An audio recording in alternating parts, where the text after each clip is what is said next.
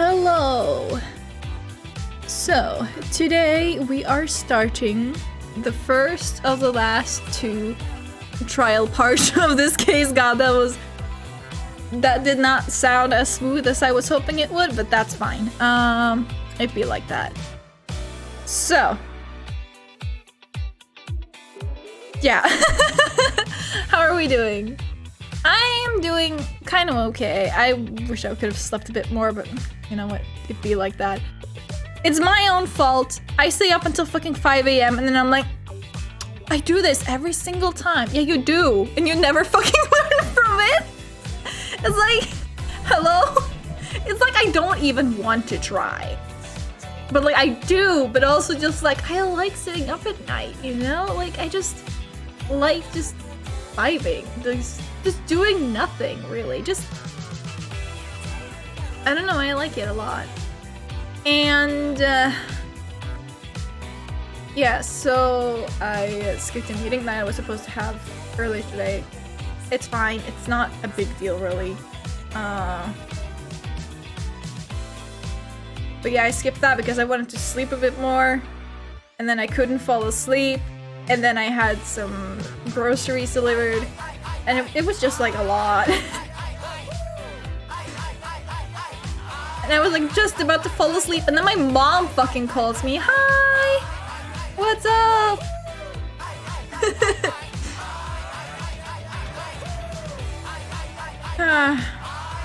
Don't you just love it when you just want to sleep and then all of a sudden you think that everything is just okay now. You can just sleep for at least like 1 hour until your fucking groceries get delivered.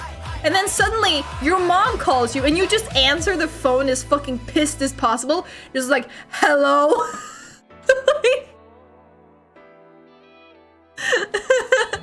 That's what I did earlier today. That was not a lot of fun, but it was something. I just wanted to sleep. But like I said, it's my fault I stayed up until 5 a.m. Like repeatedly. Like I never fucking learn. I'm just like, oh my god, I gotta stop doing this. And then the next night I do the exact same thing. I never learn.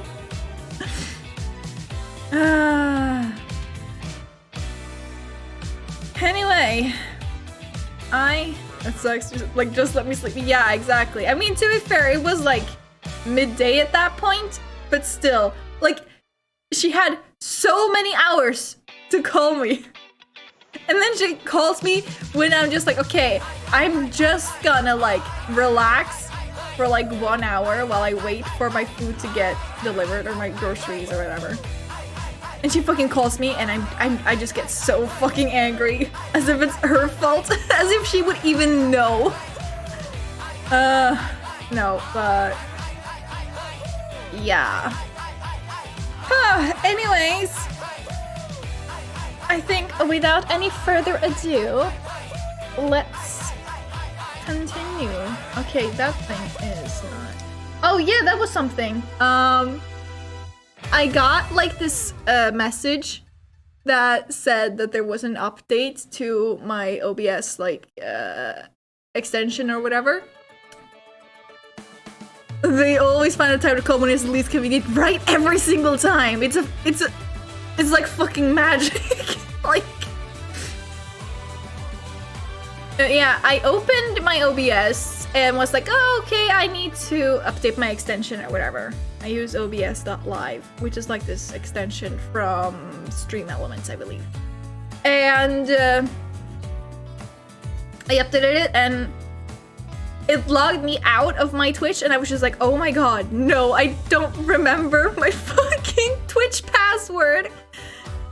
So I was like, okay, I know I wrote it down somewhere. So I went through my phone notes and I found something that I thought was the password. But maybe that was the old one, like before the data leak or whatever. So I was like, fuck, it's not that one. And then I got the fucking glorious idea. I go, just open my fucking phone, or probably would have worked with my PC to be honest. But just like go to my, just an incognito tab really of Twitch. And then I just log in, and then no, I don't log in. I just put in like my login credentials, but I don't actually press login. And then I can just look at the password, and I'm like, oh my god. What's your mom's maiden name plus your favorite elementary school teacher? Yeah. No, but I didn't want to reset my password because then I would have to log in on every single fucking platform again. And I was just like, no, I don't want to do that. That's too much stress. I know I got the fucking password somewhere and I found it. You just proved Sholmes' deduction from yesterday? What was his deduction again?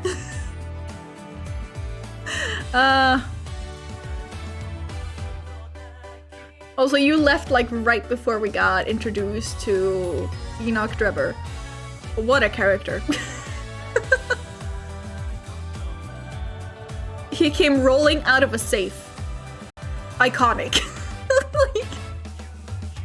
Anyways, I think that's enough of that for now. Let's just get into the game. Hell yeah. Trial Part 3.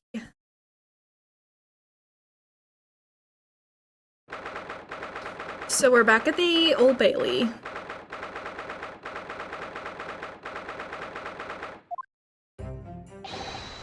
Good morning to you, Mr. Naruhodo. Ah, good morning, Professor. Ready for today's proceedings? I hope so. I should be. Even I, with nothing left to... Good morning, my dear fellows. But people writing things down, not to forget it, but then forgetting when they wrote it down.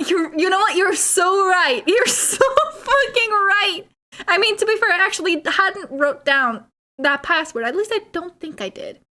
Though I do feel like I did. But yeah, I don't know where. Probably underneath my chair. Oh, Mr. Sholmes, you're here! Why, naturally. A true gentleman stands shoulder to shoulder with his friends in battle at all times. Sure you do. Thank you, I really appreciate it. I'll see you later then. Now, Professor, we really need you to remain calm in the courtroom today, please. Don't say stuff that is just gonna implicate you further, please. I don't need this. Drebber is certainly a character. I do enjoy the mechanical vibe, almost as if he's an automaton. Yeah. He really reminded me of Pierce Nichols from that one DLC case in Spirit of Justice. So like that was my first thought, which is like Pierce Nichols. Like, yes. Do try your hardest not to enter the witness stand uninvited again. Yes, I will. I realize it was a mistake, but my dear fellows, I must interject. You're still here? Oh, you're still here, Mr. Sholmes. What's the matter? Surely you've overlooked some praise, have you not? To be cast in my direction, Sorry, I don't follow. Yeah, no, me neither. Must I spell it out? I, the great Herlock Sholmes, the greatest detective of worldwide acclamation, arose at some ungodly hour to be here now. First thing in the morning, a miracle, you must agree. Same, honestly. Well, if I must agree, then... As you know, my sleep is quite impregnable. Iris had to employ her full gamut of tactics. She pulled the covers off, shook me, poked both cheeks, punched me and kicked me from the bed. Sounds like me waking up my brother, I'm not gonna lie. I too want praise when waking up at a reasonable time. Yeah. Then she poured a boiling cup of her latest experimental blend on my face, and at last I was bestirred. Oh my, Iris has been busy. Show's kinda cute though. I mean... Iris doesn't have it in her to go that far. She's too nice. Ah, I sense the spirit of a fellow scientist. One who relishes the infinite possibilities of blending tea. I am the one worthy of praise here, not Iris. This is my victory. It sure is, buddy. Who is this? Sorry to cut in. Ah, Oh, Inspector Gregson. Good morning. Gregson, my dear fellow, why the grim expression at this delightfully early hour? Oh, I don't know. Maybe because I've been confronted with a grimmer expression, eh? Dear me, are you going to take that insult lying down, Professor? What? What? I don't know! Poor Professor. Anyway, here's the paperwork you asked for. What paperwork? Ah, I took the liberty of requesting it yesterday. I have a feeling it may prove useful. Again, what paperwork? Wouldn't believe the hoops I had to jump through to get this brought out of the archives. Is the professor's autopsy report. That mass murderers who killed 5 members of the aristocracy. Was found guilty in a closed trial 10 years ago now. It was all done under wraps. And he was quickly executed soon after the trial. It's all in here. Interesting. I don't know what to say. Thank you, Inspector. Thank you indeed. Let me check it out. Redacted for confidentiality. Where's his chin? Death by hanging confirmed at midnight, 17th of June. Courtney Stephen.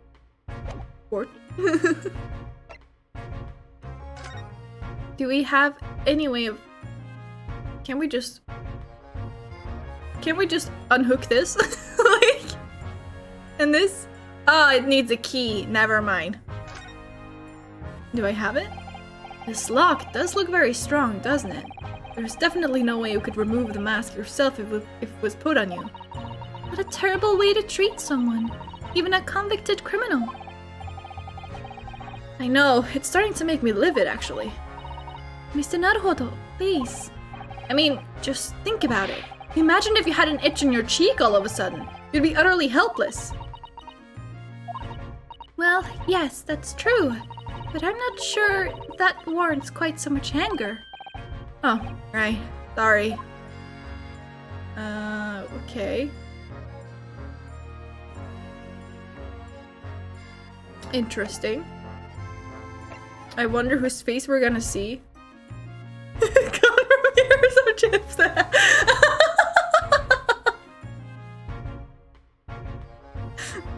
Yep, sounds about right. Yes, much obliged, Gregson. This lowly lot at the yard are just doing what we can, in the shadows of the great Detective Sholmes, of course.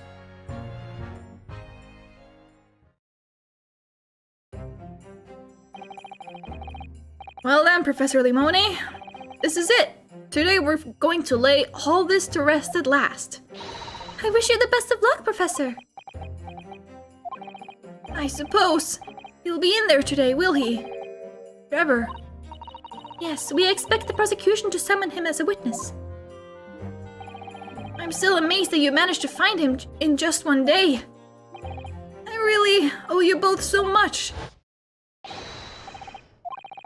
Trial is about to resume. Yes, let's go.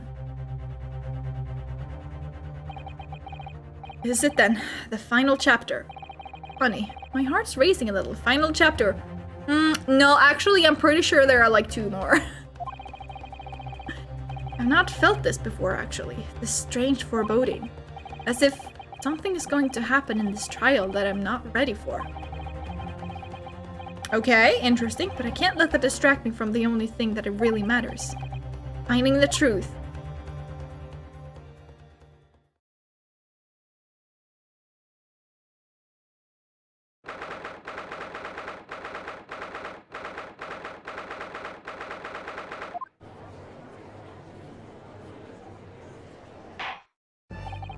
In the name of Her Majesty the Queen, I hereby declare this court to be in session again. We resume the public hearing of Clement Limone, here present, who stands accused of murder. Are the counsels for the prosecution and defense ready to proceed? The prosecution is ready, my lord. The defense is ready, my lord.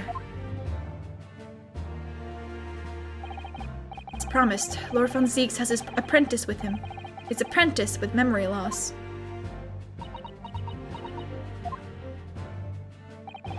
If I may, Lord Von Zieks.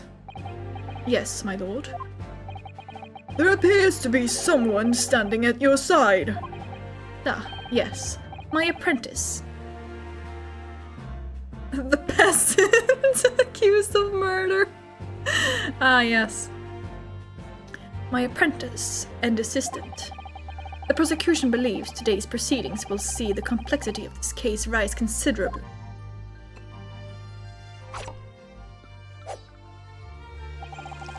Oh, he's skilled with a sword now, is he? I therefore instructed my assistant to attend to ensure the smooth running of the trial. And the smooth running of liquid refreshments by the looks of it. Ah, the way he holds himself, the way he moves, it couldn't be anyone else. But he's still suffering from amnesia, so there's really nothing we can do at the moment. I know, but oh, this is so very hard. It would appear the prosecution has done a fine job in responding to the demands of the court made yesterday. I understand you have successfully secured the engineer who disappeared from the scene on the day in question. Yes, my lord. I intend to call him as witness shortly. Very good, very good. Now then, ladies and gentlemen of the jury, who have been chosen at random to represent the will of the people in this courtroom today, are you ready and willing to proceed? Of course, my lord. Yes. I do so despise deception and deceit. I find it so very wearying. Take a man's life with a conjuring trick. It is against the magician's code, not to mention the law. Any fake scientist should feel the wrath of God, if you ask me. You have to listen to what's said on both sides. Both sides defense and then settle on one. That's it, isn't it? Is that just a literal child? How old is she? Wasn't like this in my day. Wasn't like this at all. Okay, well, sure, whatever. It's always gonna be like that. Well, back in my day, like, it's always gonna fucking be like that. Everyone are just gonna be, like, fucking convinced that, like, their childhood and upbringing or whatever was, like, quote-unquote, the best, you know? Like, oh, you don't know what it was like, or not necessarily the best, but, like, oh, no one else is, like, gonna understand it if they're from, like, newer generations, and just like, okay, sure, grandpa, let's get you to bed. Like, if all parties are ready to proceed, you may begin, Lord Van Zieks.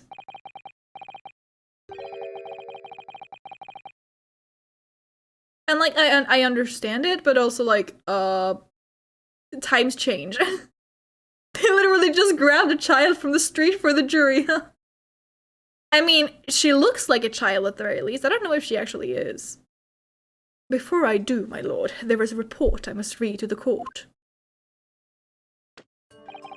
Yesterday, at the Great Exhibition Grounds, the evidence of primary importance in this case, the super high voltage instantaneous kinesis machine, which was installed on the experimentation stage, was deliberately destroyed in an explosion effected by an unknown person or persons. Yeah, that's right. Enoch Drebber exploded that. He had put a time bomb inside of the machine. It was... what? An explosion? This is an outrage! It sure is.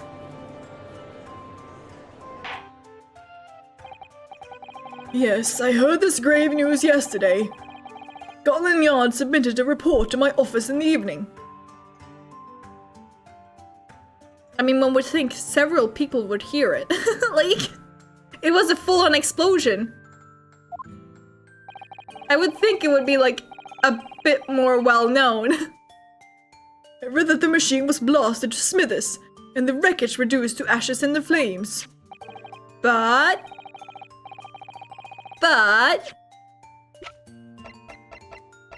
where the fuck is it? Did we not have a fucking blueprint? I swear we got the blueprint. Where is the blueprint? You'd think it would be in the morning newspaper at least. Yeah. I have here a photographic print of the scene taken in the wake of the explosion. It shows what little remains of the machine. So it was a trapdoor. I mean, we figured, but still. Yes, a terrible business. He did it to destroy the evidence, did he? That Enoch Drebber. Did Gregson not take the blueprint? Maybe that's what happened. I just remembered someone got the blueprint. The court will take this print as evidence, counsel.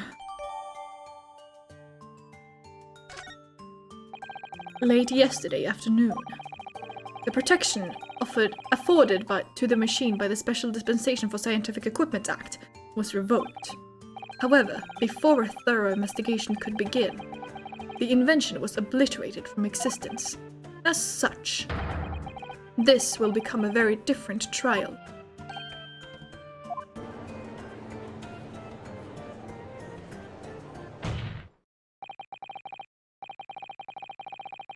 As it stands now, with no evidence on which to draw meaningful conclusion. The authenticity of the kinesis machine will remain forever in obscurity. Indeed. The most unfortunate state of affairs. However, one thing remains clear. The victim's death was the result of the actions of the accused. Of that we can be certain. For it was the accused himself who was operating the machine and who ultimately caused its loss of control. Objection! As Lord Van Zieks rightly says, this is a very different trial now. The accused accepts responsibility for his part in the events that transpired. He acknowledges that Mr. Assman... I can't take myself seriously. It just takes me by surprise every single time. He acknowledges that Mr. Assman died as a result of the accident caused by his machine's malfunction. However, unbeknownst to the professor, he was being deliberately deceived by a pair of very clever fraudsters. Names, counsel, if you please. The engineer, Mr. Enoch Drebber, and the victim himself, Mr. Odie Assman. So what exactly were these two men up to behind the defendant's back? The defense intends to expose that information, thus establishing the unequivocal innocence of the defendant.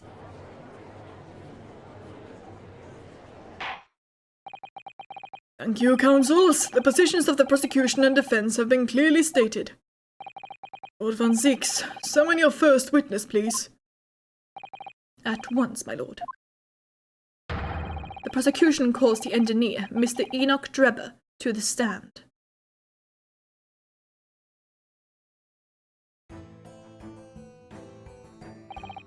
State your name and occupation for the court. Name, Enoch Drebber. Occupation. Hard to pin down, I would say. See that black monocle? Yes, why do I feel as though I've seen it somewhere before? Oh, you too! I had exactly the same feeling myself. It looks so dope, please. Your file indicates that you are currently being investigated in connection with another case. Or to pin down, you mean unemployed? The theft of a waxwork model, is it? A most extraordinary sounding business. But that has no bearing on this trial, I assure you. Cleave it from your mind. You're familiar with the public experiment carried out at the Great Exhibition some days ago. The accused super high voltage instantaneous kinesis demonstration. Yes, you could say that. I am aware of it. There was a terrible accident, wasn't there? It was you, Mr. Drebber, who constructed the vast machine used in the experiment. Or so our investigations indicate. Can you confirm your involvement? Yes, I constructed it, in precise accordance with the blueprints, but that's all. And the court would be very interested to hear your thoughts about the machine, I'm sure.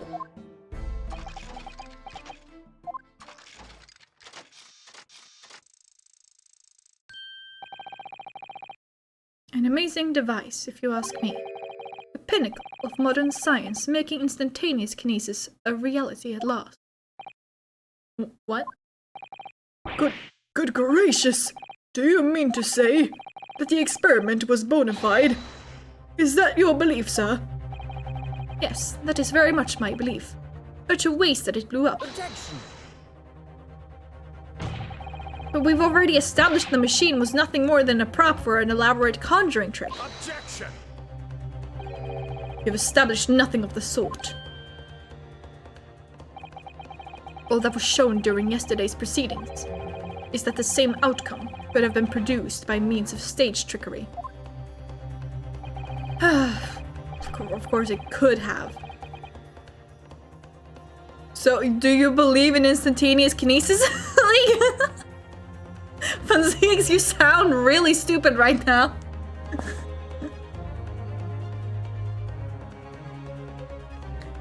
I don't think... I don't...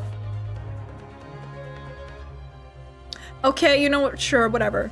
The defense merely proposed a method and demonstrated its feasibility, nothing more. But...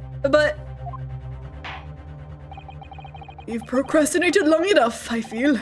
Witness, you will now give your formal testimony about the machine that you constructed for the purpose of the demonstration at the Great Exhibition. Understood. Okay.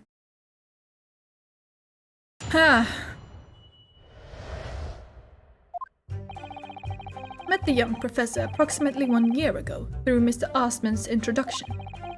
He provided me with the blueprints and I constructed the machine to his precise specifications. It was no trick. If the whole show was a fraud, it would have required a body double. Tell me, did the victim have a twin? All the spectators saw the birdcage appear over their heads and then crash head first into the crystal tower. A terrible accident, I grant. Perhaps the science on which the machine was built was flawed somehow. A body double? That goes without saying, surely. To give the impression something has moved when in reality it hasn't. It's a basic conjuring principle. The deception cannot be achieved without substituting the original with a fake at some point in the performance. But would I be right in saying you haven't managed to establish anything along those lines? Bet that's whose head we're gonna find inside of here. Bet.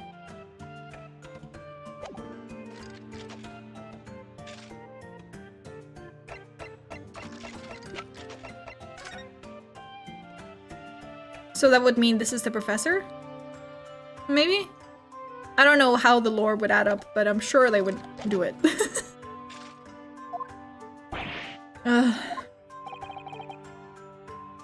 Incidentally, the prosecution has already confirmed that Mr. Osman has had no twin siblings. So the only person who can confirm or deny the deception is denying it, because confirming it would be self-incriminating?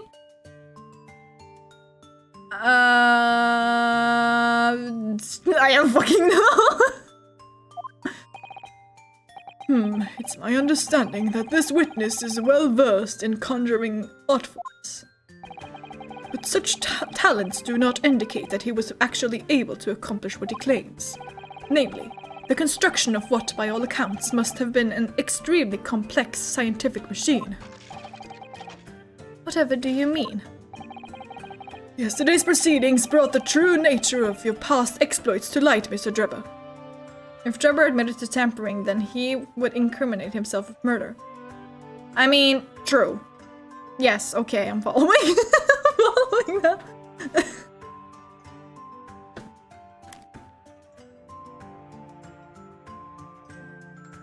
I mean, yeah, that would make sense. Like, I'm just here thinking about, like, how could this bitch, Mr. Assman himself, be the professor? Like, that's what I'm thinking. Because they're like, did he have a twin? But, like, we have a head right here that we can't actually see properly, or at all.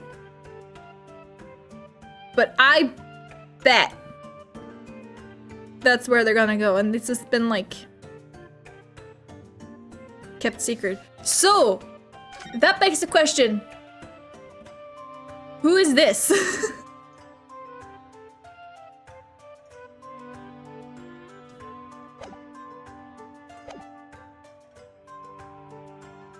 Who knows? Indeed it did, my lord. As a swindler who preys on innocent scientists to elicit government grant money through conjuring know-how. Yes, it's true that I possess considerable knowledge of stage magic.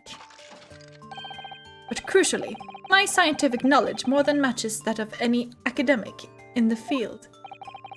Investigation of the witness's workshop attests to that claim, my lord.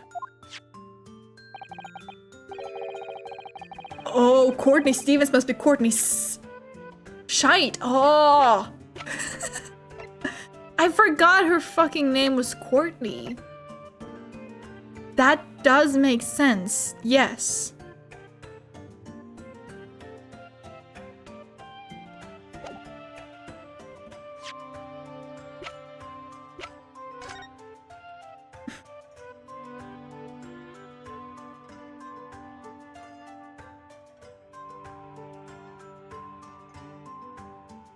Interesting.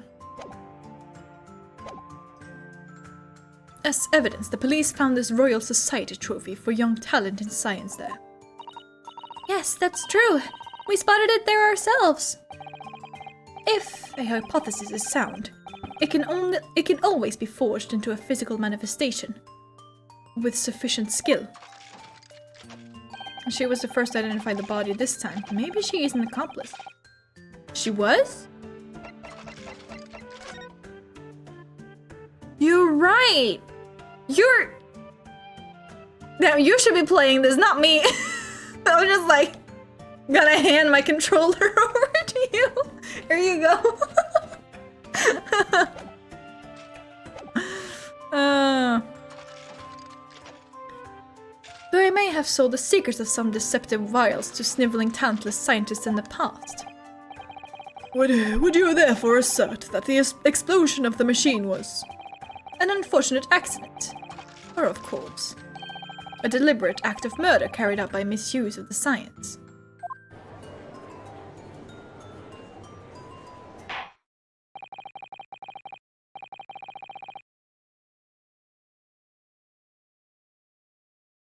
But didn't he say last time that he was the one that prepared the bombs? Like both bombs?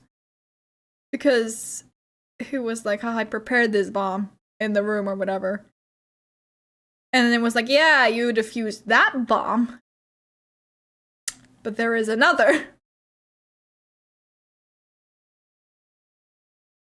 I mean, I guess he could have just known about it and not necessarily be the one that put it there.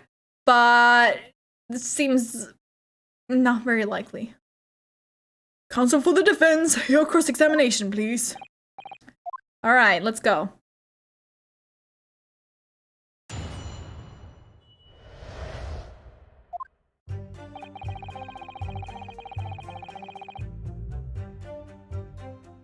You provided me with the blueprints and I constructed the machine to precise specifications.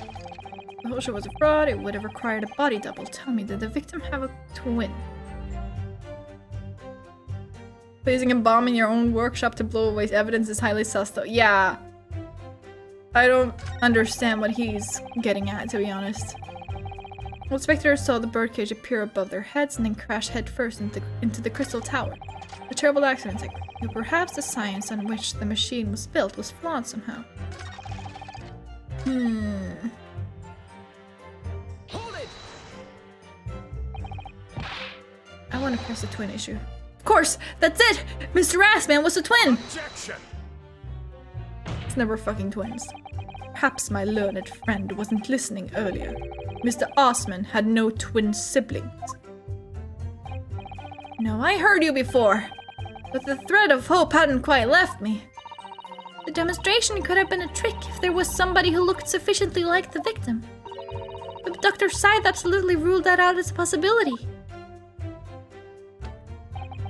It is beyond question that the victim himself, Mr. Osman, did move from the stage to the crystal tower. The fingerprints found at the scene attest to the fact. So it can't have been orchestrated using someone who looked identical to Mr. Assman then. What are you thinking, Mr. Naruhodo? Oh, no, nothing. Just that the idea of someone who looked identical to the victim is playing on my mind.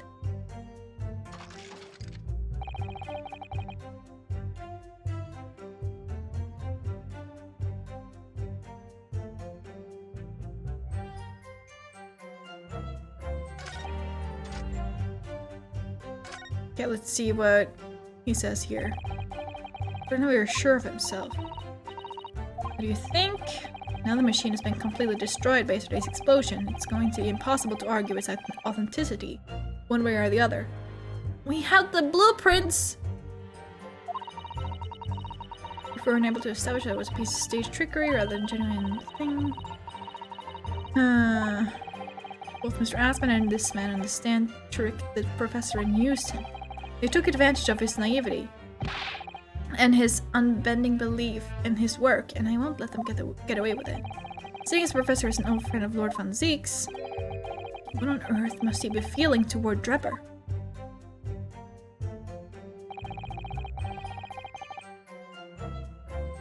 Yeah, let's just press everything, I guess. So, you were already acquainted with Mr. Asman himself? Not really. By chance, I'd seen his name mentioned in the papers, that's all. But I had no interest in his private affairs. If he was an unscrupulous investor, it was no concern of mine. As long as people pay their bills, I take up my tools and construct what they ask. So why did Mr. Asman approach you in particular, then? Who can say? I presume because my name is associated with excellence in engineering. Not to mention excellence in fraud.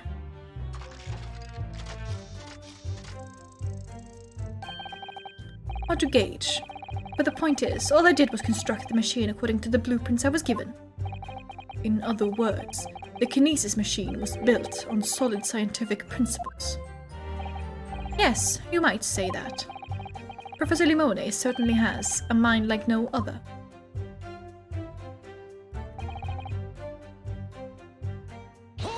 But blueprints, yes. It's clear that you have both scientific knowledge and knowledge of conjuring magic. However, the more knowledge you have, the better equipped you are to handle whatever comes along. But your implication is that I furnished the machine with some trickery, I think. It's a possibility that we have to explore. Unfortunately, though, the machine has been blown to Kingdom Come. So there's really nothing left to explore, is there? Gregson, my man. It appears that the kinesis machine was fitted with a timed explosive device of some kind. And there's nothing left of that device either. Not a single shred of evidence remaining, I hear. We must have planned all this from the outset. But in any case, it's abundantly clear that the experiment couldn't have been a trick. Bring out the blueprints, Garegi.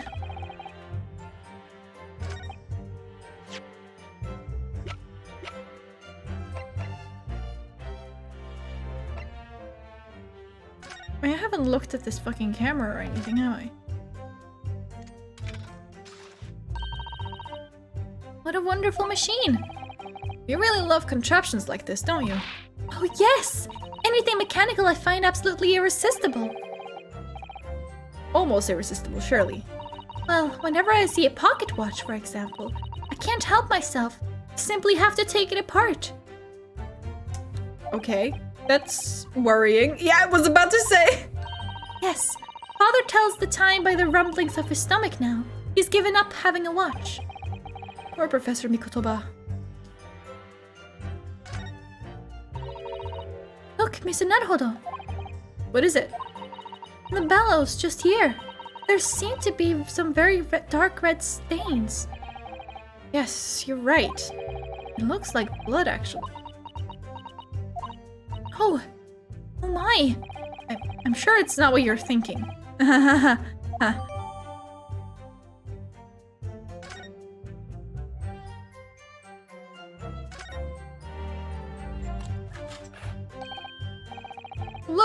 The cover came open. Yes, now. There should be a glass plate inside. You have to change the plate with each new photograph you want to take, you see. Is something wrong? There is no plate. It's been removed. Ah, what a pity. But I suppose if you think about it, this wouldn't be the actual camera that was used at the time, just like the waxwork isn't the actual person. They would never have found a photographic print of the executed convict coming back to life anyway. Oh, yes. You're quite right, of course. Poor Susato-san. She looks devastated.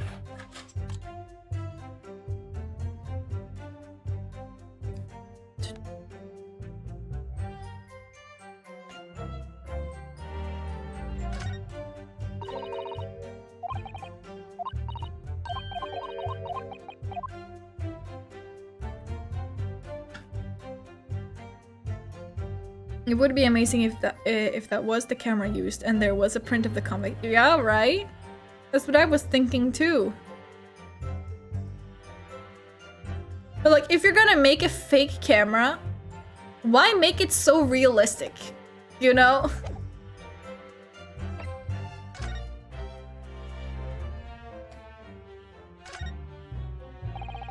There's a little metal plaque here. Look. Fostering burgeoning talent for the future of scientific discovery. It seems rather ironic, doesn't it? But clearly Mr. Drebber really was a very talented scientist. We'll see now.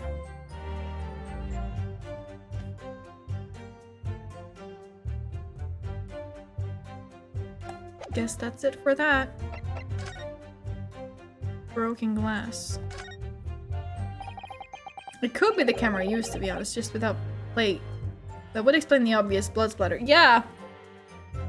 I was thinking the same thing. Like, why would it be like a fake camera and look that detailed? There is no way they would do that. Like, there would be no point. This piece of glass is almost as thick as it is wide. Yes, I've never seen anything like it. If you were to compare it to a human, only Mr. Shons has such thick skin. There's really no need for such a comparison, Mr. Naruhodo, as you well know. Anyway, it can only be from the Crystal Tower, surely. Yes, I think so too. It was probably made especially to meet the demands of that great structure. Or was it? I don't know what it could possibly be if it's not that, but was it? Can I look at the wooden birdcage? I don't think I ever did.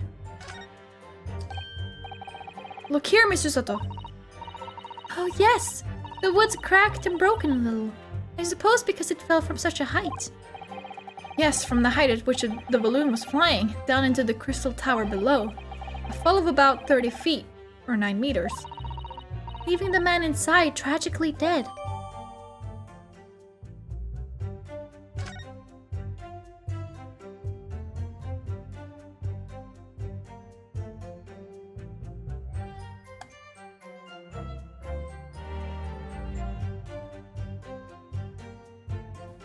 Can't see anything else that's very obvious here.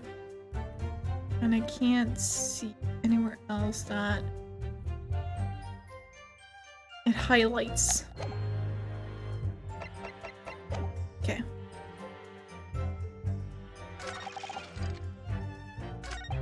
Hold it! Okay, about the birdcage. It crashed head first, you say? Oh, it crashed head first, you say? It crashed head first, you say? I see. Good thing I went looking at that. According to the many witness reports from those there at the time, yes. Were you not there at the exhibition grounds in the day?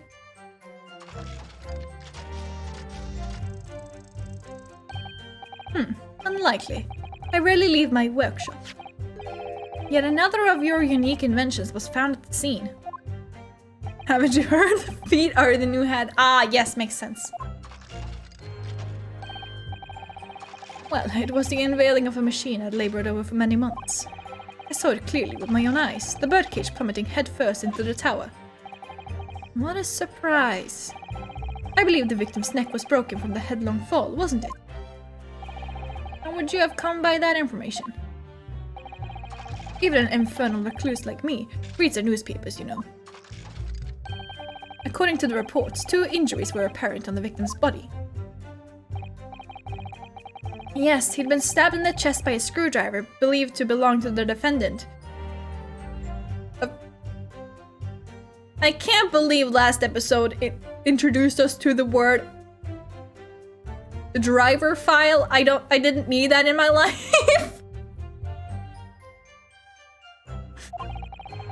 And he had broken vertebra as a result of a fall from a considerable height. Correct. My learned friend has been doing his research, it seems. Do we know which injury was the fatal one? Sadly not. Forensic science is not yet at a level where such things can be determined. What we do know is that the victim died having sustained both injuries at some point during the experiment. And since he was found in the birdcage with his neck broken, it's obvious that he fell from a considerable height. I suppose that's hard to deny. Okay, we got it. Crash head first, you say? Interesting. Objection. It's such a cursed concept. We've examined the birdcage that crashed into the crystal tower ourselves. As you can see, the cage, which is a wooden construction, has sustained damage in one particular spot. Where the fuck did you pull that out from? Like, did he just... Like, the way he talked about it when they saw it too, it was like he just took the entire thing with him. Following the explosion, it fell some 30 feet into the glass of the crystal tower. That level of damage is to be expected, surely. I agree. The damage itself is entirely understandable. What doesn't make sense is the location of that damage. All the breakages in the wood are at the base of the birdcage, not the top. What are you seeing? He kept it in his tactical sock pocket. That's the opposite of where they should be. That's right, my lord. The birdcage that was at the scene is damaged at its base. So we have reports of the birdcage falling headlong into the crystal tower, yet the damage is at the bottom. The only way to reconcile these two facts is to accept that there were 2 bird cages in play that day, which were at some point switched. Switched during what wasn't a scientific experiment at all, but an elaborate piece of staged trickery.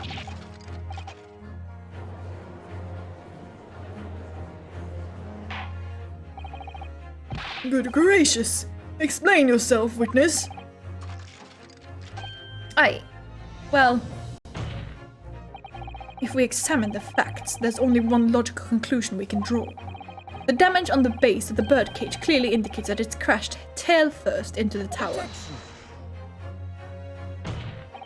But multiple witness reports claim it fell head first. The birdcage materialized in the sky next to a balloon flying over the stage following a spontaneous explosion, at an altitude of some 60 feet above ground level, which is approximately 18 meters.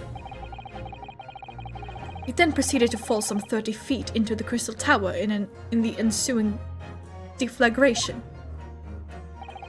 Witness reports amid such chaos are notoriously unreliable. Objection. But the victim's neck was broken. Objection. He plummeted 30 feet inside a heavy wooden cage. However he fell, it would be unsurprising to find 1 or 2 of his vertebrae crushed.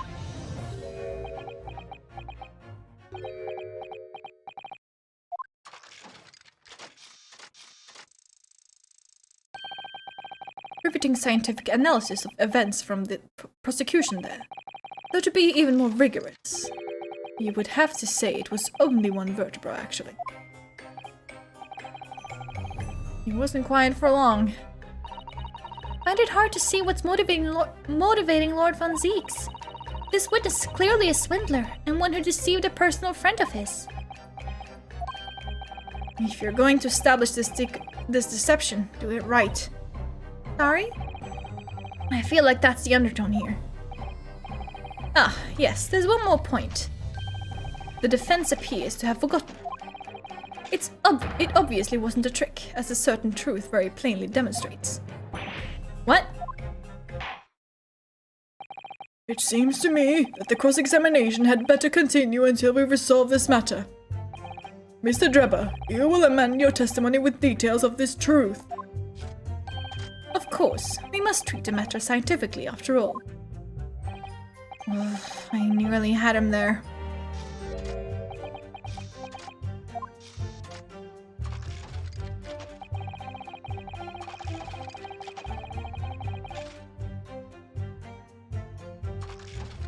There's nowhere else 30 feet high for the birdcage to have fallen from. Do I show the balloon? Objection. Nope. I do not. Oh, okay, I can just skip this. Thank you.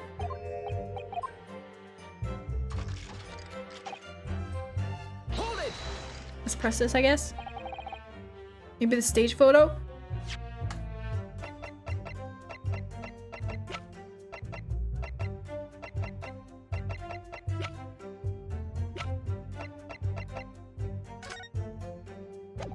I mean, not that one.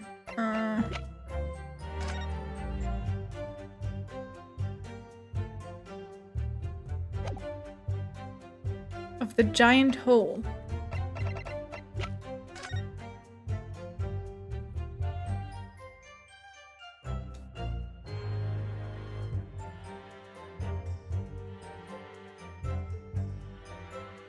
Oh, I get it. I get it. I get it. I get it. I get it. I get it.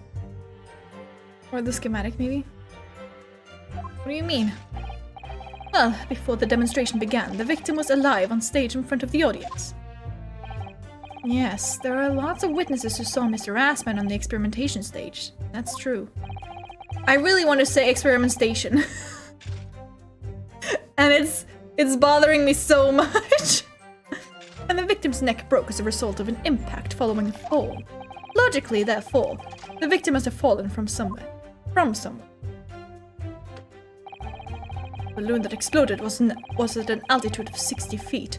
The point of impact on the tower was 30 feet up. That difference of 30 feet is therefore the total distance the birdcage fell.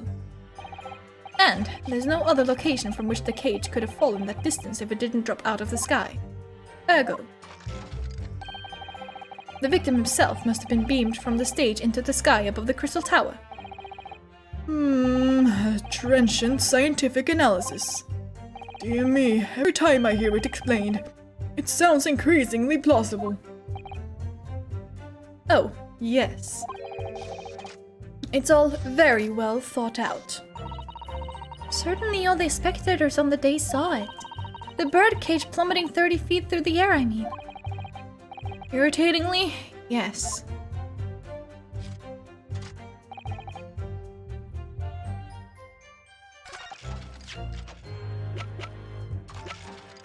Objection.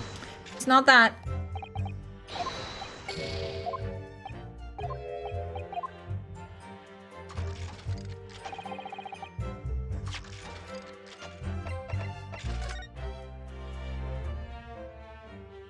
Is that 30 feet though?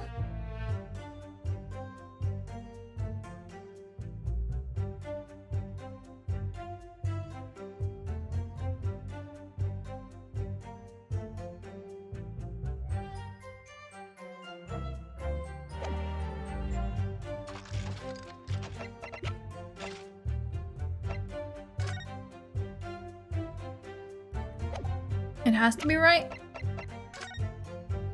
Yeah, but the thing is that we got told that the balloon was 60 feet up. And he fell 30 feet, so that would be like halfway, right? That's here. Right? Or is it here? I don't fucking know. I think it's here anyway. So from here and down is 30 feet, but from the 30 feet would be like from here or something. Which is like... not right, it would be like... I don't know, less than 30 anyway. But I mean, I can try. Objection. You're right. This is a diagram of the experimentation stage and its surroundings.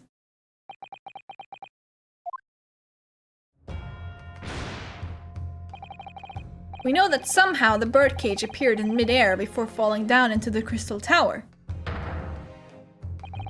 A fall of about 30 feet, or 9 meters. However, if you examine the diagram carefully, you'll see that there is one other possible location from which the birdcage could have fallen. The same distance of 30 feet. No.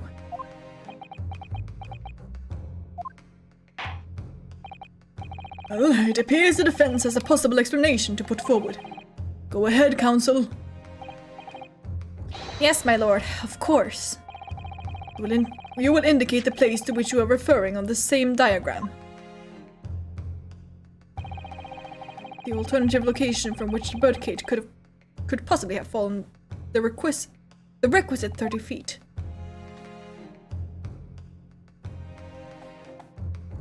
Take that! The place I'm referring to is here. But that's where the birdcage would have been to begin with. Which is exactly the point, my lord. Yes, the birdcage was in the machine on the stage. But what we must also consider is the height of the stage itself. Go on, counsel. It turns out that the experimentation stage was built at a considerable height above ground level. If you look at the diagram, in fact, you'll see it's about the same height above the ground as the balloon was above the crash site. But it just bothers me because we're like told that the balloon was about 60 feet up and then it fell like 30 feet down, which would be halfway. And this is just like not it. I'm thinking about this way too hard. It's not that deep, but it bothers me.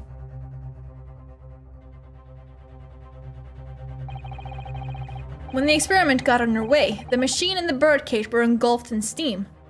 Maybe not to scale, maybe not. Could very well be.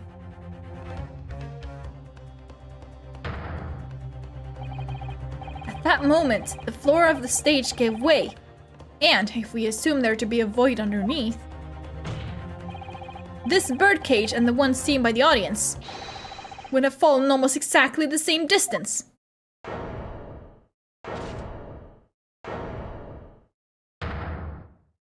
Like, they definitely could have bothered making it the same and or similar height. Yeah, a bit more similar. Like, it just seems like a bit too big of a difference, you know?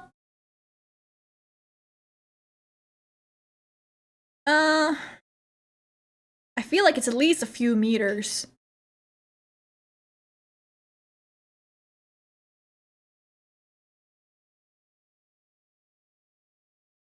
And if, like, the balloon was 18 meters up, and he fell 9 meters, and this is 9 meters, and, like, from this is 9 meters, then 4.5 would be, like, in the middle here somewhere. And whatever is the half of 4.5 would be, like, in the middle here.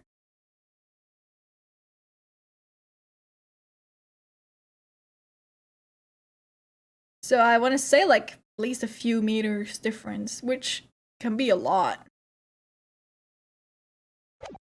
I don't know. Like I said, I'm just thinking about it too hard.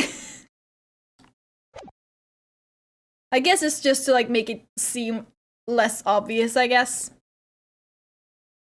But I would almost call that a stretch, but whatever.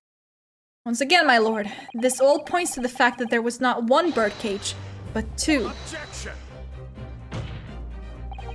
My learned friend has no evidence that the stage had such a contrivance in its design.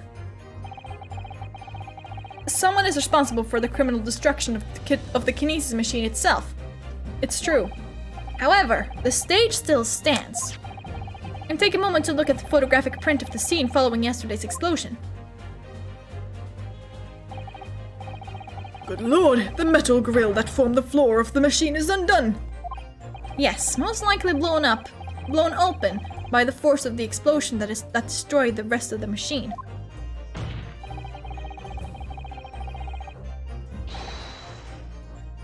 The defense calls for the space below the stage to be investigated immediately.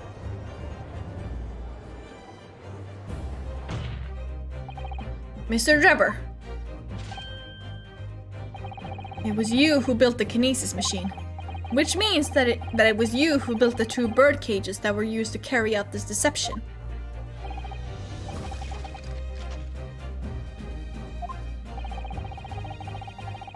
Whether Professor Limone's hypothesis is sound or not makes no difference, because it's the construction of this machine that matters. A machine designed to take Mr. Assman's life. And lay the blame firmly at the professor's door, something that could only have been carried out by you, Mr. Enoch Drebber.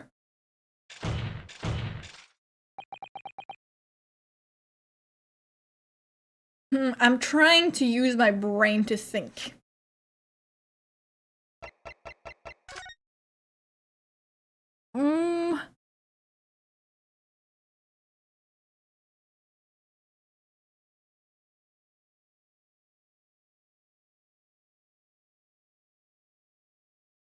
I was like, what if this is the the wax figure? Because I'm pretty sure at least one of them is a wax figure at this point. But I don't think he ever left the experimentation stage.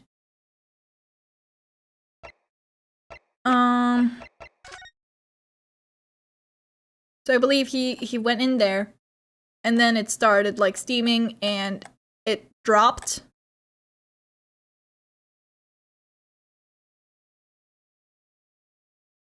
Hi! I'm using my brain. Are you proud of me? At least I'm trying. Alright. Objection!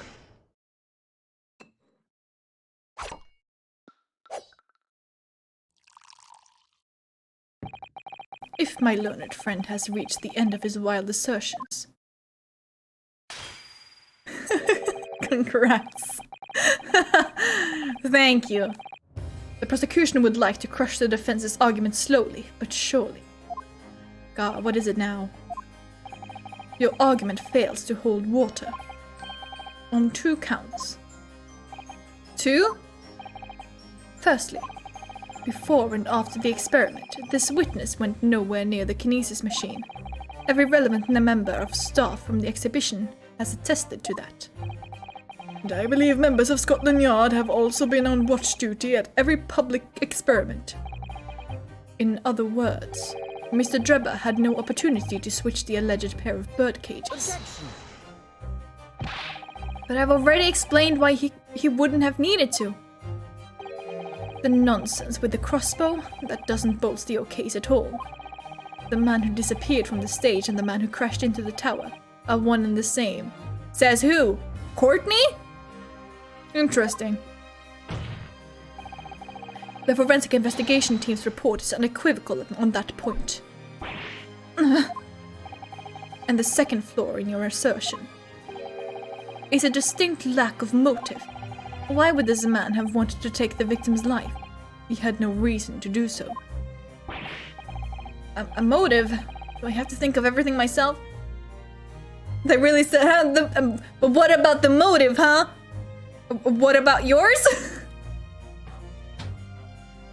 She must be in on it. There's no other way. Yeah. Now that you have pointed it out, she must be in on it. I have here a contract provided by the witness. What contract is this, Lord Van Zieks? The contract into which Mr. Drebber entered with the victim, Mr. Osman. It reads, Mr. Drebber is to receive 30% of all remunerations from government grants or other income. 30%? Certainly very favorable contractual conditions. But there was one very important provision bolted into the clause. What provision? Mr. Drebber may only uphold this right on condition that both contracting parties are alive. In other words, if either of us were to die, the contract would become null and void. So you see, I had nothing to gain from Mr. Osmond's death.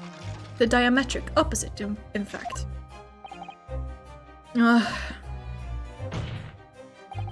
Need I say more? The witness had neither an opportunity nor a reason to commit the alleged crime. In short, the possibility of Mr. Drebber having done as you suggest is nil. Oh, fuck. It seems the defense's assertion was somewhat wide of the mark.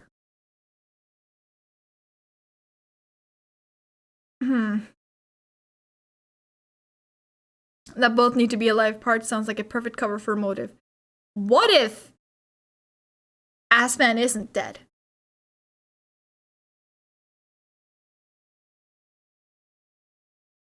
What if he's still alive?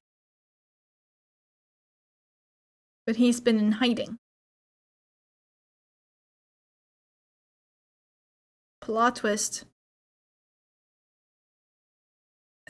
I'm not really sure what they were trying to do by fucking the professor over, but sorry, by diddling and fiddling the professor. It seems the defense's assertion was somewhat wide of the mark. Lord Van Zix, you will submit the contract as evidence, please.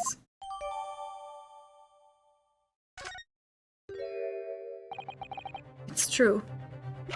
I will check out this. The investor, Mr. O.D. Assman, hereby enters into contract with the provider, Mr. Enoch Drebber, to fund labor and materials for the construction of a super high voltage instantaneous kinesis machine. We out here diddling and fiddling all day long. Mr. Drebber is to receive 30% of all remunerations from government grants or other income. Mr. Drebber may only uphold this right on condition that both contracting parties are alive. Okay, how do we read like an actual motive out of this?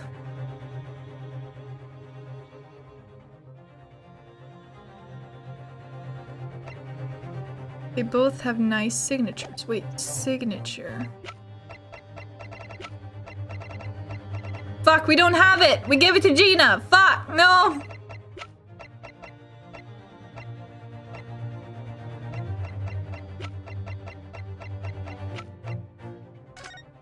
I mean, I don't know what that would have meant, but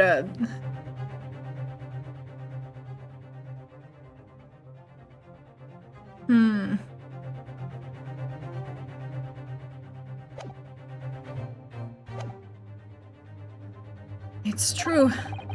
Drebber had no opportunity to switch the birdcage under the stage with the one in the crystal tower. He couldn't have done it.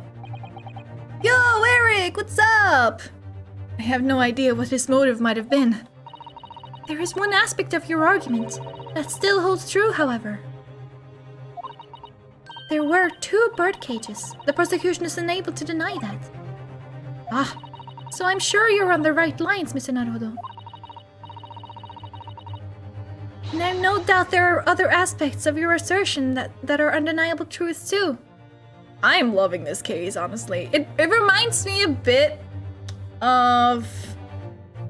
I don't know what exactly reminds me of it. And maybe it's just like the humor and like everything involved. Like, I don't know, because they're not similar, really. But it like gives me like similar vibes I got when I played that one case in Spirit of Justice where like your goal is to get someone drunk of a manju buns. Like it's just like, I don't know how to explain it, but it kind of gives me like similar vibes. Well, they're not the same. You know?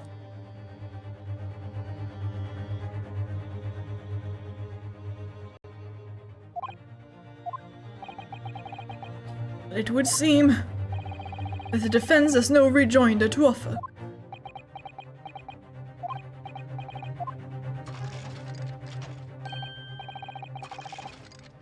I must say I'm a little surprised.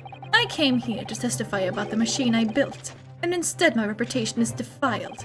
But the prosecution's counter has set the record straight, I think. It's impossible that I am the culprit. Objection.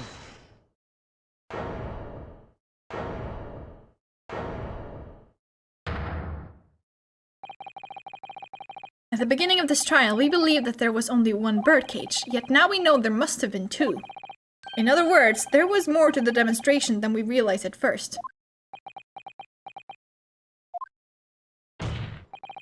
I think it's abundantly clear that the same applies to the culprit. Get to the point. The stage demonstration was constructed and set up in its entirety by you, Mr. Drebber.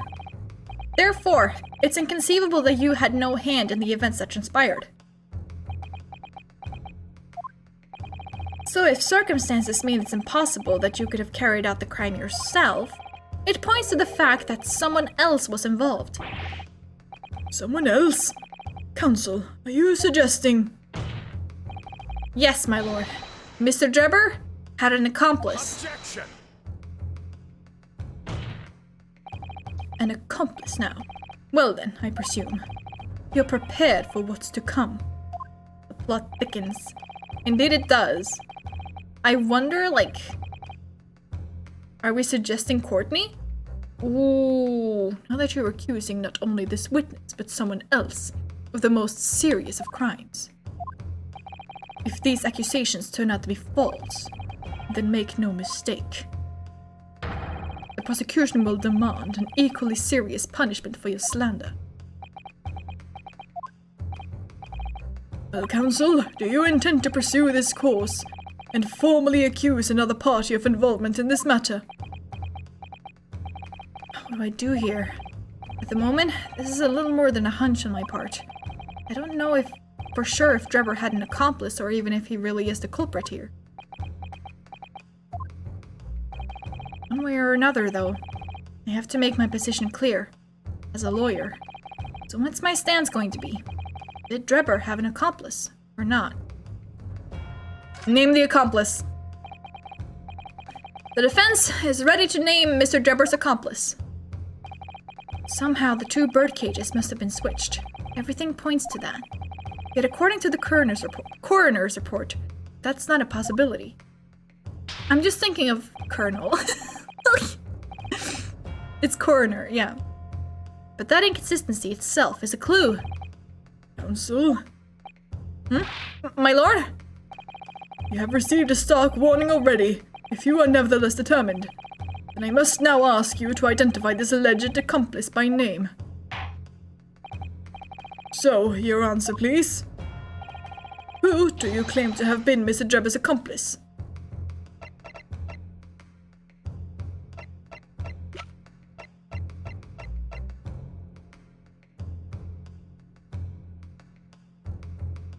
I mean, we can Take that. try. The name of the person in question is... What's wrong, my Nipponese friend? Surely fear doesn't bind your tongue now. It's a little late for that. Of course, I'm afraid. After all, naming her in this capacity is definitely going to make waves. A lot of waves.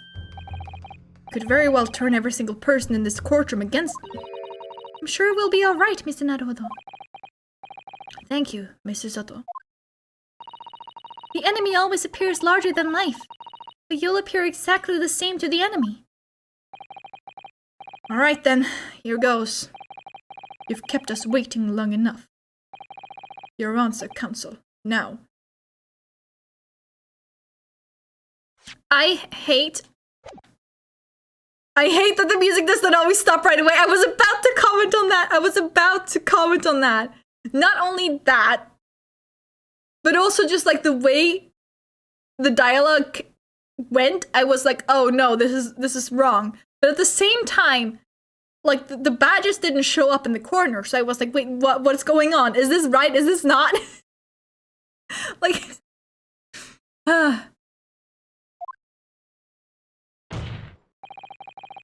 person who colluded with Mr. Jabber in order to carry out this wicked crime is Scotland Yard's coroner, Dr. Courtney Scythe.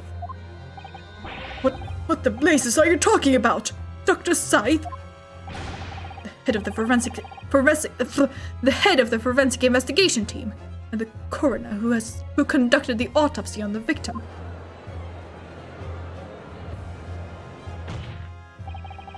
We know there were 2 bird cages, so who could have carried out the switch to complete the illusion? The accident happened in front of a huge crowd of spectators, and the area was immediately sealed off. Then everyone, police officers included, were banished to make way for the forensic investigation team. When else could the switch have occurred? It can only have been in that team's presence. It's essential that the court determines exactly what happened following the incident. The defense demands that Dr. Scythe be summoned to the witness stand at once to testify.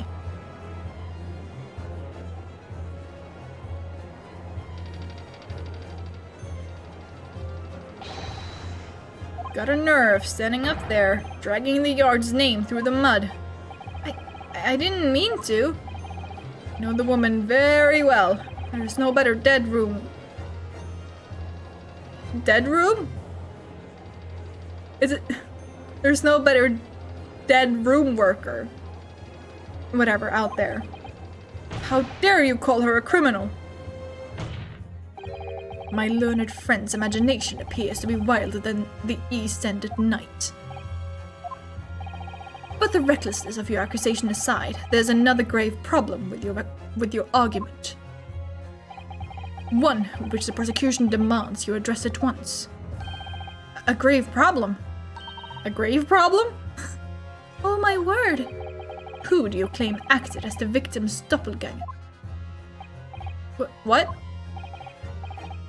Certainly, if the birdcage containing the body of the victim was exchanged for another, that cage must also have contained a body. And yet, no missing persons or accidental deaths of anyone even remotely resembling the victim have been reported.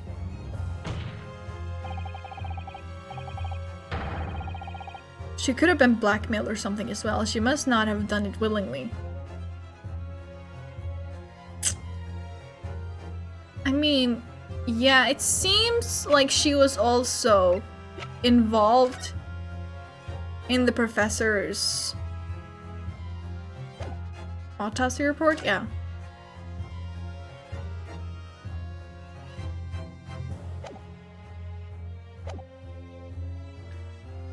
Which means there was no one, dead or alive, who could have fulfilled the role of a body double for Mr. Osman. That's true. If my argument is that there were 2 bird cages, then there must also have been one person inside each. But I don't know if I've got an answer to this yet, have I? What can I do to reveal how this body double stunt was achieved? What I can do, I can save real quick because I'm very close to death right now.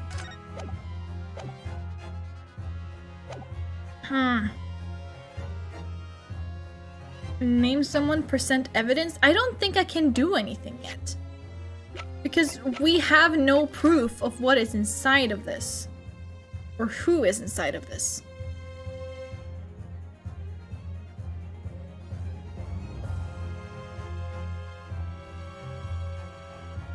But also, would that mean that Assman is the professor? Maybe Assman was the professor and she faked his death certificate and Drebber found out and blackmailed her about it?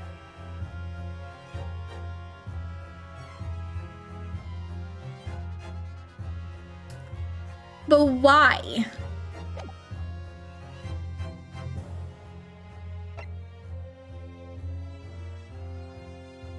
Did they not find glass in the waxwork? They did.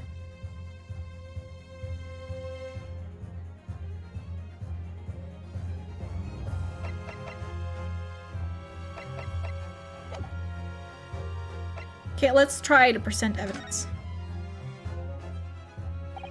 Very well. The defense will address my learned friend's concerns by presenting evidence that reveals the true nature of Mr. Assman's body double. Good gracious. Evidence? I do hope this isn't filibustering, Counsel. The court is expecting a name. If you think you have relevant evidence, present it now. Body double and the birdcage were hiding inside the balloon that was floating above the stage, which means that any witnesses would only have seen them from 60 feet away. But who was it that appeared out of that explosion some 18 meters above the spectators? Aha! The body double inside the second birdcage was...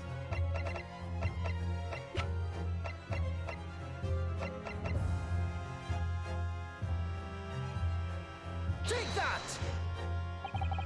We know that the victim, Mr. Assman, was in the birdcage that was situated inside the kinesis machine on stage, and therefore he couldn't have been inside the second birdcage. Instead, that contained something else. What's been described as the body double, which is what fell from the sky and crashed into the crystal tower. Yes, Counsel, according to your somewhat elaborate version of events. And that body double inside the second birdcage was in fact... It's alright, Mr. Naruhodo. You're ready for this. Why is the music still playing, right? The anxiety is like they just knew what everyone relied on for this game, and then we're like, no, we're not gonna do that anymore. We're not gonna do that. We're just gonna make the players sit there and process whether they actually made the right choice or not. Not just be like, oh, thank God the music cut out, like, you know? Just steel yourself and come out with it. Thank you, Mr. Soto. I needed that. As I was saying, the body double inside the second birdcage was, as unbelievable as it may seem, that thing there. Wait, it's just there? Has it always been there?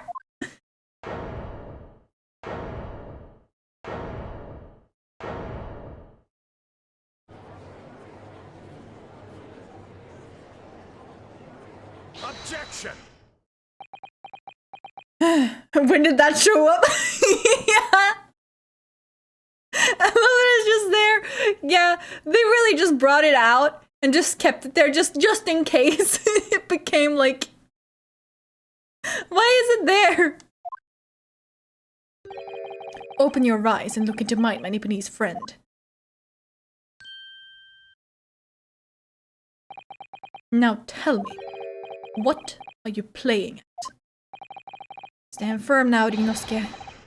This is the time to show your Japanese spirit. As the court will observe, this is a waxwork model. A model, in fact, of an infamous London murderer from 10 years ago, the Professor. Objection! You started by indicting the leader of the forensic investigation team as an accomplice in this crime. And now, you've moved on to indicting waxworks. Yes! That's about the size of it. But why? And why this waxwork? It looks nothing like the victim. In fact, it could hardly resemble him less. What possible justification can you give? If you want to know why, ask Mr. Drebber. What? Just days before Professor Limone performed his public demonstration, Mr. Drebber abducted this model from Madame Tispel's. Did you say abducted? And 2 days after the incident at the Great Exhibition, he returned it to the museum. Then, timing. Is this true, Mr. Drebber? At first, I couldn't see why Mr. Drebber would have stolen the waxwork and then given it back again. But now, the reason is clear. He took it so that he could put it inside the second birdcage as a body double for Mr. Assman. Hold it! Hello! Hello, Eiko. Are you hearing this, ladies and gentlemen of the jury? Are you hearing the defense's astonishing proposal? Welcome in, welcome in. That the witness fabricated this vast machine with the intention of deceiving some wretched scientist. That he did so in collusion with the country's finest coroner. on a public stage in front of a vast audience. And that to effect the deception, he used a waxwork model that in no way resembles the victim. Are we really to believe this far-fetched tale? What do you decide? Objection! Wait! Yes, if you put it like that, of course it sounds implausible. I need to speak, if you please. Go ahead, Mr. Foreman. Myself and my colleagues have reached an agreement. Very good. In that case... The weak slaps, yeah. It's like, oh no, he's not confident. In that case, ladies and gentlemen of the jury, you will state your leanings for the court to hear now. Guilty! Of course. Guilty!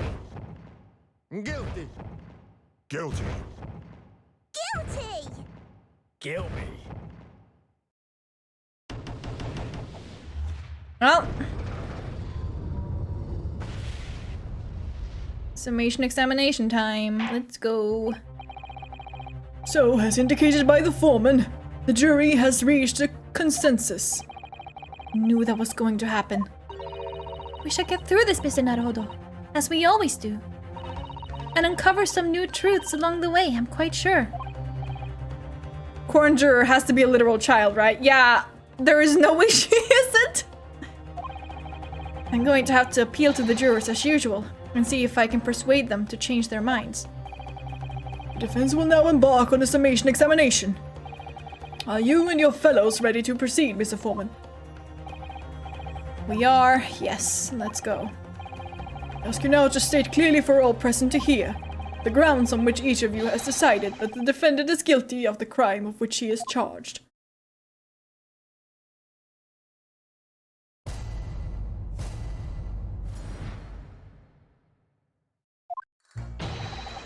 I've known the woman for years. She'd never be an accomplice to anything. I'm leaving you for my Xbox. You know what? That's valid. What happened to my voice? Did something happen to my voice? Is utter nonsense to think two would ever be conniving with one another? Oh dear, this is most troubling. But surely the waxwork the man stole has nothing to do with the coroner, is it? I have had my own problems with members of the police. I do not trust them much. I've seen no rigorous proof that this waxwork was ever inside the birdcage. It's conjecture. Accusing someone without right evidences. He's not a proper job, is he? I won't have it. Oh. Yeah, there's no way this isn't the child. Like... Did something happen to my voice? Somewhat unsurprisingly, it seems that the introduction of this waxwork model to the proceedings has polarized opinion. Given that its face is obscured and its build in no way resembles that of the victim. Huh. I don't know what happened then.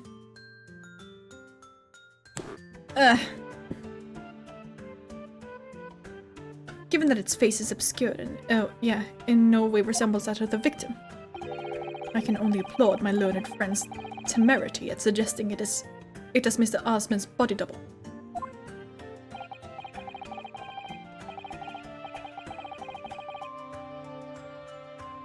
Yes, the applause is deafening, and yes, I know it seems extraordinary.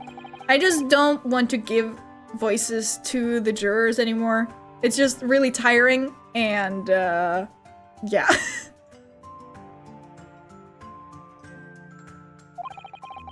That's why I have a strong feeling it's actually a greater clue than anyone yet realizes. What are you thinking, Mr. Naruhodo? I can't explain why at the moment, but I feel as though there's a specific reason why it was used, why it had to be this model. Really? A reason why? Nothing else would do, you mean? Yes, and I'm convinced it's something far more significant than whether or not the model looked like the victim. Well, if that's the case, we must prevent the trial from ending prematurely at all costs. Yes, agreed. I have to find a way out of this. If you are ready, counsel, You may proceed with the summation examination. There are so many jurors and they are barely seen, so no judgment at all for sparing your voice and not doing special voices for them. Yeah, I used to do that, but I always forgot which voices I gave to who, and it was just like, it just became a jumbled mess in my mind. So I just decided to just do them as plainly as possible. Even the ones that seem kind of interesting to do, like the magician.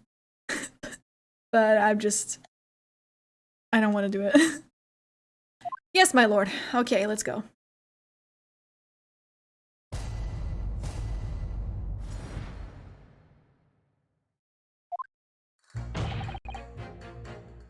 Been the one for years. It's utter nonsense. Most troubling. Surely that waxwork demand still has nothing to do with the coroner, is it? I have had my problems with the members of police.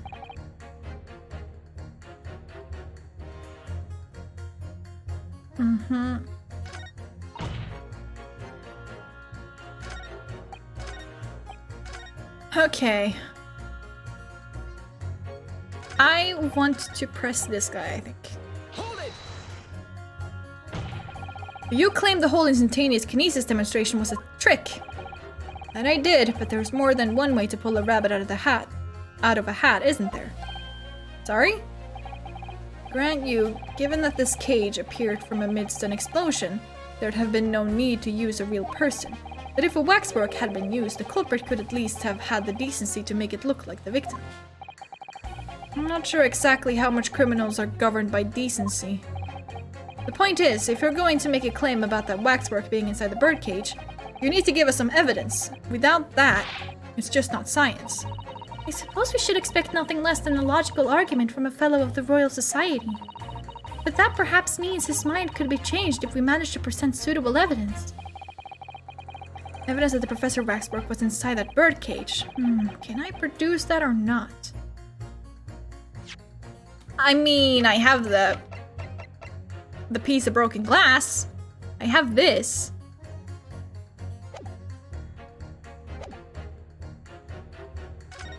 Let's choose I have evidence. Actually, I have something I'd like you to see, sir.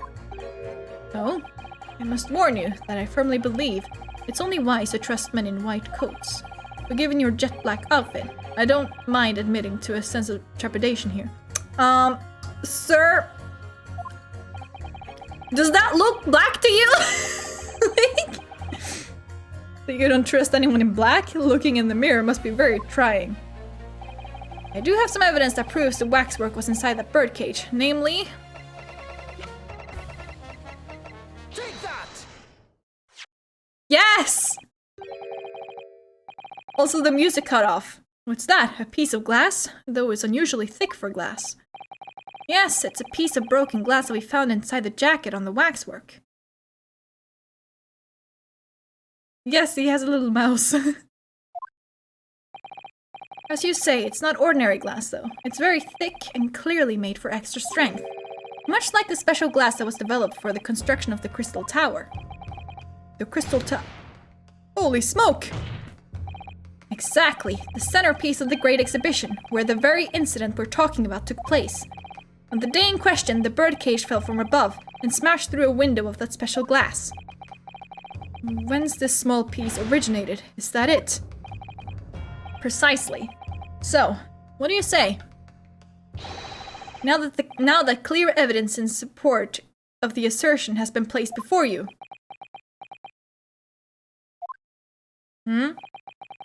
As I said, I only trust men in white coats as a rule. However, when the reasoning is sound, it's fair to say color shouldn't come into it. In light of what you've shown me here, yes, I feel obliged to change my position on the matter. In that case, juror number 4, you will amend your statement now, please.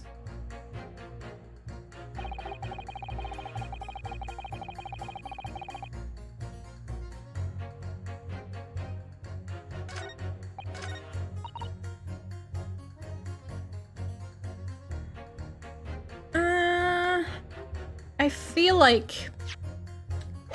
Wrong one. Like, they want me to pit these two together. Because they're talking about the same thing.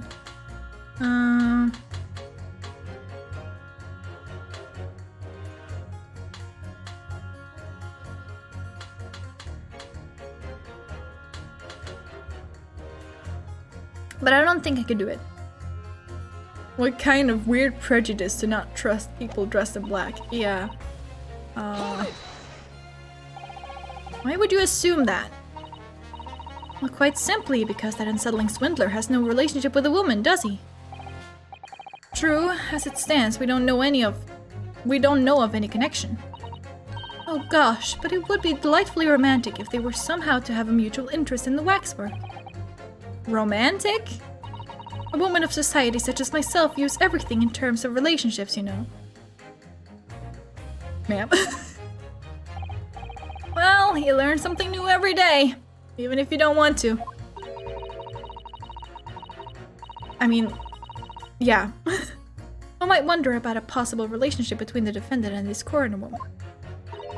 Or perhaps between the defendant and the handsome prosecutor just there. This woman may be more astute than I've been giving her credit for. That's the woman's stance. And perhaps demonstrating some connection between the waxwork and Dr. Scythe would be enough. Yes, I agree. As soon as we have even a whiff of a connection, she'll be the first to know. Okay, so I need to... Who was the one that said something about Courtney? Oops. I don't like that it jumps back and forth. Why not just follow the entire row? That's kind of annoying. It was just a little far-fetched to think that the waxwork bottle of the professor was in the birdcage, but on the other hand, it explains a lot. If there really is a reason why the particular waxwork had to be used as Mr. Assman's double, we must do everything we can to make the jurors understand it.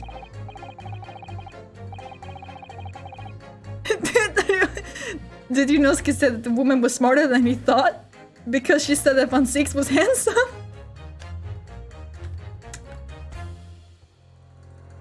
I'm not sure. I'm not sure what that entire thing meant, to be honest. I'm sure that's the key to this, but it's the most puzzling part of it too. Let's see what additional information you can glean whilst trying to change the jurors' minds. If you can read a book whilst eating a rice cracker, Mr. Naruhodo, I'm sure you can do this. Right, yes. Sure. You. Hold it! The order of things seems to have changed around here for some reason.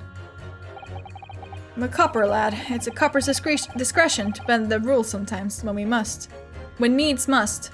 Ah, I see, so that's why he's like first in line. Makes sense. What's wrong with that? Where do I start? I've been working at the yard for 40-odd years. That's even more than I thought. We've only had a metropolitan police service in town for 70 years, you know. Of course, times have changed. The public didn't trust coppers back when I started. It was rough. We had to fight crime. And we had to fight to win the public's trust as well. And when we did. Forensic science was in its infancy too.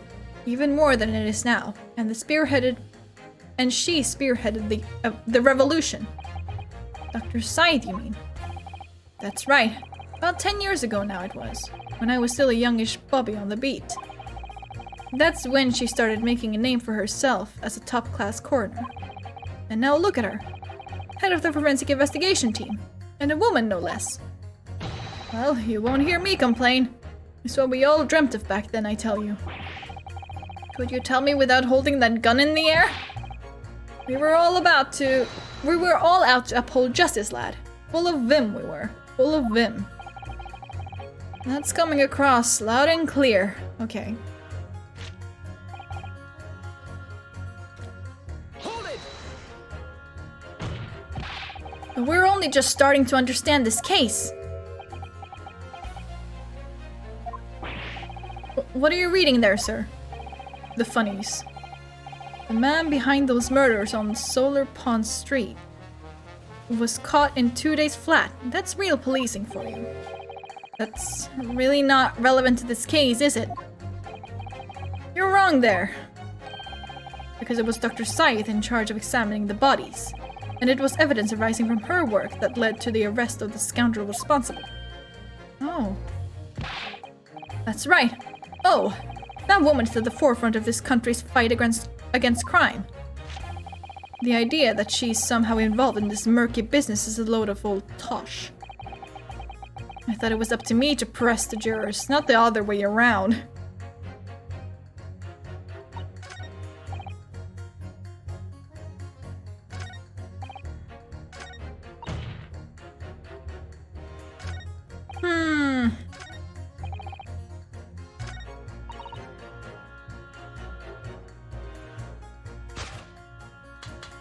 Let's try and pit these together. Objection. Nope.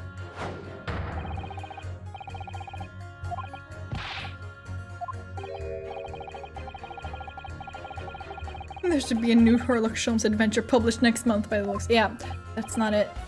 My lord, the foreman of the jury isn't listening.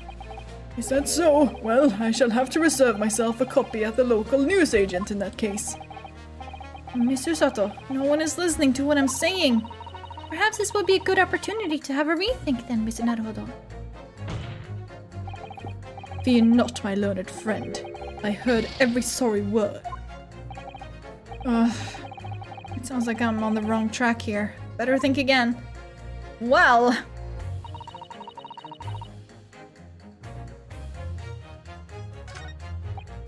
I mean, the only ones I haven't pressed is this man. I don't think he's gonna have anything to say though. If he does, I'm gonna be upset. What sort of problems? Let's just say we've run into each other on numerous occasions while I've been performing on the street. Right, I see. Obviously, artists such as myself cannot appear on stage as we work in close proximity to our audiences. So we perform our great magic in parks, on street corners, and the like. But the police use any excuse to make our lives difficult. Okay, I see. Excuse me. There we go. Do you have something to say in response to that, Mr. Ottermole? Or are you calling a mass murderer? Sorry, my mistake. I got confused because I heard you look like him. I don't look anything like the man. You want to be locked up, Sonny? Thanks, Mr. Sholmes. Perhaps we could move on. I was really wondering if you had something you wanted to add in response to what juror number 3 just said. And clearly, you do. Back in my day, back in the good old days, it wasn't like this. What was it like, sir? We worked our fingers to the bone to earn the public's trust, we did. That is a gun you are carelessly spinning on your finger. It's okay, the safety is on. And by Jove, we earned it. People respected us back then. Respected you? No one would have called a coroner into question in them days. A coroner's report was a hallmark of an investigation done right. Especially when Dr. Courtney Stevens put her name to it. There it is. She was the best of the best. And the apple of... Hold a minute. What are you talking about? Who's Courtney Stevens? Sorry, got a bit carried away there. Stevens is Dr. Side's maiden name. Her maiden name? So that was before she was married. Of course, yes. Silly me. It's Side now, isn't it? Stevens. I'm sure I've seen that name somewhere recently. Point is, those were the great days of policing, not like now. Sorry to interrupt, sir. But do you think you could change your statement to include that name? Well, yes, I don't see why not. Okay, cool.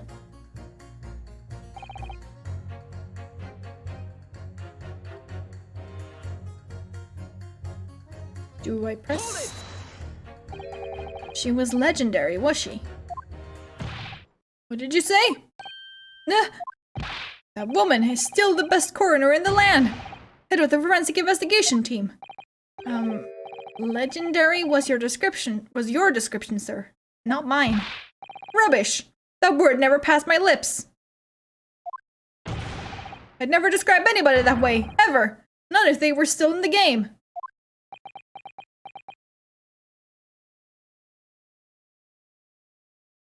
Are you gaslighting me? I think the point you're trying to make is that Dr. Said is an extremely talented coroner. Would that be fair? It would. If it weren't for the fact that you were trying to drag that legendary woman's reputation through the mud. I'm going to pretend I didn't hear that legendary. サイエンスが未来を切り開く時 Oh, Eiko, thank you so much for the follow. Thank you so much. Thank you, thank you. Let's see.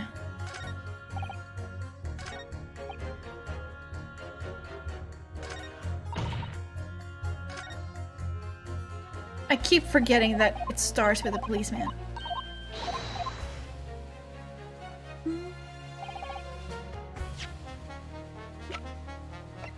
I guess I can't show that. How can I,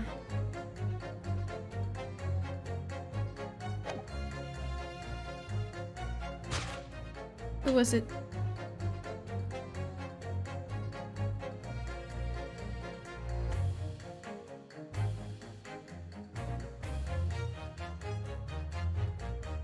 Maybe now, if I go back to her and I press her, see if there's anything new here. She just talks about romance. I guess not.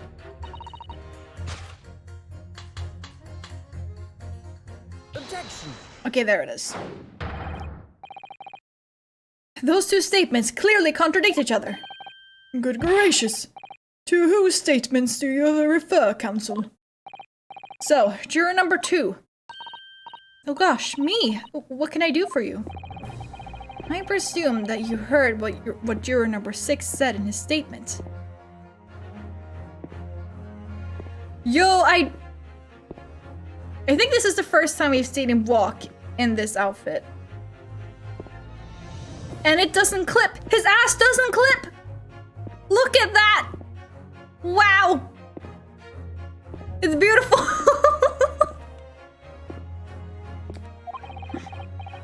It's brought to light the maiden name of the coroner, Dr. Scythe, which in turn has revealed a connection that wasn't apparent before. Well, naturally, as a woman of society, I find such connections and relationships irresistible. But, oh golly, I'm afraid I fail to see what you mean.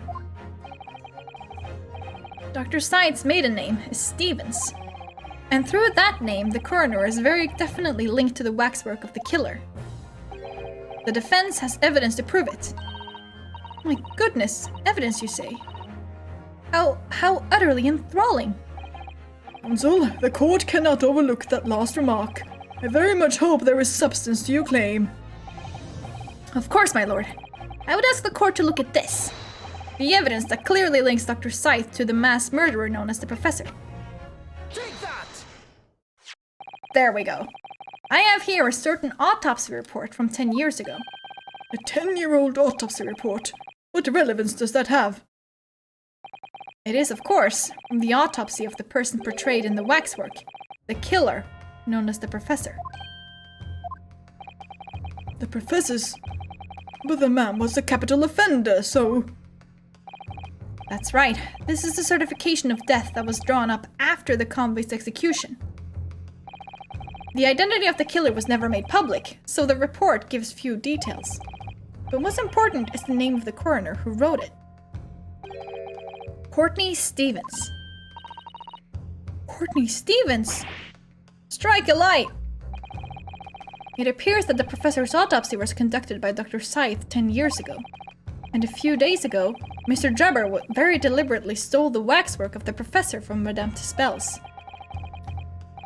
A waxwork that doesn't in fact resemble the victim, Mr. Rassman, at all. Do you suppose there's some unsavory relationship between those events? Absolutely, I'm sure of it. There's no doubt in my mind that the professor's case is at the heart of a link that we have yet to uncover. Between Dr. Courtney Scythe and Mr. Enoch Drebber. Hidden links, mysterious connections, secret relationships. This is all most extraordinary. We're surely obliged now to explore this further.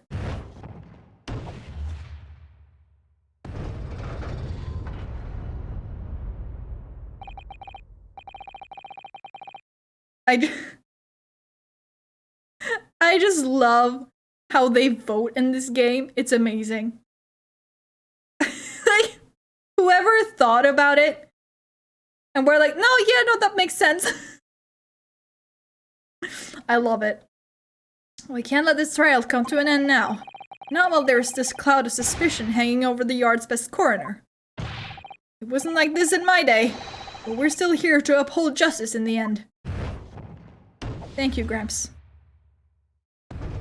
Huge preach.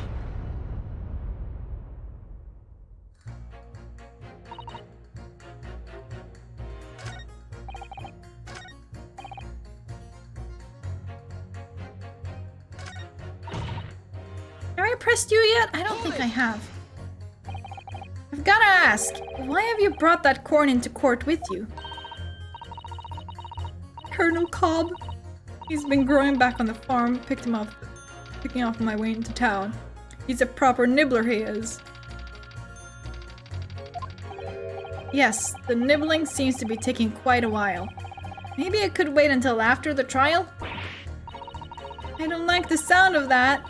You need colonels at times like these. Whenever I have something big to decide, the colonels always point me in the right direction, see? You're talking about your cob of corn?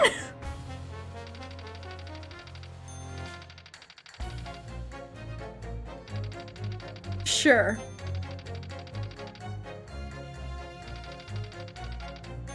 What the fuck is this? Who let this child into the courtroom?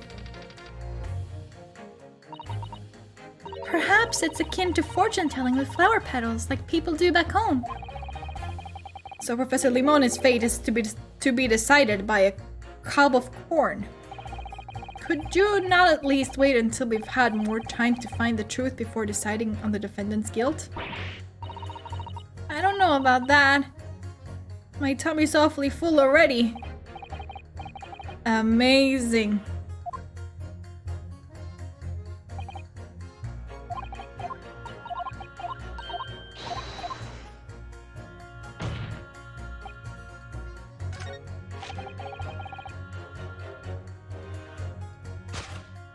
Okay, what else?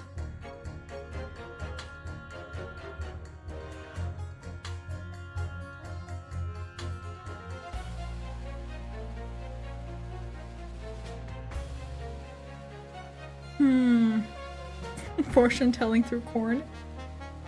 Interesting.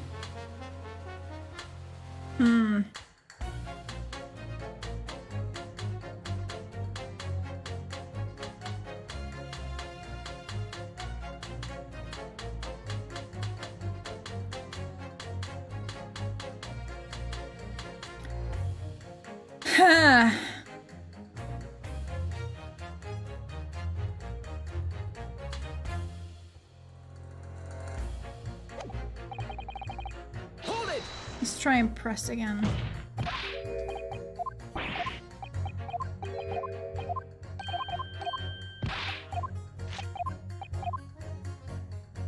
Nope.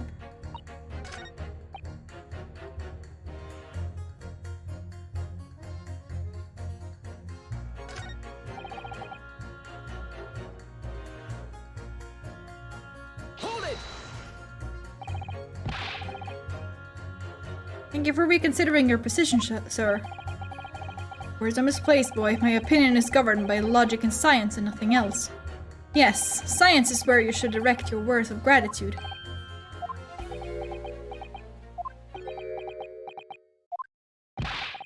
What's the matter with you? Too good to say some words of thanks to the mother of all academic subjects. What is it about scientists? Honestly...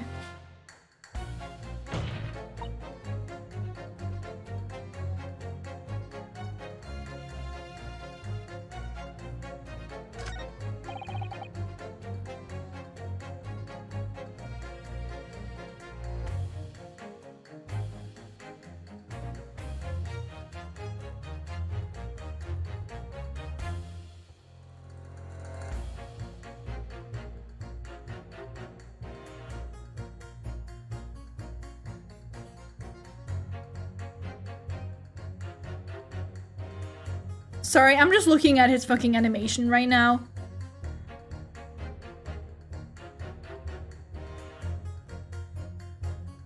He doesn't add anything new to the liquid, but it changes anyway. Interesting.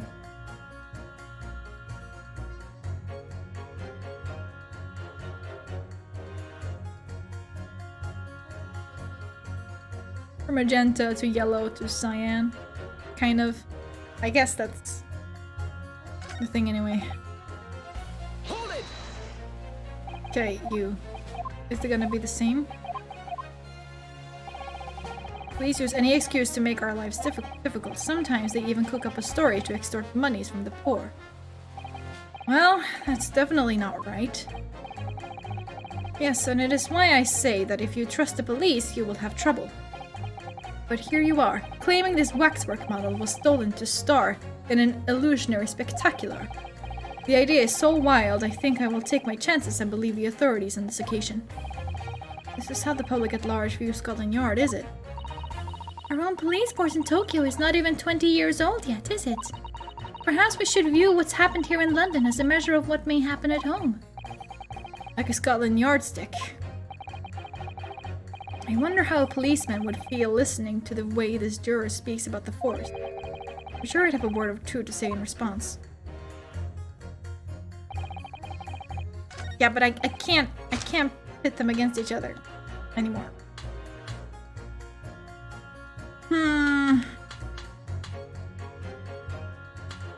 Do you have an idea?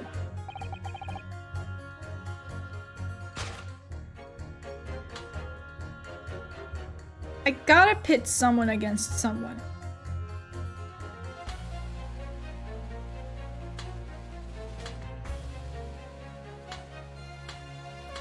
I want to say him and the child. Maybe the science man and corn girl? Yeah. That's what I've been thinking too, but I'm like, why? Objection! For fuck's sake. Those two statements clearly contradict each other. To whose statements do you refer? Yeah. If you could put down your corn for a moment, juror number 5. You mean me? Yes, you. You have pointed out that it's wrong to make an accusation without evidence. But the accusation that the waxwork model was inside the second birdcage on the day in question is not without supporting evidence, as the defense demonstrated to the juror sitting beside you.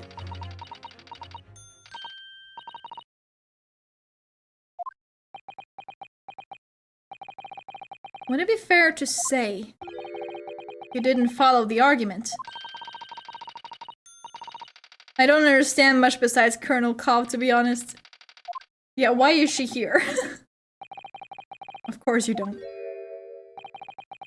I could interject here. Please do, sir. Now that this assertion of yours about the waxwork has been backed up by some solid evidence, it would be wrong of me as a man of science not to pursue the matter further.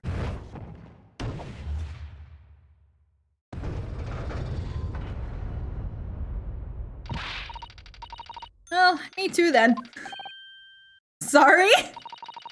If this brainy gentleman says he's right, then he must be. See? I wouldn't dream of going against Colonel Cobb or anyone who's got stuff in between the ears.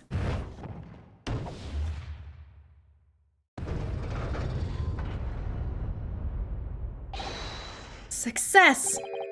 If you can call it that. Thank you, counsel. That will do. As a result of the summation examination, the jury's overall leaning has changed. 2 jurors now call guilty, against 4 who call not guilty. Accordingly, the court has failed to reach a consensus at this time. And the trial must continue. We did it. Oh, well done, Mr. Naruhodo. Another wonderful victory.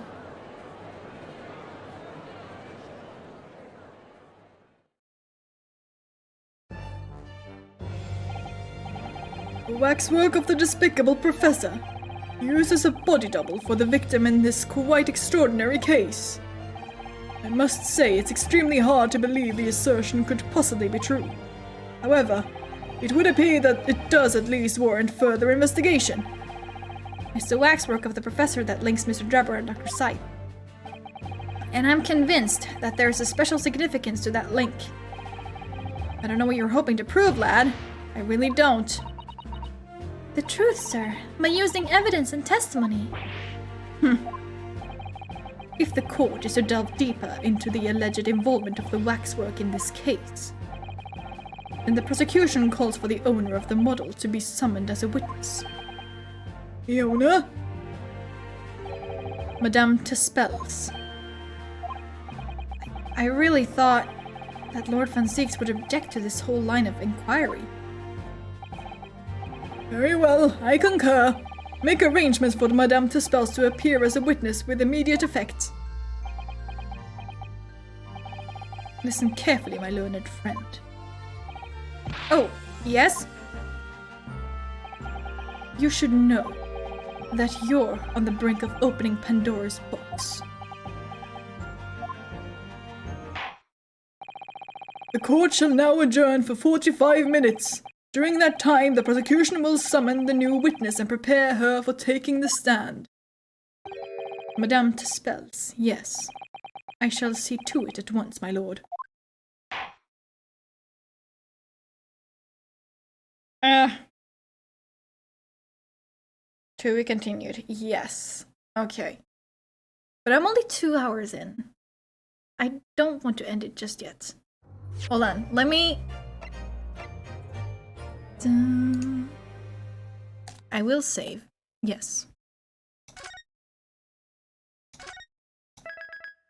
But I will also see how long the last part is. It's a bit... Should we go for it? I want to go for it. I am interested to see where this is gonna lead.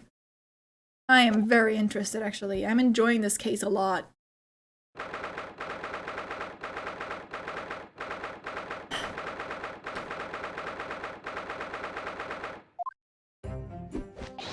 Ah, the knight errant himself. Oh, have you been watching from the gallery, Mr. Sholmes? I've been on the edge of my seat the entire time.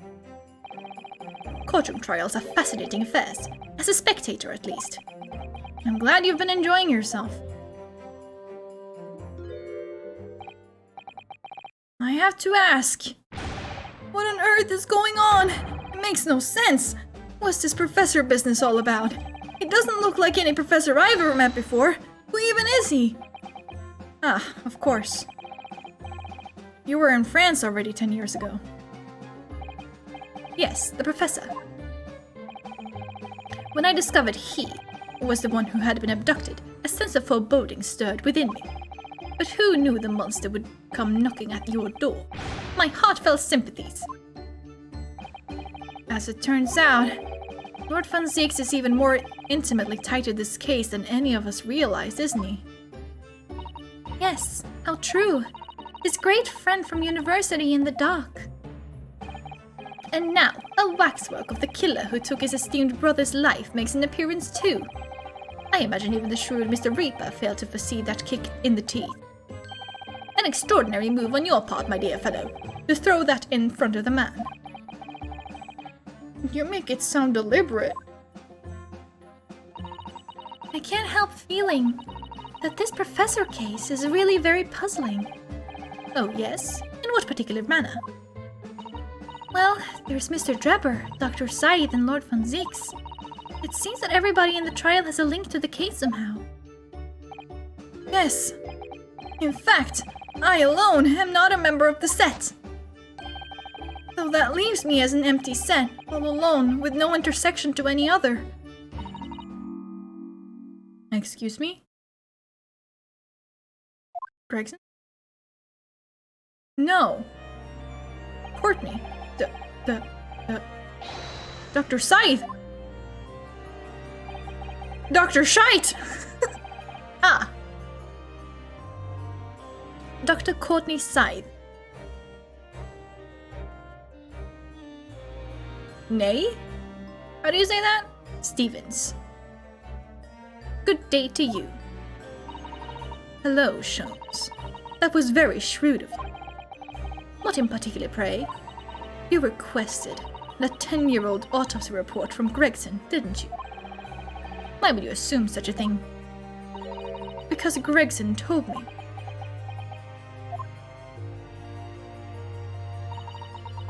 To think it's been 10 years. 10 years in the laboratory, wielding my scalpel. I smell of nothing but corpses and disinfectant. A policeman on the jury had a lot to say about you as it happens, Dr. Scythe. And I have accused you of being complicit in what happened. I'm hoping that you'll take the stand and tell the truth about what really happened. That certainly won't be possible. Lord Von Zieks won't be summoning me as a witness. Lord Strongheart has forbidden it. Lord Strongheart? The Pandora's box you were warned about. The Professor's case. But please, don't make the mistake of thinking you'll get any information about it out of me. But attempting to hide from the truth, that's cowardice! I've always fought crime in the way that I see fit. I have no regrets, none at all. And that's all I came here to say.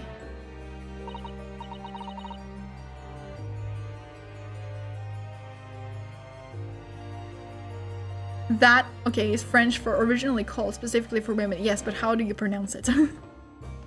So, good day to you. Okay, bye-bye. She mentioned it too, this Pandora's box. Whatever does it all mean? There's really no cause for concern. I assure you, when the trial resumes, the meaning will become all too apparent, whether you'd like it to or not. Huh? Now then, I believe it's almost time. I must make my way back to the public gallery. The edge of my seat awaits.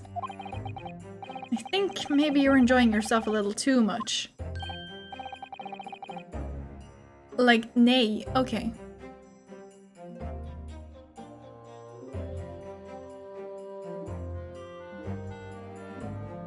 Ah, yes, one word of warning before I go. If, in the course of the trial this afternoon, you perceive even a shadow of doubt about the truth, don't let it out of your sight. Pursue it like a dog with a bone. To the bitter end, you understand. Do not falter, whatever may come to pass. Alright, I understand. Thank you. Good. I shall make myself scarce then. I purchased a bar of caramel earlier, so I shall be gnawing on that as you gnaw away at the truth.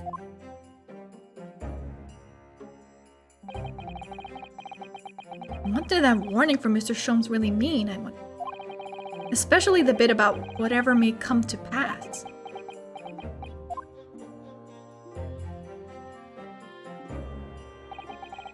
It's time for the final chapter then. Yeah, now it's time for the final chapter.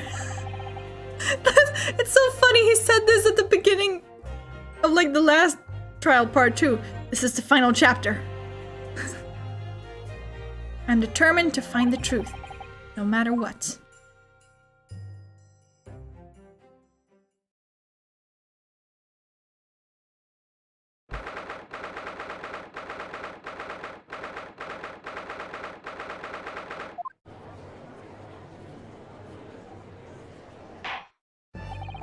In the name of Her Majesty the Queen, I hereby reconvene the proceedings of this court. Counsels for the defense and prosecution, are you ready and able to continue? The prosecution is ready, my lord. Yes, my lord. The defense is also ready. As the court is aware, the case under our scrutiny began with a damaging incident at the Great Exhibition. Yet we now find ourselves embroiled in the details of a convicted felon who was sent to the gallows a decade ago. This trial has certainly defied all expectation, as seems to be the fate of all trials in which this Nipponese is involved, my lord. So you're aware. So then, let us begin our exploration of the defense's assertion that the waxwork was cardinally involved in this matter. Lord Von Zieks, my lord, are we still awaiting the arrival of Madame Tespels? Not at all. She is in the antechamber as we speak, and ready to be summoned. Very well. Bring in the witness. At once, my lord. Bailiff, show Madame Tuspels to the stand. Things are about to become a lot more intense. If Trevor is responsible, as I'm sure he is, it means he must have had an accomplice in Dr. Scythe. What connects the pair of them? Is the waxwork. Yes, the model of the professor.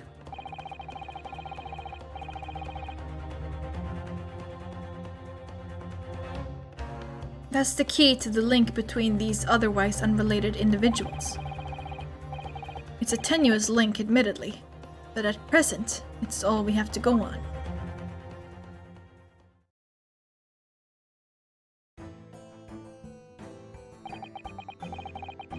State your name and occupation for the court, please. What was her voice again? My name is Madame Esmeralda Tuspels. I am a waxwork artisan and proprietress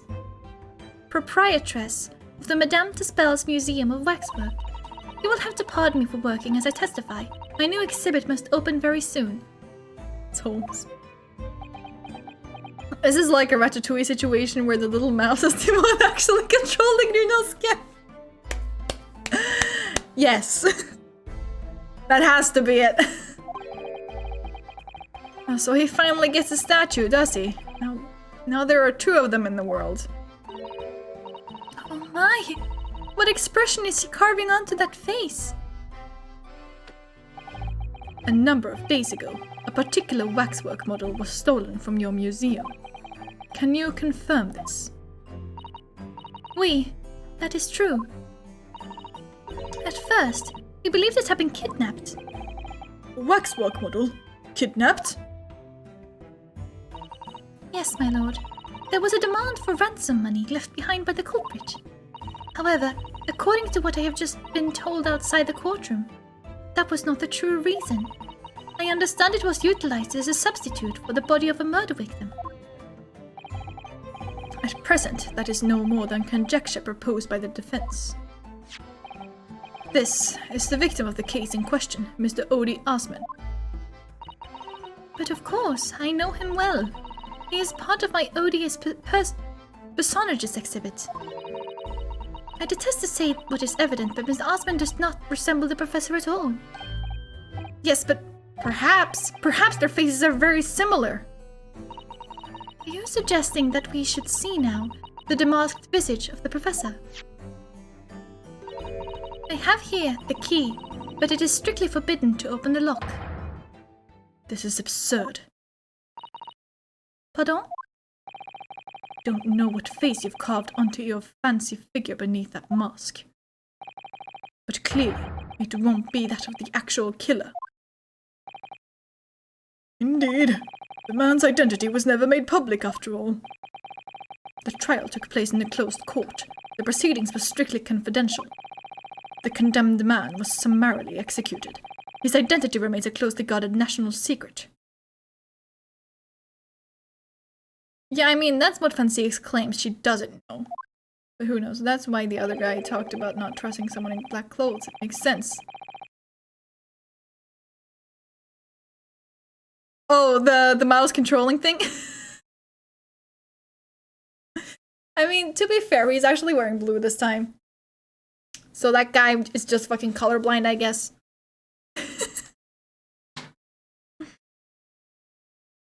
There is no possible way that a repository of tawdry exhibits could get its hands on that information. But the mouse is wearing black. Oh. Wow. That's I can't read French. It would seem you're unaware of the Tuspels' principles. What principles? The family Tuspels has always prided itself on sculpting its models à la perfection. Every detail, including the visage, is fashioned with complete fidelity. Et voilà, our principles. There is a well-known legend about the Tuspels' waxwork from the time of the French Revolution. The science man is 3 universes ahead of us. member of the Tuspel's family is said to have made a waxwork of the queen who was executed. Oui, that is true. It was a century ago now. I believe the queen's face was carved in the minutes following her death, actually at the guillotine site. You are correct. The model is on display still today, in the House of Horrors. We Tuspels will stop at nothing to obtain a faithful replica of our subject. Dear me, a somewhat disturbing tenacity of purpose. It is the only way to obtain a truly lifelike representation of the subject. And it has been my family's secret for generations. Do you mean to say that beneath that mask? Oui, the true visage of the killer is there. This is ludicrous. It's out of the question. The professor spread terror throughout Great Britain. As a result, the Madame Tuspel's special exhibit remains extremely popular even today. The killer emerging from his own grave. It is a sight to behold. You should come. I think, Madame, it would be beneficial to hear your formal testimony on this matter. You will explain every detail of this macabre model and your personal involvement in its creation. With pleasure.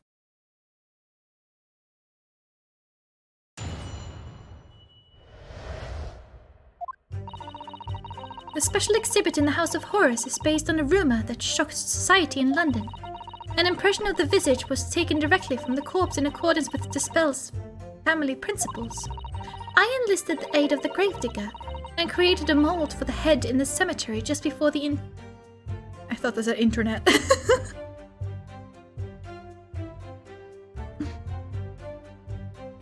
interment. I hid myself until he gave me a signal. I was there for a very long time that night. As dawn approached, I was very worried that I could be discovered. That must be disturbing for Funseeks. His brother's murderer's waxwork being accurate. Yeah. The gravedigger? The man sanctioned this. Oui, I will do all that is necessary to achieve the true resemblance of my family is celebrated for. This woman is insane, yeah. Nobody else knew, only the gravedigger. What harm did it do, huh? So you truly saw it. Face of that monster.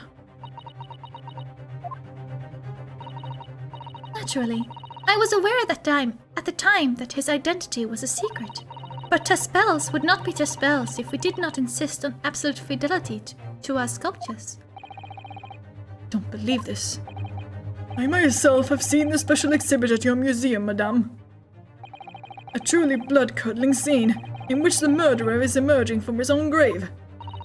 The scene it depicts was the subject of many rumors in London 10 years ago. I have here a newspaper from the time. You just kept it? The special exhibit was based upon the picture in this article. It was the most detailed account of what happened, as reported by the eyewitness who saw it.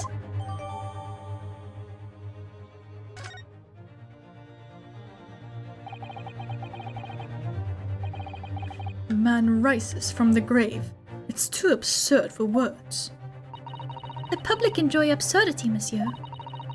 That is why I have reproduced the scene as carefully as possible in my museum. And it's a waxwork from that exhibit that was stolen some days before the incident at the Great Exhibition, wasn't it? That is correct. The professor you see before you here. Most puzzling. Counsel for the defense, proceed with the cross-examination. This waxwork links Drebber to Dr. Scythe. And there has to be some reason for that, which hasn't yet come to light.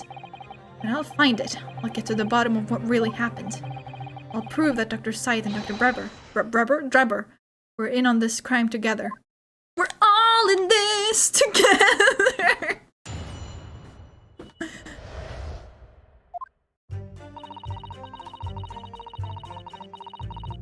Okay.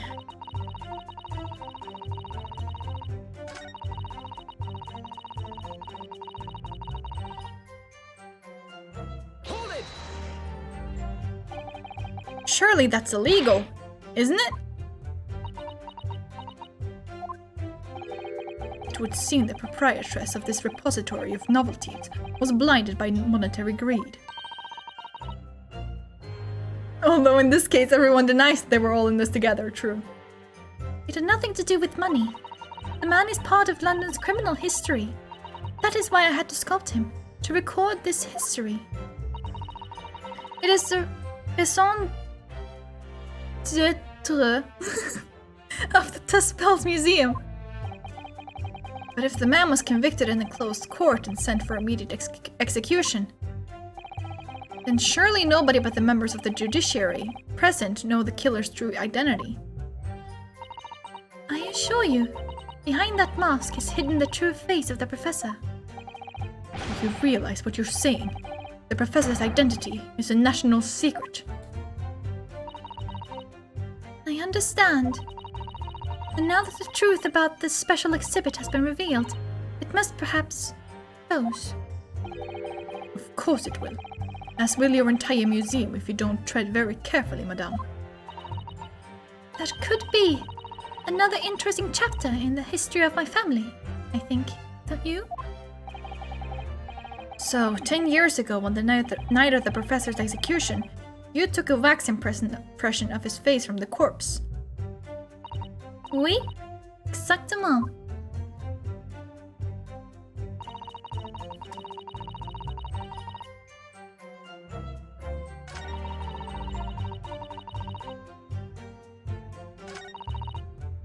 Hold it! You were there longer than you expected to be. I had some difficulties in capturing the subject's form correctly. As I removed the mask, the mouth of the cadaver fell open and I had some problems with the chin. Dare I ask? The man had been dead for a short while already, you see. His muscles were relaxing, and consequently, his chin would not align itself correctly. Oh dear, what a horrible thought!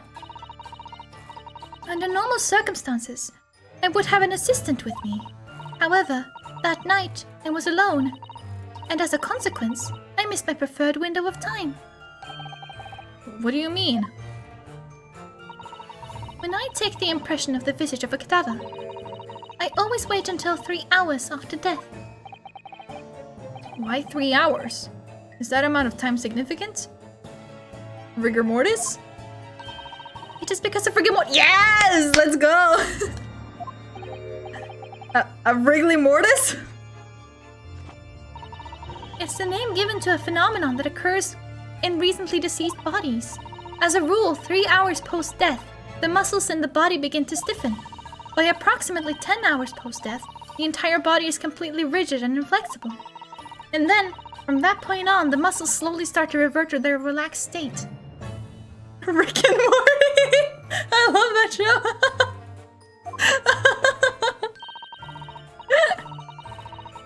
The effect is often used to estimate the time of death when a body is discovered. Well, that was an education, if a slightly scary one.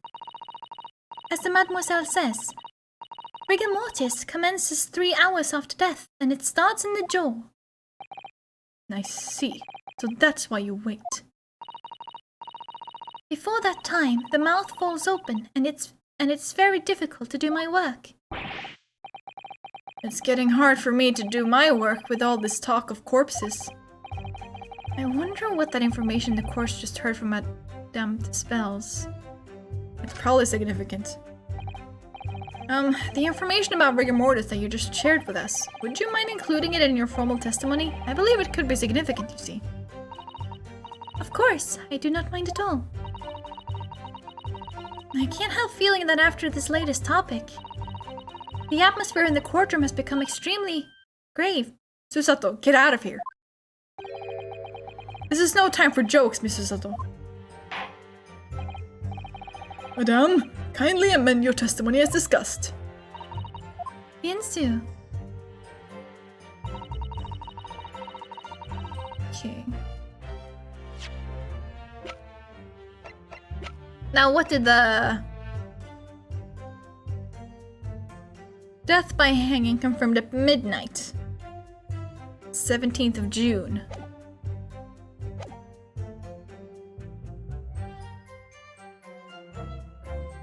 was before the onset of rigor mortis. Okay, I see.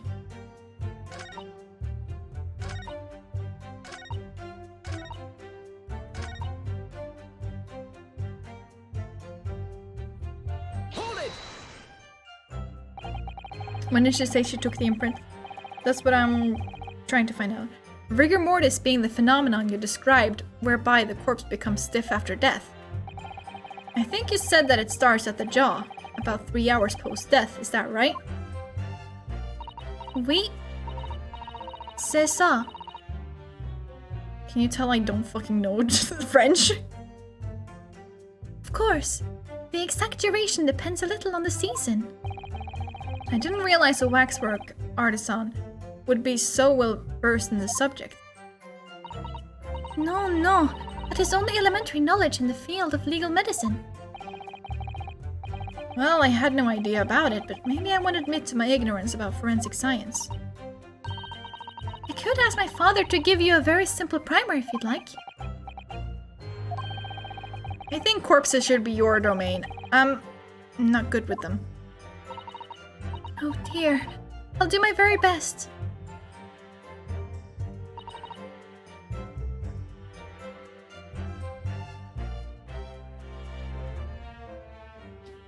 As dawn approached, did she ever say when she started?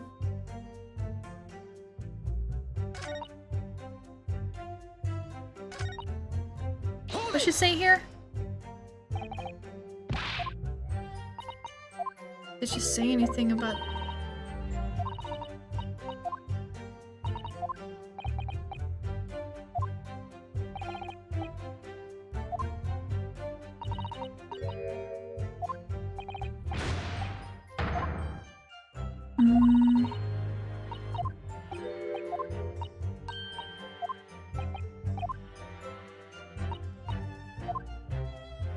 Nothing. Okay.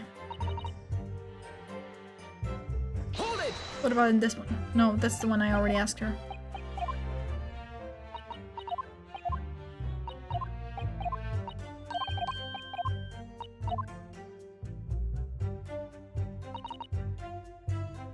Hold it!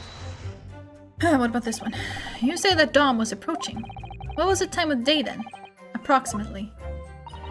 Well, I could not say.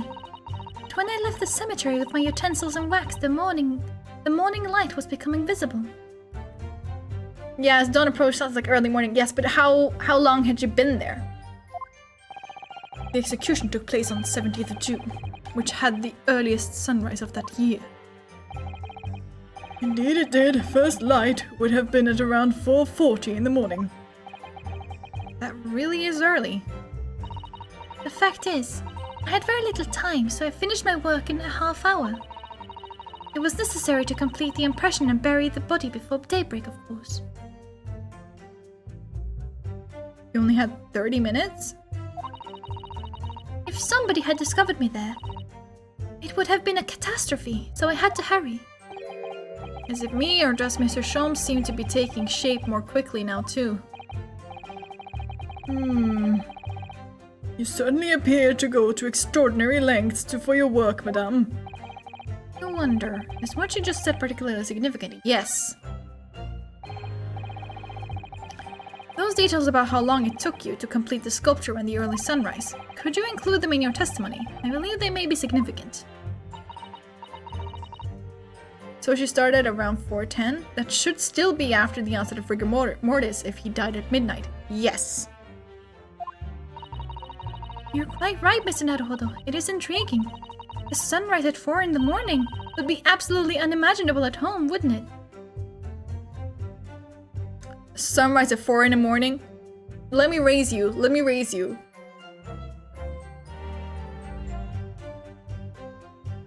The sun never passes the horizon.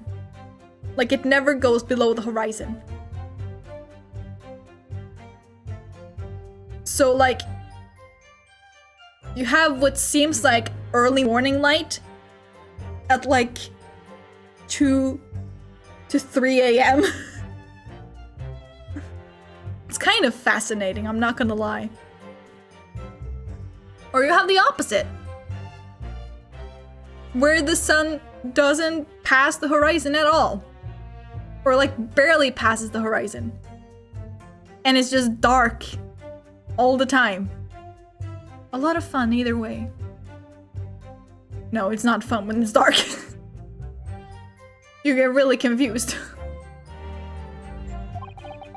That's not quite what I meant by significant.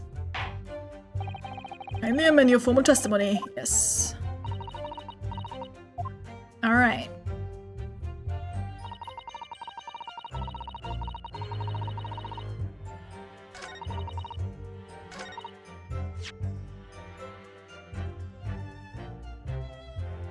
The North and South Pole have the sun never rises slash sets, right?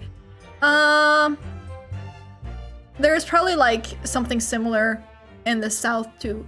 But for the North, it's just like if you pass like the polar circle. No, what's it called? Yeah, no, the polar circle. If you pass that, that's when you get like midnight sun and all that jazz. In the summer. Objection.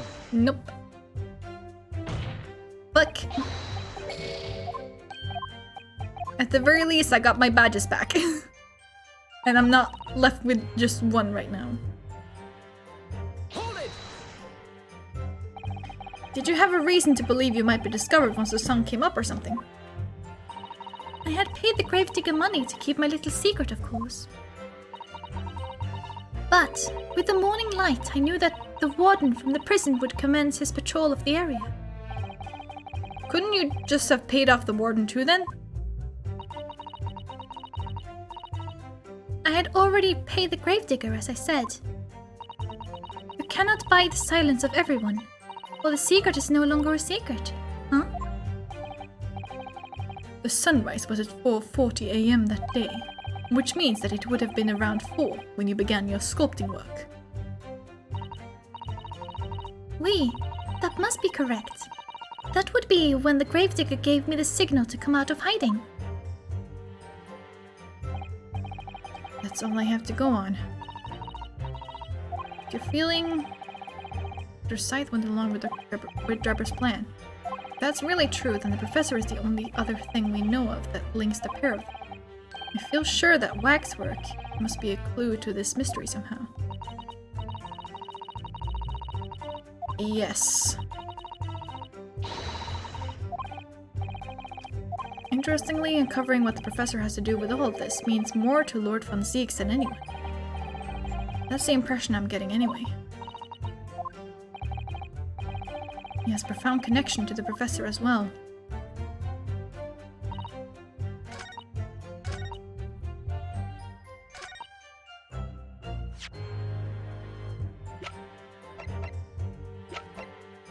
Objection. There it is. The rigor mortis one. Madame Tispels! I have here an autopsy report that was filed 10 years ago now. It confirms the death of the professor following his execution at the gallows. And? Is that a problem? I believe it is, because your testimony and a particular detail in the report completely contradict one another. Quoi? Are you going to explain yourself, my Nipponese friend? No, I was thinking of not doing that. For once, you can explain for me. According to her testimony, Madame Tispels was creating her wax impression just before dawn. And at that time, rigor mortis had not yet set in. Am I correct so far, Madame? You are, yes. As I said, the stiffening of the jaw is the first sign of rigor mortis, 2 to 3 hours after death. But the man's chin was limp, so he cannot have been dead for a long time. But on the other hand, if you look at Dr. Scythe's report, it quite clearly states the following. Death by hanging confirmed at midnight, 17th June. No. If the professor indeed died at midnight that day, then by the time you were sculpting his face, rigor mortis would already have set in. Oui, yes, you're right. The chin, it would have been completely stiff. In other words, this report is wrong. Objection. No coroner makes mistakes when recording the time of death. The very idea is absurd. In that case, there's only one possible conclusion. The execution didn't actually take place at the stated time. Impossible.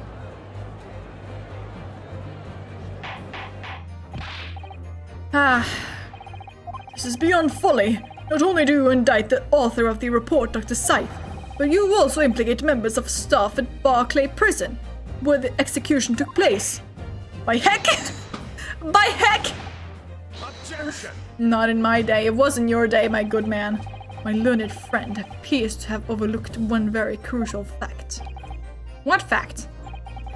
The professor died that night, without question. He did. Of course he did. I moved the man's limp jaw with my own hands. There was no... Yes, the professor died that night. But what if he didn't die at the gallows? Didn't die at... You're insane. What exactly are you suggesting did happen in that case? It's almost impossible to believe, but it would explain the link between Dr. Scythe and the professor. And that one other person of interest. I have evidence that will explain exactly what I'm suggesting happened that night. Counsel, present the evidence at once. The evidence that allegedly explains what really happened on the night of the professor's execution. Oh, I didn't read this.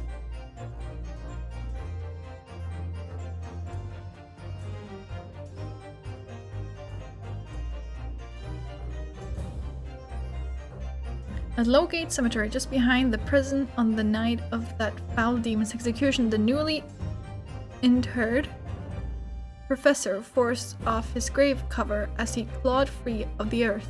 The young man who witnessed this scene was on the verge of raising a shriek when, in the next second, a gunshot rang out suddenly from behind. The bullet pierced the resurrected man's chest, whose breath then stilled once more.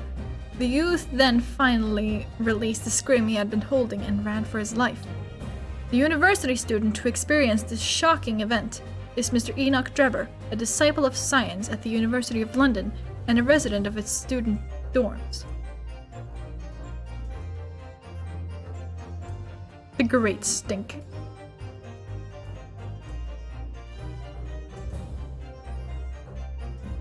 Oh! It's Assman!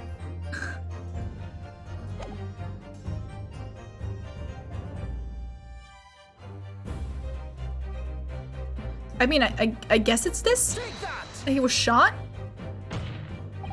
What happened that night is written very plainly in this newspaper article.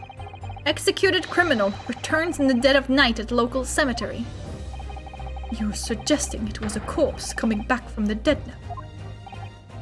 Well, if this article is to be believed, yes. The professor, assumed dead following his execution, emerged from his grave and was killed again. Objection! Don't be a fool. That's simply a rumor published by the gutter press. So Assman, Drebber and Scythe are all connected to the professor's death. Seems so. Can you be certain of that? Are you serious? The point is, as the article says, there was a witness to what happened. My word, yes, indeed. My wee! The young man who stole into the cemetery by chance that night. Objection! Of course there was a witness. The story didn't write itself. But obviously, the man made it all up. And in any case, this was 10 years ago now. There would surely be no hope of finding him. Objection! On the contrary, my lord, we all know this witness well.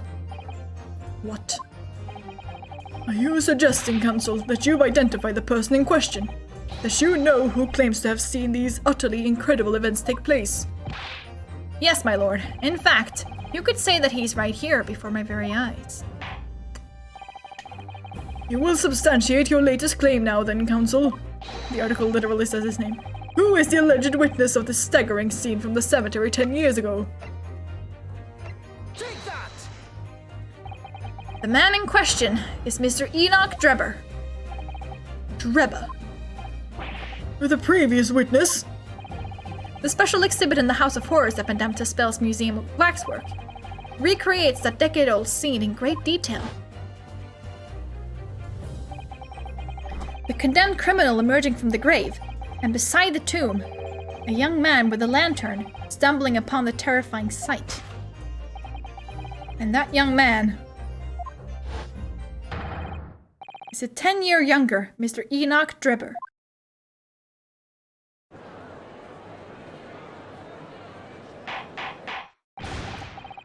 Ah, surely not, Counsel. Drebber was there, in Lowgate Cemetery. What is all this talk about Mr. Drebber? Is the name significant? Of course, Madame Tuspels doesn't know, does she? Yes, it's extremely significant, Madame. To your situation as well, in fact. What situation? The theft of the Professor waxwork from your museum some days ago was perpetrated by the very same man. No! But that would mean... Madame Tuspels. It would appear you know the name Enoch Drebber. Oui, yes. I know it. But from long ago, in the past. What? Oh my! Good gracious. God, everyone fucking knows each other. They really are all in this together. Explain yourself. Tell us everything you know. Yes. Yes, of course.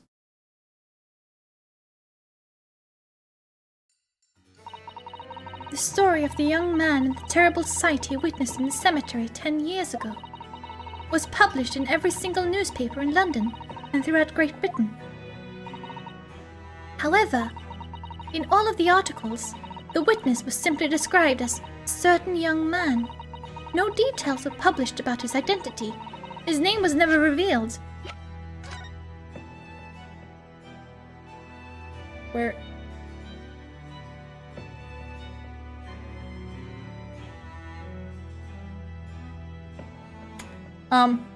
The article literally says his name.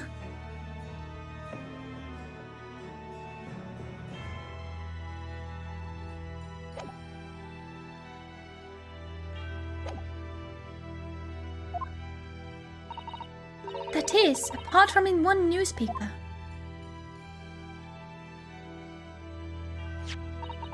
The Daily Circus. It is the paper from which comes the article I have already shown the court. You're saying that his full name was only publicized in that article? Goodness me, yes. Here it is. The university student who experienced this shocking event is Mr. Enoch Drebber, a disciple of science at the University of London, and a resident of its student dorms. Unbelievable. Oh, so Assman was the only journalist to mention his name. Interesting. When I read the article, I went to meet with the man. His discovery of the condemned criminal coming back to life in the cemetery in the dead of night would make a perfect exhibit for my House of Horrors, whether it was the truth or not. I see. So you went to meet Mr. Drebber in order to sculpt a waxwork of the man, did you? Sounds like motive. Yeah.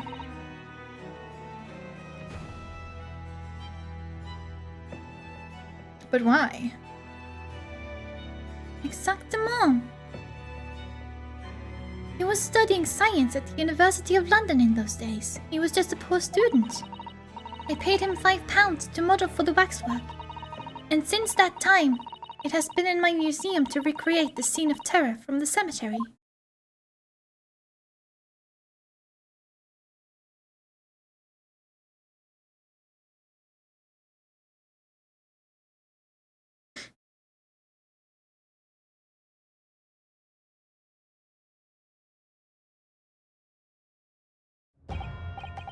So, 10 years ago, a young man appealed to the public about an extraordinary event he'd witnessed. Would you not be discredited and mocked if you claimed that a serial killer came back to life?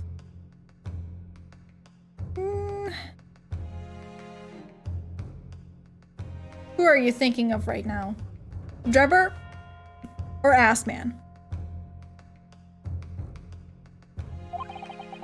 A criminal who had been put to death, re-emerging from his grave in the middle of the night. But the public treated his claim as nothing more than an amusing anecdote that was soon forgotten. 10 years later, the same man steals a waxwork model of the executed criminal, ostensibly to use as a body double for the victim in the case we're discussing here today, even though the waxwork's build is a poor match for the victim and its face is obscured by a mask. So the question is, why would the man do such a thing? Which brings us to 3 days ago, when the birdcage crashed into the Crystal Tower. If the birdcage had in fact contained not the body of Mr. Assman, but that same waxwork, the coroner from Scotland Yard who investigated Dr. Scythe would have noticed immediately. And yet, she submitted this autopsy report for the victim, which the court has seen earlier. Why? Because the waxwork was that of the professor. Is that what you're saying? Dr. Scythe put her name to a document confirming the death of a condemned criminal who was still alive. A criminal whose apparent resurrection was witnessed by Mr. Drebber. But that misconduct was a deadly secret the coroner would do anything to protect. Which is precisely why Mr. Drebber used that particular waxwork as the body double.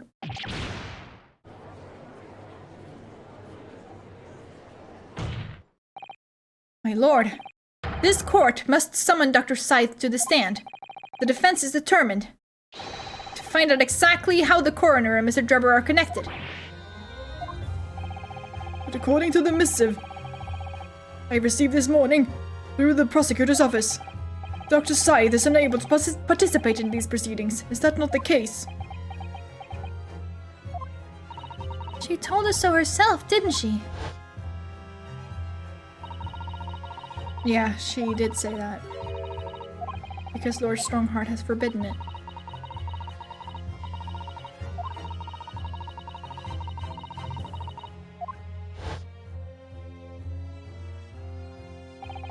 Something happened on the night of that killer's execution 10 years ago. Drebber, I can, about the... Would you not be discredited and mocked if you claim that serial killer came back to life? We're talking about Drebber. I can imagine he would be mocked / discredited for such a story. And since only one newspaper mentioned his name, I can get Drebber being kinda angry at Assman. Oh! Okay, yeah, now I'm following. Surely nobody would want to get to the bottom of that more than Lord Van Zieks.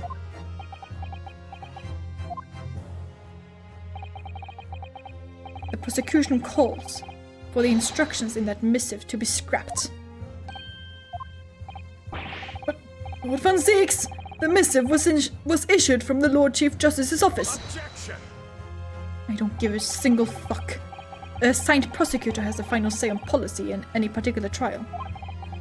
In other words, me. Yes. Let Enoch Drebber and Dr. Scythe both take the stand together.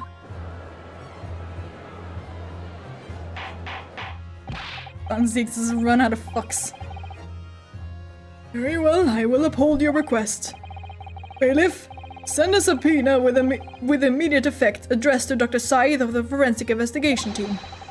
The woman is compelled to attend on Her Majesty's orders. Alright then.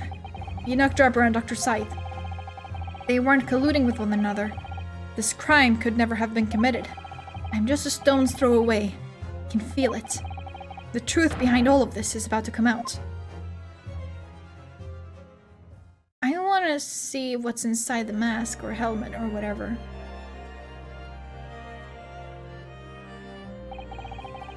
Thank you for your attendance at such short notice, Dr. Scythe.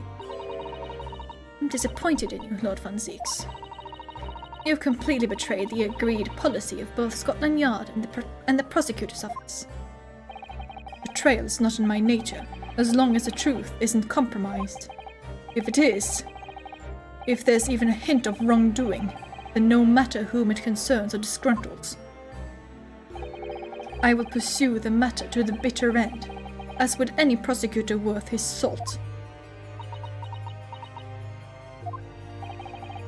Mr. Drebber, you took the victim's life by means of a machine that you constructed in your workshop. And Dr. Scythe, as the investigating coroner, you were the first on the scene to examine the victim's body.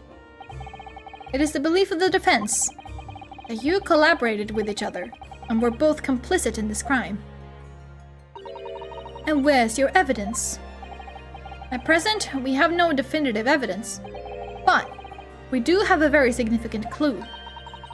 What are you talking about? I'm talking, of course, about the waxwork. This model of the killer, known as the Professor, who was sentenced to death 10 years ago. You don't need to tell me. I witnessed the man's execution with my own eyes, and officially pronounced him dead. That remains to be seen. Is that so? According to newspaper reports from the time, on the night following his execution, the killer came back to life. Don't waste my time. And the sole witness to that mysterious event was you, Mr. Drebber, wasn't it? If what you saw in the graveyard that night 10 years ago wasn't some chilling fiction, but reality, it would make you privy to a very great secret of Dr. Scythe's. A secret so profound, it could compel the coroner to agree to collaborate in your evil scheme, in fact. Mr. Drebber, tell the court, tell everyone the truth of what you saw that night in Lowgate Cemetery. So he was a student who saw it. You can see the resemblance actually, can't you? With the man in Madame Tussauds, I mean. Surely he's not going to claim that that's really what he saw, especially not after all these years. He was a research student at the University of London, was he? And a bit too clever for his own good, if you ask me. Yeah, so you're definitely right about him being mocked and discredited. What an interesting twist. When at the time, not one person would take me seriously. Yet now, here we are, 10 years later, and suddenly my story matters, and in a court of law too.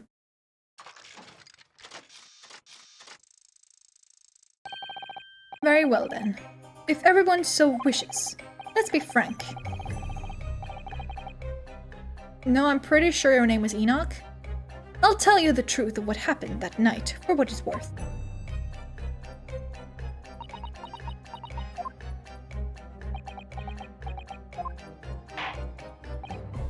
Hello, Frank. So, Mr. Drebber, your testimony, please, about the events of that night 10 years ago. You will tell the court exactly what you stumbled across in Lowgate Cemetery. His theme song is indeed very great.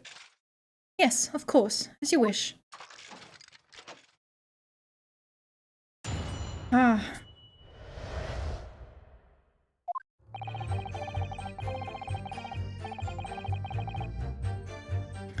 The reason I was in Lowgate Cemetery at all 10 years ago was for a spot of moonlighting, shall we say. Yes, the illustration in that newspaper article was based on what I witnessed that night. But thinking back now, I realized that I never actually saw the professor.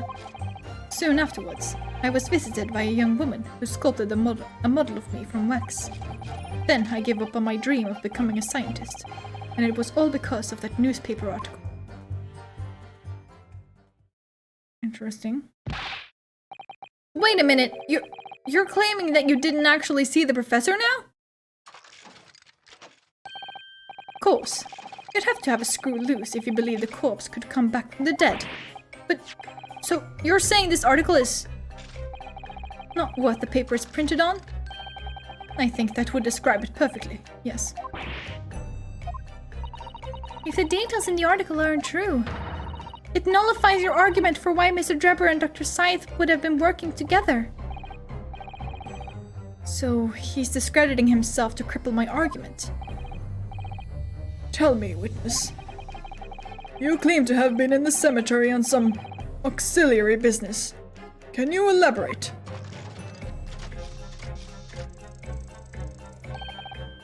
That's right. Grave robbing, to be precise. As you know, Lowgate Cemetery is at the rear of Barclay Prison. So among students at the university, it had a reputation for being haunted by the ghosts of condemned convicts. Grave robbing, you say? Yes, exhuming fresh corpses to sell is reasonably lucrative. Of course, I never laid a finger of any valuables buried with the dead. So you were one of the so-called resurrectionists, a particularly unpleasant scourge on society. Naturally, actually, my fellows and I went by another name. The Repurposes. That is quite beyond the pale. You would invite divine retribution, sir? Yes, well, I think I suffered retribution enough. The Daily Circus eventually unearthed my name and put it in print. It cost me a great many headaches. In the end, I had to leave the university. That was the only paper with the bad grace to identify me unambiguously, I might add. Reuse, reduce, recycle. I see. Out of interest, who drew the illustration for this article? Sir, do you have eyes? Who drew? Gee, I wonder. Who could it possibly have been? Huh. Interesting.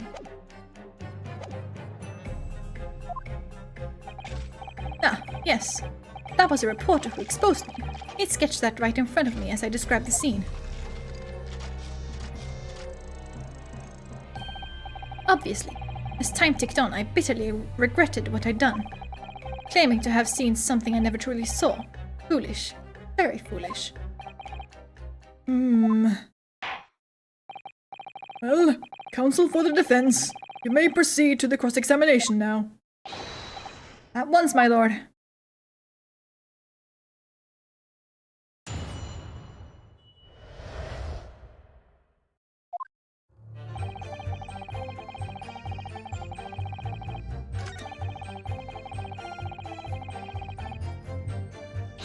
Let me press the illustration. The strange happening at Lowgate Cemetery, which you now deny. Not entirely. I ran to fetch the police at the time. You know, I was shaking like a leaf. But they didn't believe a word of it. In fact, I was very nearly arrested myself. So you went to the papers instead.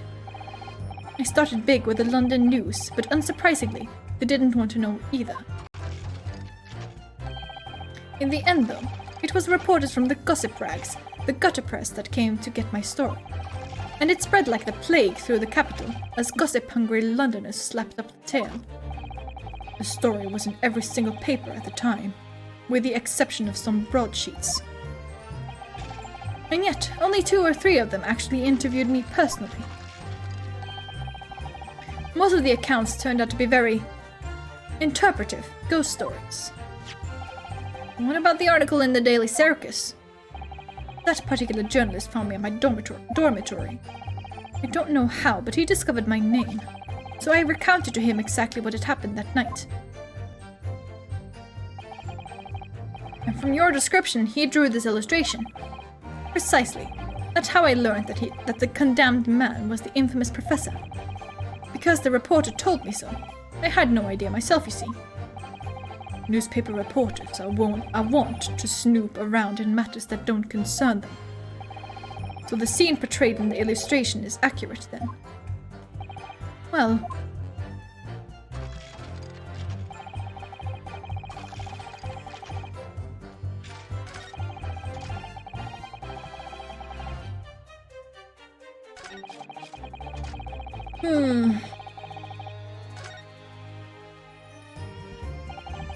What's Drebber up to? Why would he suddenly change his tune and recant his claim?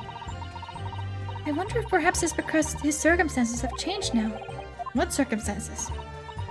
If he admits to having seen the professor emerging alive from his grave 10 years ago, he will expose a secret in Dr. Syed's past that she would desperately want to hide. Of course.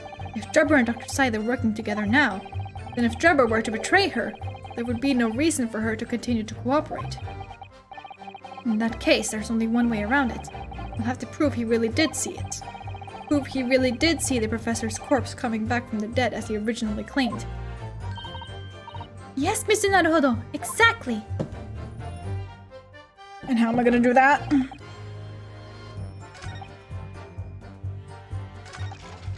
Hold it! What are you talking about? I think I explained already, didn't I? Lowgate Cemetery is at the rear of Barclay Prison, so it was renowned among us students, Mogas, at the university for being haunted by the ghosts of condemned convicts. For some absurd reason, I was scared of the graveyard at night, and as a result, only too willing to believe that nonsense about the dead coming back to life. But you said you actually saw it! I said what I'd seen in my mind's eye. After all, resurrection is impossible, isn't it? You'd have to be unhinged to think otherwise. Unless, of course, you have some evidence that proves I encountered the professor that night. Oh no.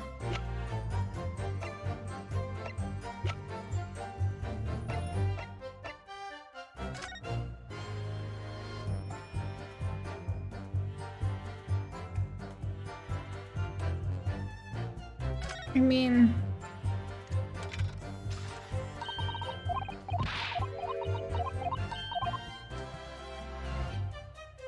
What is this? Mogas. I don't have any proof of that yet, do I? I don't think I do.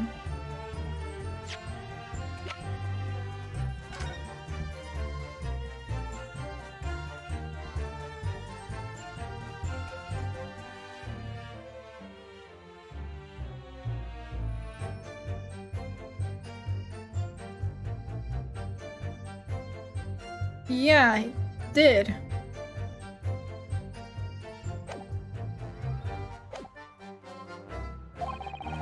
Any material evidence that could show he really did see the professor. If anything at all. I know I need to present it against that irritatingly backtracking statement of his. That night was a pivotal moment in my life. Sure was.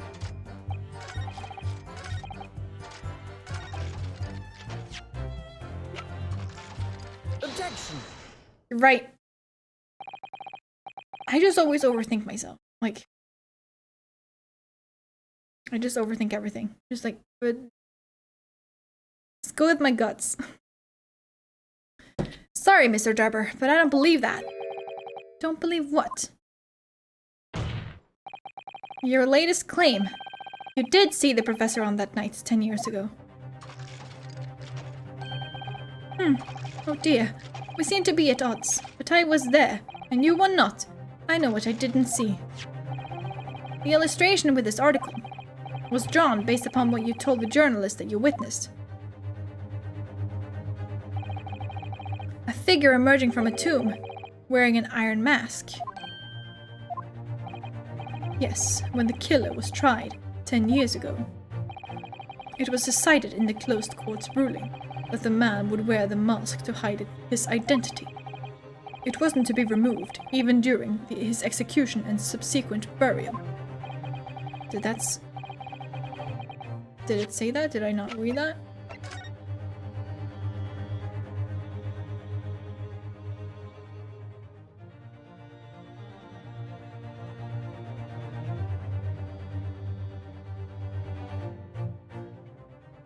I thought that was just artistic interpretation, really.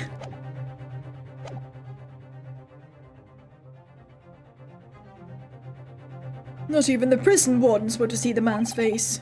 But obviously, the provision of this mask was not public knowledge. So, Mr. Drebber, as you've just heard, a lowly student of the University of London certainly wouldn't have known about the condemned man's mask.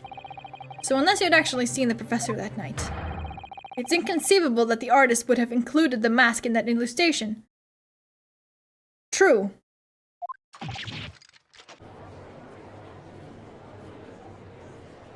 That's fair. Well, Mr. Drebber?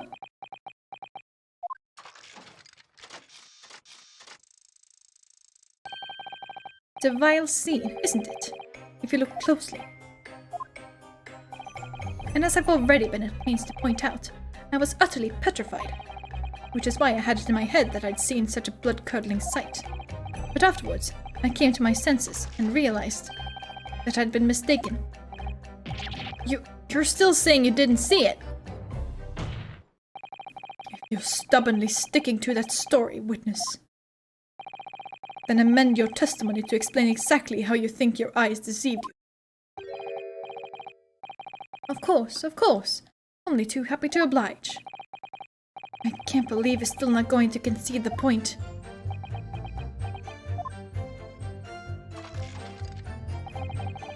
What I in fact witnessed was a fellow grave robber at work. Hold it! A fellow grave robber? What are you talking about? Well, I wasn't the only one busy in the cemetery that night, you know. Other body snatchers were at work. Of course, when I saw one emerging from the hole he'd dug, my heart very nearly stopped. So that's the terrifying sight I actually saw, you see. Claiming it was just another student on equally insalubrious business as yourself. Many of the medical students who would wear metal masks to protect them from bacteria during dissections. Clearly the fellow was using such a mask to protect his anonymity, wouldn't you say? Objection! But there's more to the story, isn't there? The article goes on to say, in the next second a gunshot rang out suddenly from behind. The bullet pierced the resurrected man's chest, whose breath then stilled once more. We might assume that the sexton discovered the miscreants at work, perhaps, and fired upon one of them. If a gravedigger had shot someone in the cemetery, I think it might have been rather big news, my lord. Yes, well, I can only assume it was an embellishment bolted on later by the reporter. Excuse me! Excuse me, indeed. How would such a mask protect you from any viruses/bacteria? Good question. Madame Tuspels, don't take it out on Mr. Sholmes. Oh la la! Pardon! I was lost in my thoughts. Would it be fair to say that Mr. Drebber's last remark was significant to you in some way? I thought it was a little strange, that is all. How Monsieur Drebber could claim this now. If you don't mind me saying, madame, what are you talking about? Well, when I met you 10 years ago at your university dormitory, you recounted to me about your adventures in the cemetery, no? Including the gunshot. Stop. You might want to watch your tongue, you know. Objection! Have a care, Drebber. That's no way to speak to a lady. Please, Madame Tuspels, carry on. Of course. According to what Monsieur Drebber told me at the time, he did hear a gunshot from behind him, and the bullet hit the condemned man. I said nothing of the sort. No, you were very explicit about the details. About the mask that the figure was wearing. And the blood that spattered over you when he was shot. The blood! In the camera! Shut up, woman! You're making all this up! That will do. Mr. Drebber, you refute the account just given by Madame Tuspels. I have no recollection of ever saying those things. Come on, do you really expect us to believe you? Control yourself, counsel. I will not permit baseless accusations in my courtroom. Right. Under the circumstances, I think it best that you supplement your testimony with a statement to clarify your position on this, witness.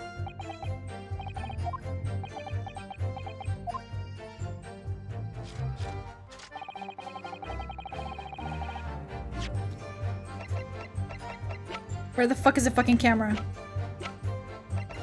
Objection. Fuck me. I need to press it first, don't I?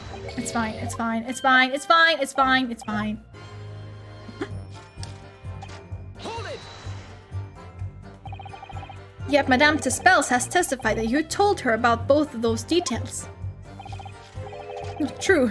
I said nothing of the sort. 10 years have passed. Without material evidence on the contrary, you have no grounds on which to question the witness's word. Tell me, Madame Tespels. Oui? What exactly did Mr. Jabber say about the blood that apparently spattered on him? Lord, this is what he told me. All of a sudden, he heard a very loud gunshot from behind his back. The bullet hit the figure who was emerging from the tomb in the middle of the chest. In his heart. One dreadful sight after another. And since Monsieur Drebber was at the time facing towards the condemned man, the blood sprayed from the wound and spattered on his body. That is what he told me. So, not an experience you would ever forget, is it? Precisely. And I didn't forget it, because, as I already said, it never happened. In the first place. He's clearly lying. If only I had some evidence to prove it.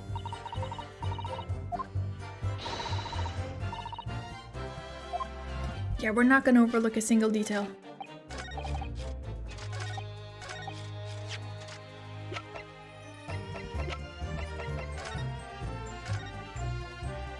Now they want me to check this.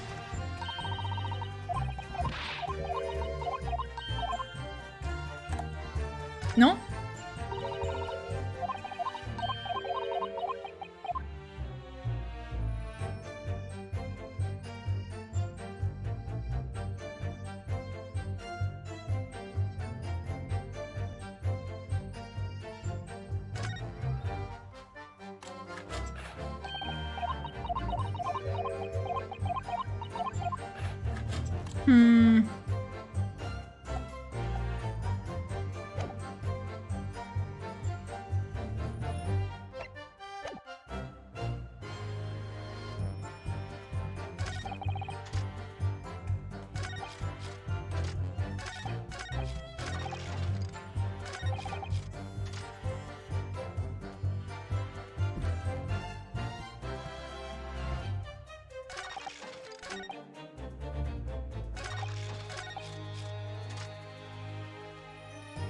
We have not established it was his camera, I presume. Yeah.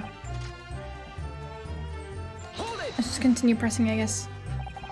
That young woman being Madame Tespels, of course. Precisely. I must say, I didn't expect to run into her again like this 10 years later. As I have explained, I went by the name published in the article. And comme ça, I found the man. Yes, the article in the Daily Circus, I think you said. I was a poor student with barely a penny to my name at the time. And the young lady put £5 in front of me. So you readily consented to having a waxwork of yourself made and gave permission for it to be put on display. I did. I should sell what little I had to sell, I concluded. Ah, oui. I remember now. I purchased something else from you that day. N'est-ce pas?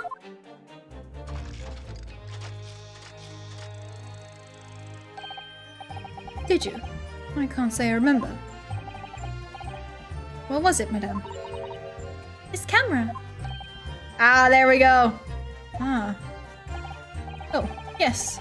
I made a point of taking it with me whenever I made an excursion into any cemetery. You took a camera with you, sir. To what end? To record the details of the bodies I disinterred. But I had no intention of ever visiting a graveyard again after that night, so I sold it. I see. But I still have it, monsieur. It is part of the special exhibit in my House of Horrors. I am very meticulous about such details. It is the Tespels way. It would seem, then, But this is the very camera Mr. Drebber took with him to Lowgate Cemetery on the night in question. Yes, interesting. There we go.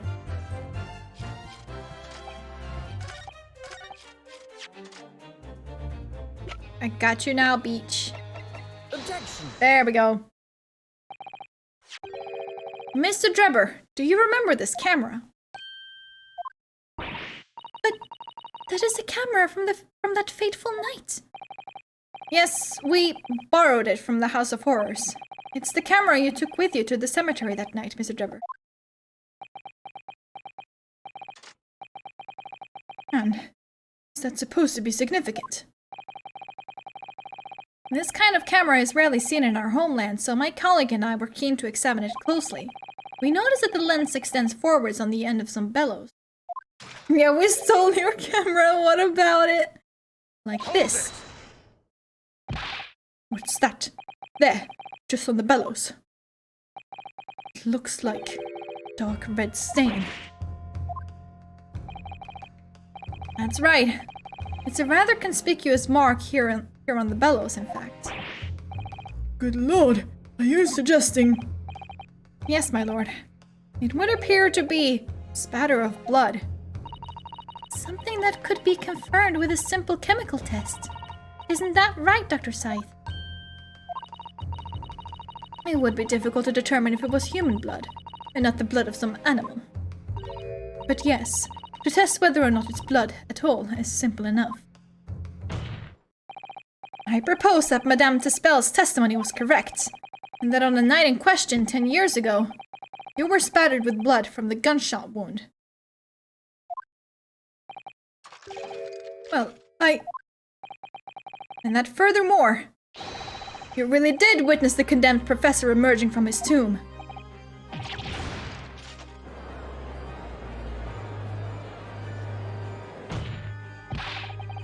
There's simply no way you could have forgotten such a traumatic experience.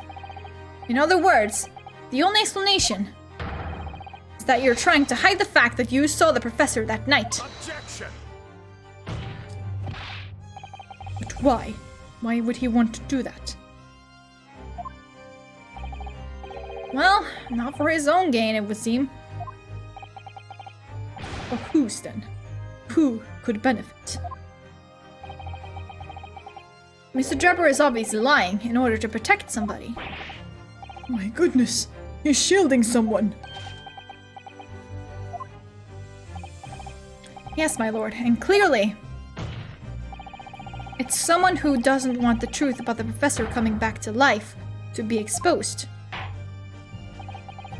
Well, counsel, who is it then? Who is this witness trying to protect by lying about what he saw that night? Well, it can only be Courtney, right? Like, I don't think it can be anyone else. Like, it's just not possible. Take that. The obvious answer is Dr. Scythe. Scythe. What? Whatever do you mean? Imagine if the convict who had been sentenced to death was not in fact killed. Imagine if that was to come to light. What are you insinuating? And imagine if the convict in question was the country's most hated mass murderer. If it was the professor. Scythe is like, fuck. Scythe is like, shite. That would be an unprecedented scandal. Objection. This is beyond a joke. Need I point out that the dead cannot come back to life? What you are suggesting would mean that the execution never actually happened. Yes, that's exactly what it would mean. Objection. Once a man is sent to the gallows, he hangs. No one could escape, not in Great Britain. Objection. But the fact is, there was a witness to the fact that the man did escape his hanging. If that were really true, counsel, the implications of misconduct would not stop at the supervising coroner. It would taint the honor of the entire judiciary, from the ground up. And it's exactly because of those monumental repercussions that Dr. Scythe would consent to any demand made of her by someone who threatened to expose the secret, even if that meant being complicit in the crime. You mean... I mean that Dr. Scythe wasn't collaborating in Mr. Jabber's wicked scheme. She was coerced into collaborating in order to protect her decade-old secret. She switched the dead body of Mr. Assman with a waxwork model and fabricated the autopsy report.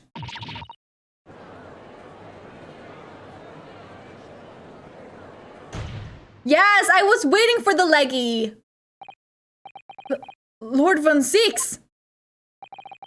Pray forgive my freshly filled hallowed chalice, and a whole raft of other discourtesies now. Goodness me! It's just the sort of tall tale Londoners would enjoy, I grant you. An executed killer rising from the dead, a Scotland Yard cover-up, a conspiracy at the highest levels. But let me ask you one thing. What's that? If the condemned man really did emerge from his tomb that night only to be shot in the chest, who pulled the trigger and disposed of him forever? Well, I have no idea at the moment. We have too little information to work that out at present, I think. I couldn't agree more. The Old Bailey is no place for wild fantasies. And have you considered this, my learned Nipponese friend? Considered what? Do you realize just what a dangerous endeavor it would be to coerce this woman into such criminal activity? It's tantamount to declaring war on the entire British police force and judiciary. Quite hard to imagine any sum of money being offered for research could warrant it. To rely on some stage deception when so much is at stake would be madness. Well, I suppose... And this was no petty crime either. The victim was murdered. A man who had already invested money in the venture and would be instrumental in future profits too. Had no reason to kill Mr. Osman at all. Or are you forgetting that his death results in me receiving not a single penny? The court is already aware of the contract between myself and the victim, no? There is the contract, that is very true. The motive for this case runs deep, though. I can feel it. Using threats to force the head of the forensic investigation team to cooperate is extreme. Especially for a government grant he had no guarantee of receiving in the first place. If the research grant was the aim, taking Mr. Assman's life would have made no sense anyway. Which means... Ah, but sir, we have a motive for you! Mr. Drebber's motive wasn't money at all. He was just trying to kill Mr. Assman. Why? What was his motive then? Your time is up, my learned friend. I'd say you have one last chance before the jury lose the patience with this charade. Let's see if you can back up your heady proposal, shall we?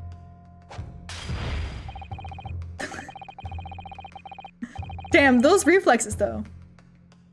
How do you explain why this engineer would throw all caution to the wind and threaten his own country? At this point, I'm not prepared to listen to more of this outlandish conjecture without proof. So, counsel, present your evidence. Alright, who exactly was Mr. Assman to Drebber? There's a connection there that no one's seen yet. And I'm going to have to present 2 pieces of evidence to show what it is. 2? Oh, yeah. Makes sense. Okay. Yes, my lord.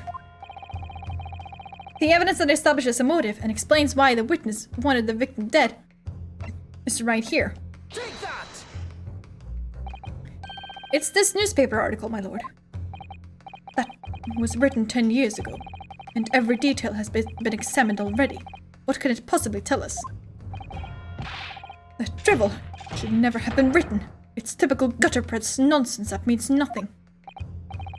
Yes, on its own, it isn't particularly significant. However, when considered alongside another piece of evidence, It will completely explain your motive for wanting Mr. Assman dead. What other evidence? Counsel, you will present your supplementary evidence without delay. The evidence which when cross-referenced with the newspaper article establishes a motive for the deed. Take that! It's this contract, my lord. Mr. Drebber, this is the contract you signed with Mr. Assman. Yes, that's right.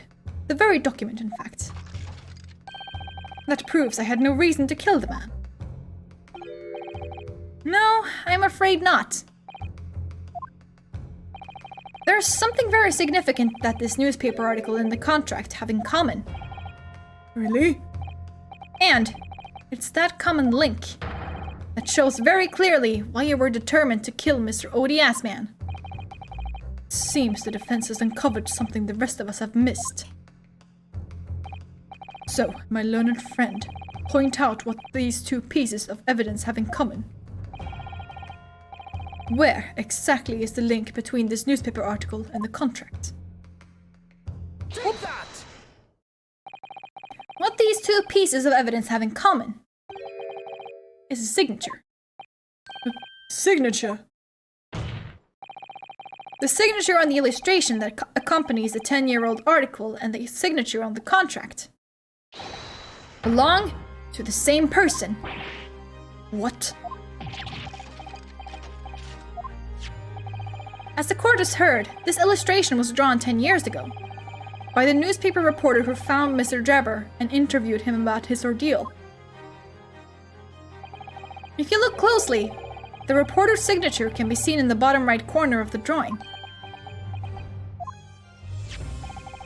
And if you look at the contract here, which was signed between the witness and the victim last year, you can clearly see Mr. Assman's signature at the bottom. Let me see now. Good lord, yes! They're identical! In short, the journalist who drew the illustration and wrote the article published about Mr. Drebber 10 years ago was the victim of this case, Mr. Odie Assman.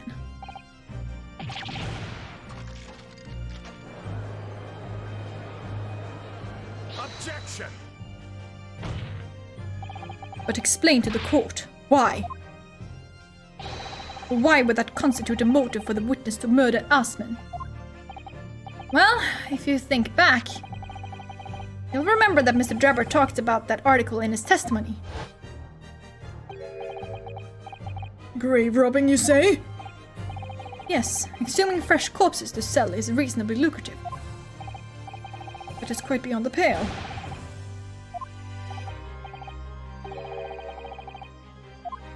Suffered retribution, yep. Daily Circus eventually unearthed my name and put it in print. Caused me a great many headaches. In the end, I had to leave the university, yeah. Yup.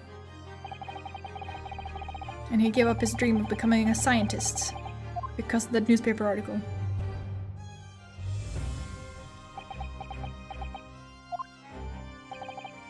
At the time, you were a student of the University of London who dreamt of becoming a scientist. However, this single newspaper article changed your entire life.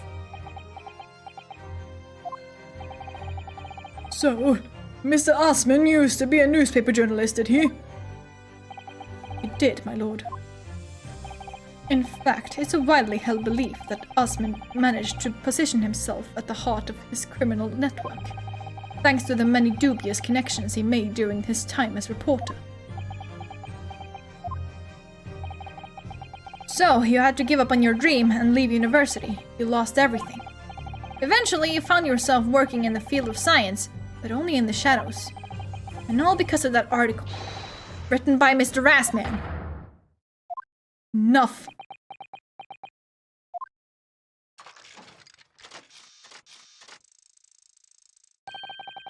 Stop this endless drivel about my life. What? Explain yourself, Mr. Drebber. Yes, it's true. I had to leave the university as a result of that article. But it was just the straw that broke the camel's back. What do you mean? Almost every student of science in the faculty was too poor to actually conduct any research, But they struggled on with their hypotheses anyway. We all did, only to have them taken by vultures. Sooner or later, you knew your ideas would be stolen and patented by some wretch or other, after all. I guess you were right, yeah. Good gracious. Making a name for yourself as a scientist in a climate like that was a miracle only a select few geniuses could ever hope to achieve. Personally, I wasn't one of those geniuses, so it was hardly a wrench. Being forced out of the university because of Lowgate was the best thing that could have happened to me. Objection. Mr. Drebber, do you genuinely believe that? Of course I do. Who's better placed to know whether or not I possess a talent for science than me? Sir, you had a trophy of excellence. You were doing quite well. Ooh, true. I'm sorry to say that your words don't ring true at all. How dare you? And I have evidence to prove it. How are you in a position to say anything about me?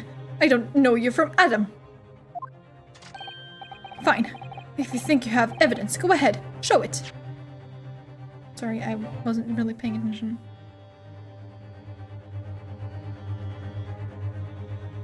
Oh yeah, he says he wasn't one of those geniuses, yeah.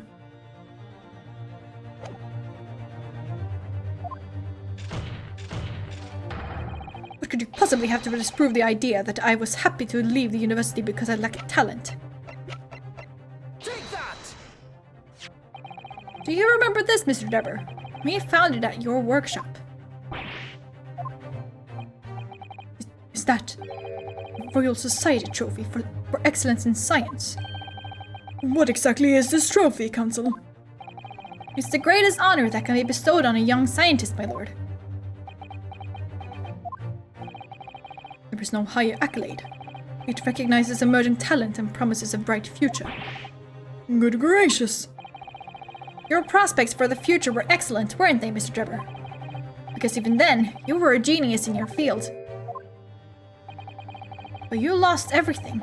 You had no more future. Your talents would go to waste. All as a result of this one newspaper article. I don't know when you realized who Mr. Rasman was, but when it dawned on you that he was the same journalist who 10 years ago ruined your life, it's abundantly clear that you had no intention of forgiving the man.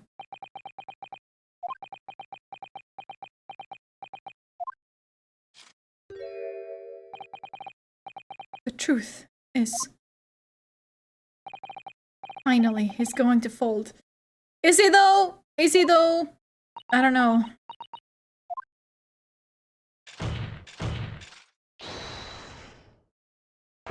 I doubt it.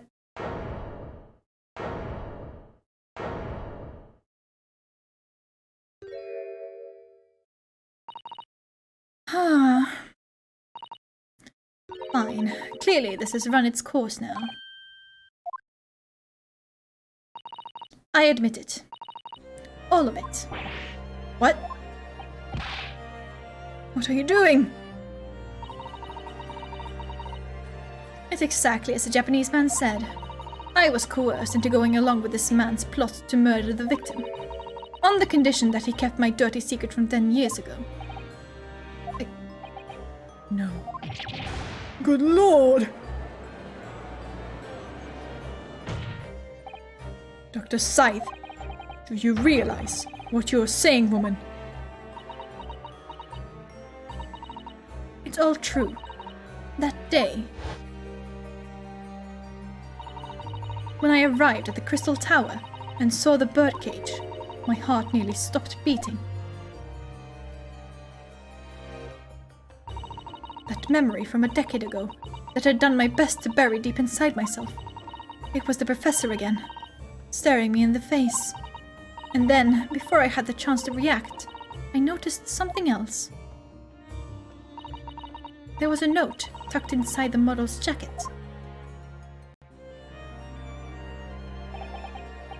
Dr. Scythe, you will go along with my plan. From someone who knows the truth about what really happened that night 10 years ago.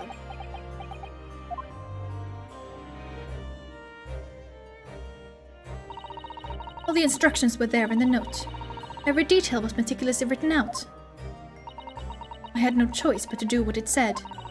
I made the necessary alterations to the scene and fabricated the autopsy report as instructed.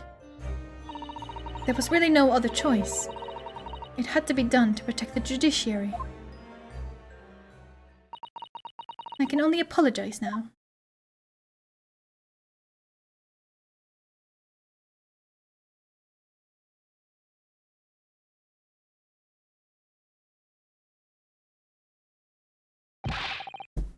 Why on earth would you buckle now? Well, there's no point trying to hide it anymore, is there? I would have done anything to stop it coming out, even collaborate in a murder. But the great lie about the execution 10 years ago has been exposed. Whatever happens, I'm finished. So then, Mr. Drebber, what do you say to that? Your accomplice has admitted everything.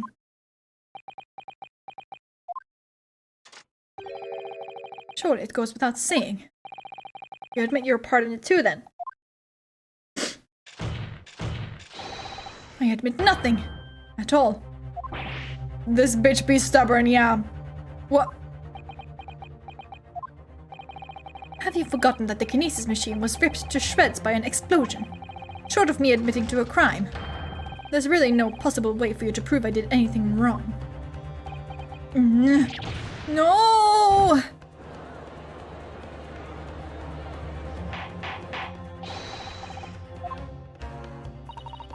Whatever this man says, I admit everything. He threatened to expose my secret, so I went along with his plan. And Lord von Zieks. Yes. I hope you'll accept my apologies. What happens next is in your hands, of course. I have heard more than enough now. I hereby present the final findings of this court. This trial is not the proper forum in which to pursue the alleged wrongdoings of Mr. Drebber. The defendant is Professor Clement Limone. Very true. It had slipped my mind. Isn't he one of your closest friends? As the court has heard, Dr. Scythe has admitted to the allegations brought by the defense, thereby absolving the defendant of any possible guilt. You mean... At the present time, it is the conclusion of this court that the defendant was not involved in any wrongdoing. Does the prosecution have any objection?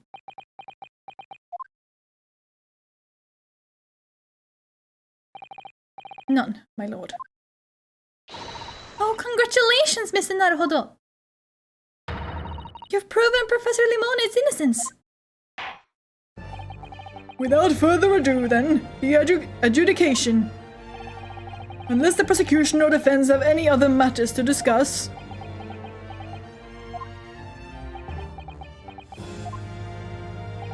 I don't know. This doesn't feel quite right. Why did Dr. Scythe suddenly admit to it like that? Is everything alright, Mr. Naruhodo? Like you said before, the way the trial is set to end now, the judge will certainly deliver a verdict of not guilty. But is that really what we want? What the defense should be pushing for now is... Hold on. I'm gonna save real quick.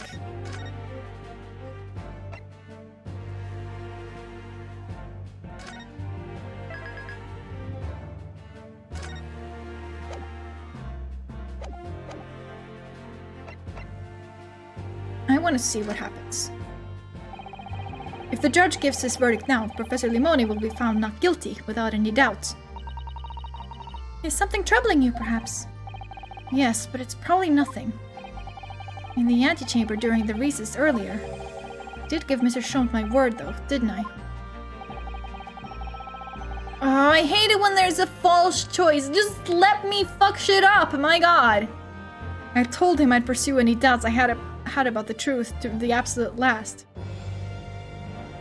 Like, one thing I really would have wanted them to just include just for the shits and giggles, is in Spirit of Justice, when Apollo is in the cave with Dirk and you're like make choices, that you could actually die there. It would be hilarious.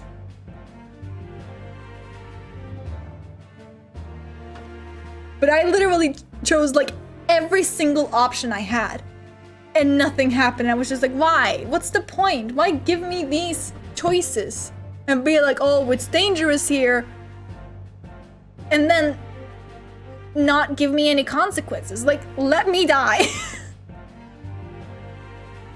I told him I pursued any doubts I had about the truth to the absolute last. You gave Mr. Sholmes your word that it most certainly is nothing. But also, he lied to us. And it means there's only one right answer here. Yes, you're right. I don't know why I was ever wavering. Objection. That's so boring. Whatever. The defense objects to the trial ending at this time, my lord. I beg your pardon? We demand one final testimony. What? Let me just check real quick. You do realize I'm about to adjudicate in favor of your client, I presume? Let's just see where we were at. Okay, we're nearing the end. We're nearing the end. It's fine. What are you playing at now, my Lebanese friend? Why would you want to obstruct the conclusion of the trial at this point? No defense lawyer in his right mind would do that. Well, call me insane, bucko! Mr. Naruhodo, what exactly are you thinking? The truth. The whole truth, and a way to bring it all out into the open. Right.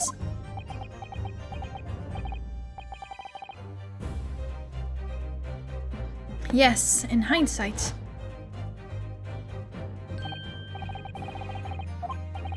In the course of the trial this afternoon, you perceive even a shadow of doubt about the truth. Don't let it get out of your sight. Pursue it like the dog with a bone. Okay, to the bitter end, you understand? I feel like I should have had a choice there. Like, just like let it end and like let me just go back. Just like do something else, you know? But I hate the false choices. Like, what's the point? I'm sure Mr. Sholmes knew. He must have deduced that this would happen. Yes, I'm here in court to advocate for my client and to secure an acquittal. It'd be cool if these games had more bad endings, like in Justice for All. Yeah, Justice for All. That's the second one.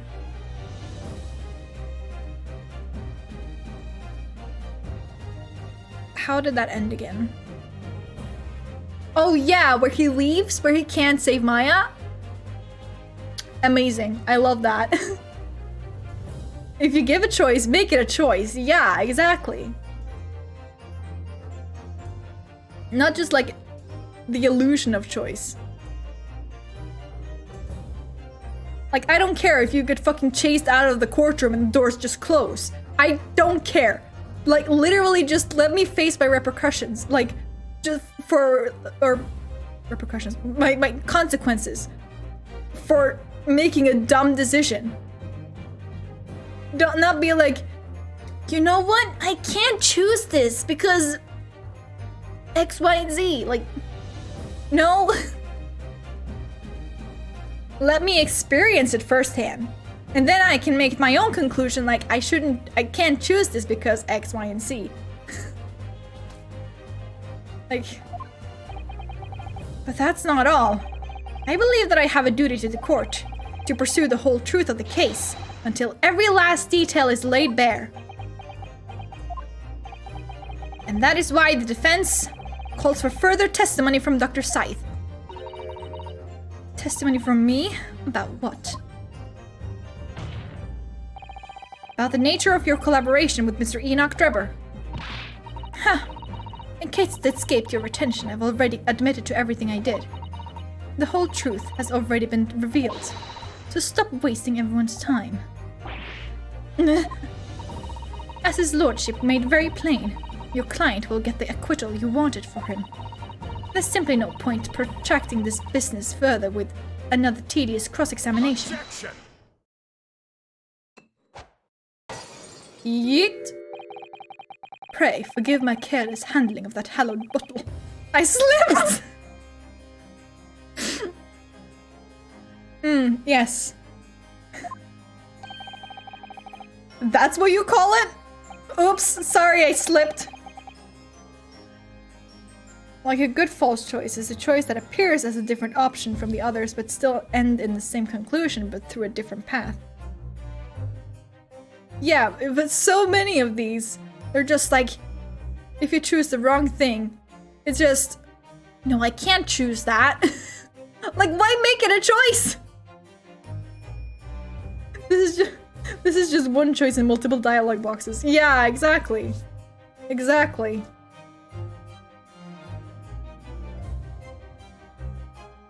What is your objection, Lord Van Zieks? The prosecution also calls for supplementary testimony from the witness. Don't be stupid. If there is more to this case than has yet to come to light, then I will join my learned friend in pursuing the facts until the bitter end. Yes, let's go! What? Lord Van Zieks. This is most irregular, to say the least. However, as the prosecution also calls for it, I will uphold the request.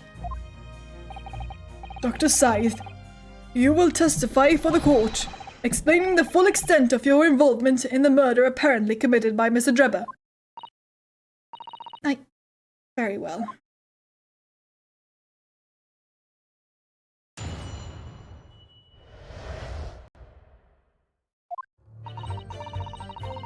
It all began at the scene when I saw the waxwork and the note tucked inside its jacket. The actual body of the victim, as indicated in the note's instructions, was beneath the experimentation stage. The body had to be arranged in certain ways to implicate the defendant, which was my job. I enlisted the help of the entire forensic investigation team to dress the scene appropriately. The truth about the execution 10 years ago is a state secret of the highest level.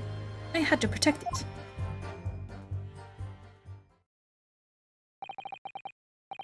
So I was right. The stage and the machine were all specially designed for the deception. So it seems, and all meticulously prepared. You did well to see through it. You're a very shrewd boy. So kind of you to say. And what about this autopsy report then? All I did was record the location of the body as being in the Crystal Tower, instead of under the stage. That's all? That's a terrible corruption. Only my team were aware of the deceit. And then only under my explicit instructions. Nobody else at Scotland Yard knew anything about it, I assure you. We must be thankful for small mercies, I suppose. Well, I believe that testimony has clarified everything. There's no particular need for a cross-examination, I would say. No, I disagree. I can't shake the feeling that something's wrong.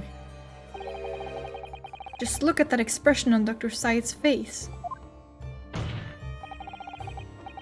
It's the defense's right to cross-examine any witness following testimony. What is it about you Japanese that makes you all so doggedly persistent? Very well, if you so desire, counsel, proceed with the cross-examination. Yes, my lord, okay.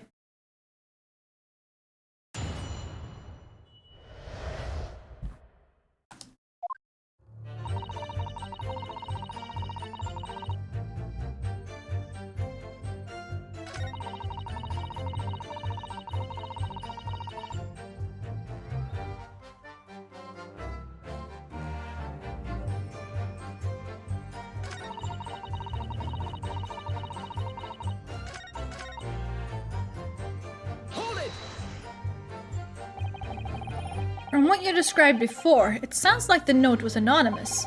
Did you have any idea who it was behind it? There are very few people in the know about what really happened 10 years ago to start with. But anyway, I'd never heard of this engineer. So no, I had no idea. But despite not knowing who was behind the plan, you went along with it. I had no choice. Protecting the professor's secret was my only concern.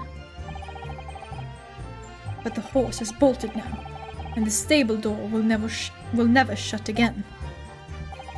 Scotland Yard's reputation will be immeasurably damaged as a result of all this. Yes, thank you, Lord Van Zieks. I'm well aware of that. So as I understand it, what you found in the birdcage was the waxwork model. Where then was the victim's body?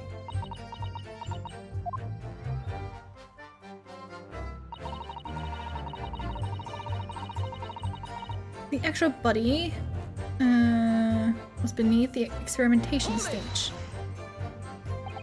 So you knew about the special construction of the stage used to carry out the trick then? It was quite obvious what had happened with the victim and the waxwork. And you switched the two over, didn't you?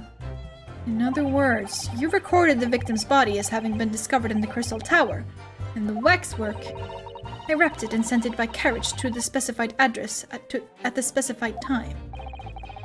And why were you giving such directions?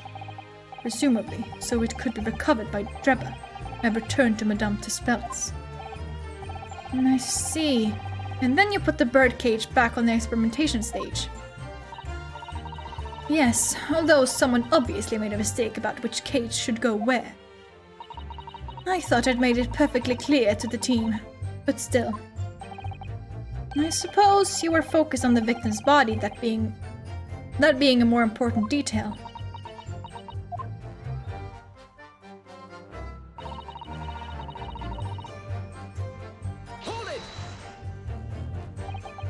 When you say arranged, I presume you mean with this.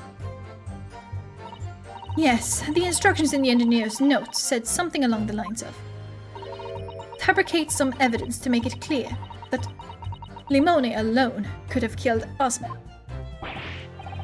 So, you mean that was your doing? I fetched Limone's ridiculous screwdriver from the stage and took it with me, alone, to the abyss under the stage where the birdcage had fallen.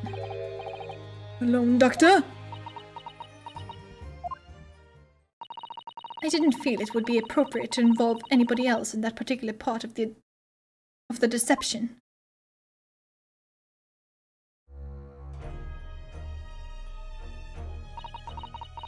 There was a void under the stage where I found the birdcage lying in the dirt. I approached it, leaned down, and slowly opened it up. Then, I took the screwdriver in both hands and plunged it into the man's chest.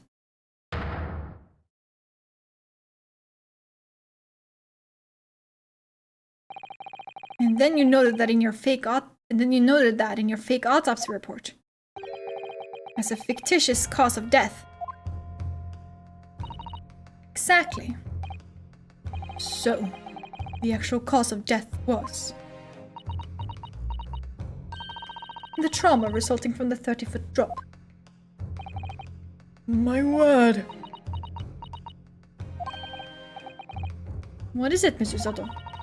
Something about Dr. Sai's last statement is playing on my mind, that's all.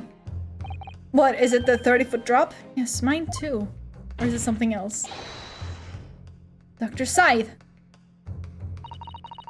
There's really no need to shout. I can hear you perfectly well. The defense calls for you to add what you just said to your formal testimony.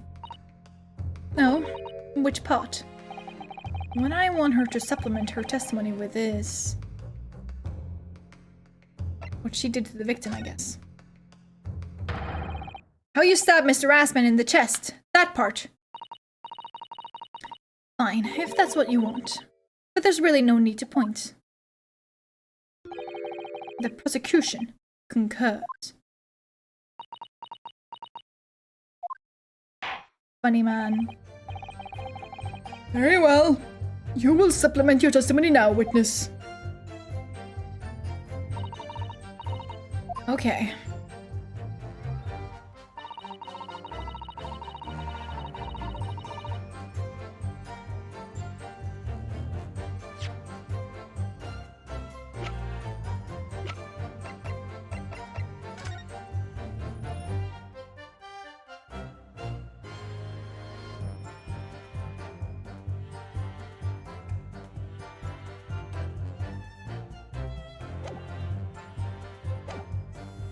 Hold it! So it was you who stabbed Assman with this. Yes. Far easier than dissection, I assure you. No precision required. What a welcome change. The victim died instantly from a snapped neck. All I did was carry out the instructions I'd been given. As unflinchingly as ever, no doubt. I imagine you didn't bat an eyelid when you drove this weapon into his body. There was no need to bat my eyelids. And what else did you do to twist the facts? Remind the court, why don't you? If you wish.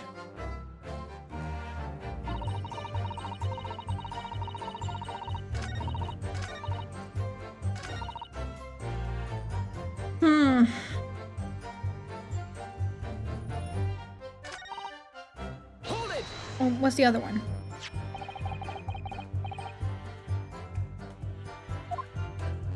You did this, correct? I was merely carrying out the engineer's instructions, in his words. Fabricate some evidence to make it clear that Limone alone could have killed Osman. And so you went without any of your team to where Asman had fallen. That's right, yes.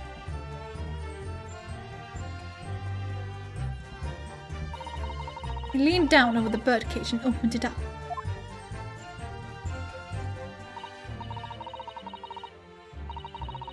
And took the screwdriver in both hands and plunged it into the man's chest. Is there supposed to be an inconsistency there? Because I'm not seeing it. After that, it was simply a matter of recording the stab wound as the cause of death on the autopsy report. The real cause of death being the fall, of course. I'm sure there's something here in this testimony. No, if you think it would be appropriate. I'm sure you could ask Dr. Scythe to change the supplementary testimony she gave before.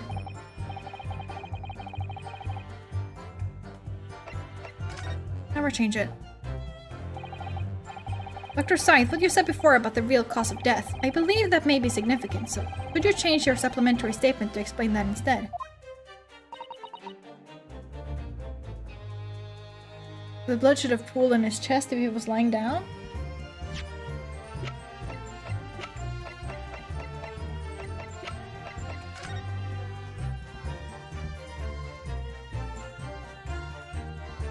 You're right. It's clearly been following gravity. There. If he was in an upright position.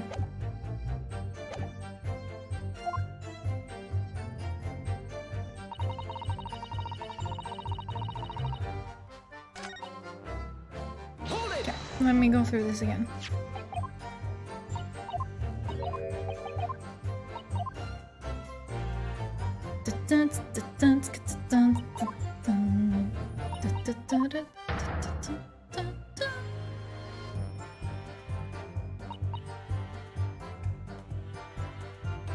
So he was sitting up and alive when stabbed?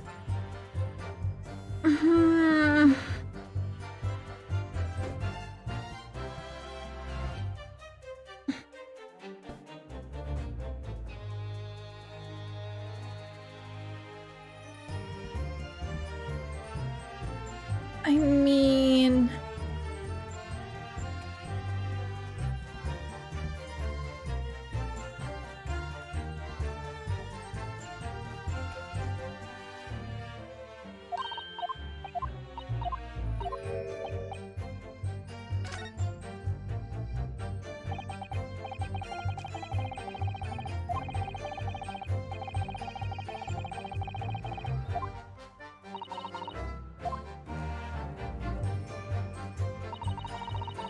It took you a while?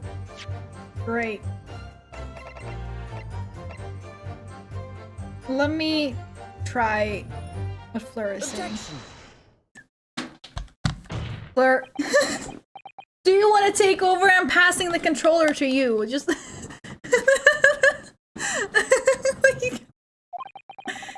got a nasty feeling that this inconsistency points to an extremely uncomfortable truth. What on earth is the matter, Council? Have you lost your tongue? I apologize, my lord. Dr. Scythe, in that last statement of yours, there's just one point that seems to defy explanation.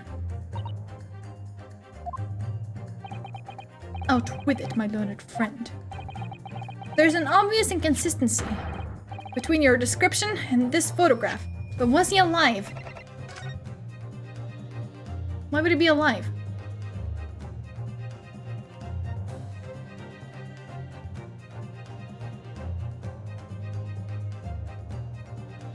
Now I can only think if I'm not the one doing anything. How do I have time to think otherwise? Fair, fair. I mean, I know that, like, after you're dead, your heart stops or whatever.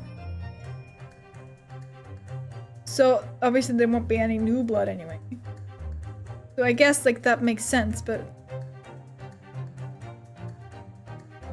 I don't know. Like, to me, it just sounds weird. You know, that there's, like... that there would be, like... no blood? Or...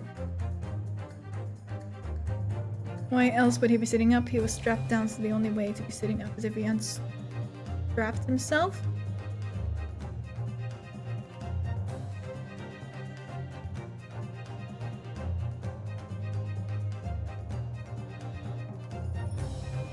Okay, okay. Interesting.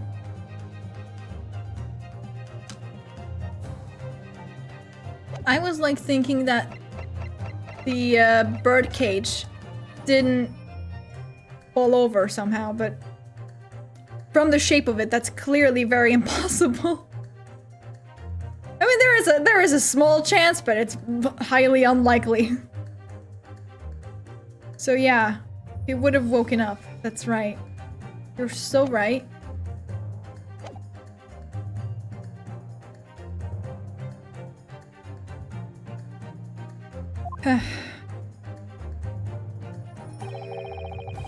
Which shows the victim in the birdcage following the events that led to his death. Court has already examined that photograph in depth. There's nothing new we can learn from it. Yes, we have already considered it. That's true. But we now know the facts to be different. What do you mean? In the site's flashback, there is nothing for the birdcage to lean on to create that effect either.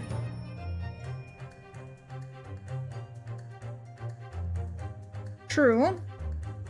I believe we should let the defense explain. Where in this photograph would we see the alleged inconsistency with the witness's statement? I guess it's the running blood. Look closely at the bloodstain on the victim's chest. It clearly extends in a downwards direction towards the man's feet. And why is that significant, Counsel? If the victim was stabbed moments before the kinesis machine was set in motion, that's entirely unexpected. Ah, of course. No, that's not what happened. Exactly, my lord. Dr. Scythe made it very clear in her testimony just now that the point at which she stole Professor Limone's screwdriver and stabbed the victim was after the grand deception was set in motion, when the birdcage had fallen below the stage out of sight. From the shape of it, it's clear that the birdcage would have fallen on its side after the 30-foot drop. And if the victim had really been stabbed whilst inside the birdcage in that position, the blood from the wound would have spread out equally in all directions. You're so smart. For it to have formed the longitudinal appearance we see in the picture is inconceivable.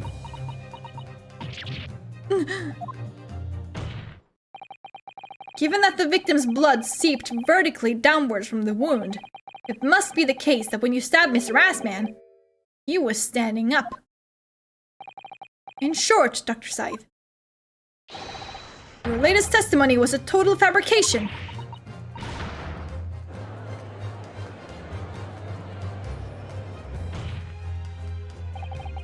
I knew it. I was right. Now I've identified that contradiction. There's only one way to explain the facts. We've all been under a great misapprehension here. What? What sort of misapprehension? Dr. Scythe, you claim you were coerced into helping Mr. Drebber as a result of the note he left in the waxwork. You claim that you made changes to the scene of the crime to implicate the defendant. And you claim that you authored a fake autopsy report to cover your tracks. But one of those claims is an out-and-out lie, because the question of what the bloodstain really tells us has only one possible answer. If that's the case, what is it, man? Counsel, you have clearly struck upon a revelation. Now tell the court what it is. Which part of Dr. Scythe's story is shown to be a lie by the contradiction in her testimony? This...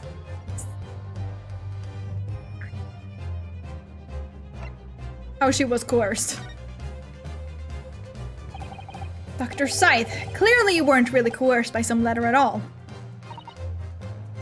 What? If you were, where is the note? It's nowhere to be seen. That is maybe. So why don't you present it to the court if the assertion vexes you? Obviously, I've already disposed of it, and I'm not vexed in the slightest. Counsel, need I remind you that it was you yourself who established the coercion? Fuck, that's not it. Yeah, whatever, penalize me, it's fine. The autopsy, he was not dead after he fell. I mean, I guess. Feeling vexed. Very. There's no question that the coroner's testimony was built on a tremendous lie. But... okay.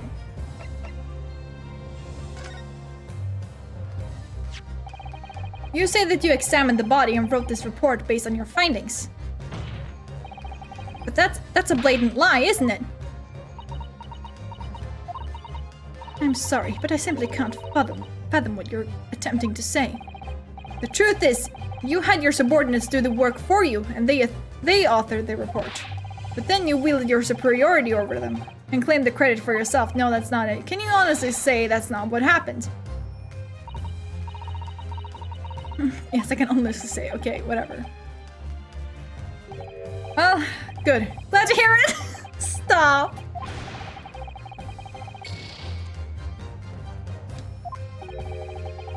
Will this fast never end? It's fine! I have one life left and a whole lot of guts. Then it is a stabbing. The answer is very simple if you consider the sequence of events.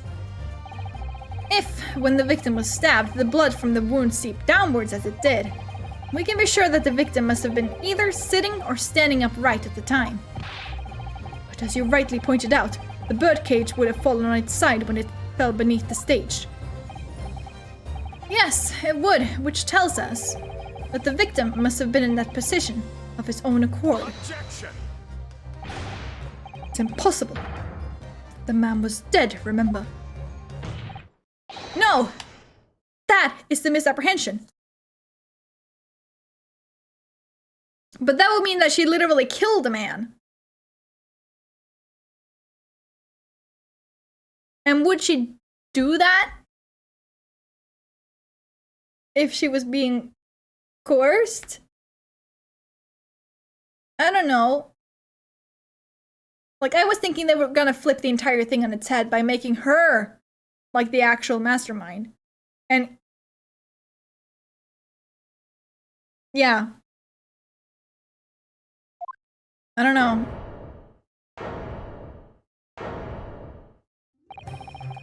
When the birdcage fell from the stage into the void below, it must have hit the ground with considerable force.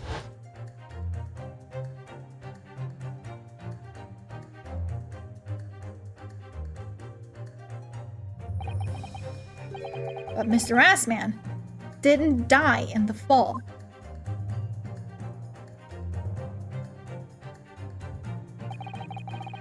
He probably lost consciousness for a while, but when he came around, he got to his feet to climb out of the cage.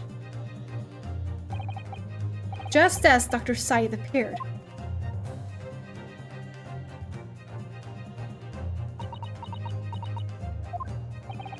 If the victim was in fact alive at that point in time, it changes everything.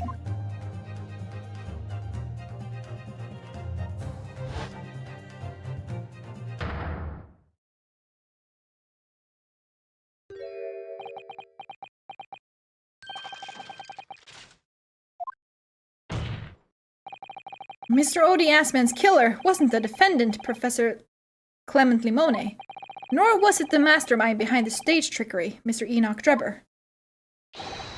It was you, Dr. Courtney Scythe.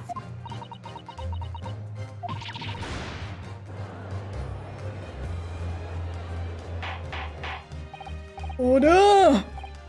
Can this possibly be true? Have you been taking me for a fool? It was you, was it? You killed him. You hoped that by admitting to being an accomplice in Mr. Drebber's crime, the trial would end, before you were accused of a far worse crime. Cold-blooded murder. Oh, do shut up. You're so desperate now, you're making all this up. As if I could do... As if I would do something like that. I assure you, the defense is not desperate, Doctor. Mr. Naruhodo has established the facts using evidence and logic alone. Ha! Logic. Don't make me laugh. Sadly, your logic has a gaping hole in it. What do you mean? I'd have thought it was obvious. A motive, boy. You're lacking a motive. What possible reason would I have to kill Mr. Osman? Is there anyone we have not yet declared of Assman's murder?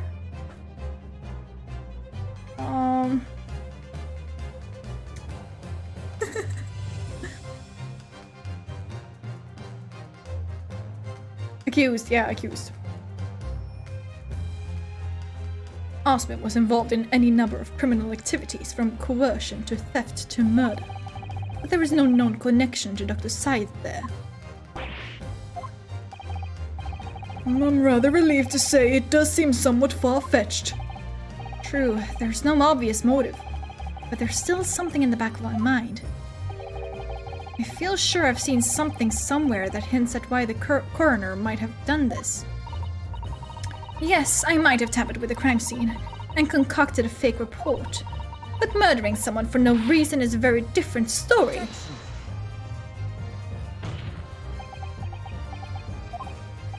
No, when you question what possible reason you could have for wanting to kill Mr. Assman, something did come to mind. What? What was it, Counsel? Enlighten the court at once. Yes, we saw it yesterday, didn't we? Something that seemed strange, but we had no reason to suspect it at the time. There's a particular object that explains why Dr. Scythe would have wanted to kill Mr. Assman.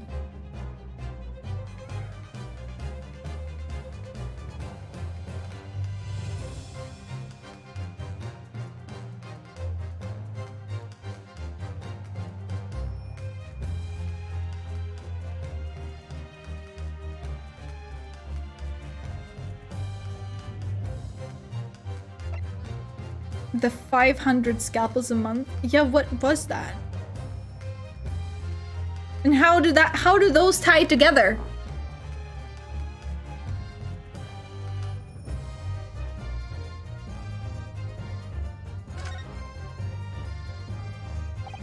It's a scalpel, or rather, scalpels. Did you say scalpels? It would appear that word has struck a chord, Doctor. Ew. Come on, out with it. It was yesterday when we visited your laboratory. Look at this big, thick book here. It appears to be an accounting ledger. It's a record of the forensic investigation team's spending, I think.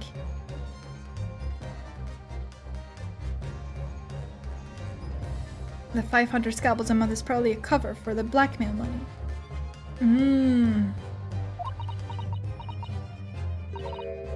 No. What is it? It's clear that the team purchases various equipment and supplies on a monthly basis, but well, one entry seems rather strange. In what way? They're buying 500 scalpels every month.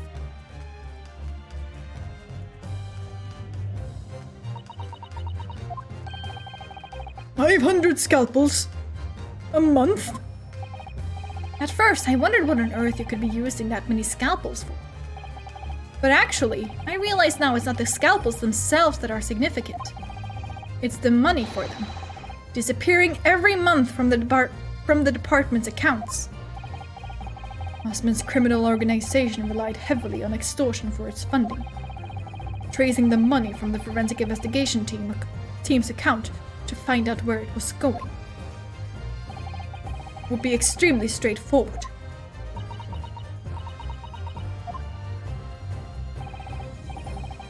"10 years ago, when Mr. Rasman was still a journalist and wrote this article about Mr. Drebber, he may well have stumbled upon information as he was researching the story. Information relating to Dr. Seid's darkest secret that he would use to rack money from her for the next decade." The darkest secret? Good lord, you mean? I don't know what happened on the night of that execution 10 years ago, but clearly the opportunity to rid yourself of that menace was too tempting to pass up. So in the end, you weren't coerced at all, were you? You did it entirely of your own free will. So then, why did the coercion thing not work earlier? It should have worked! You stabbed Mr. Rasman in the heart with all your might, to silence the blackmailer who knew your dark secret forever.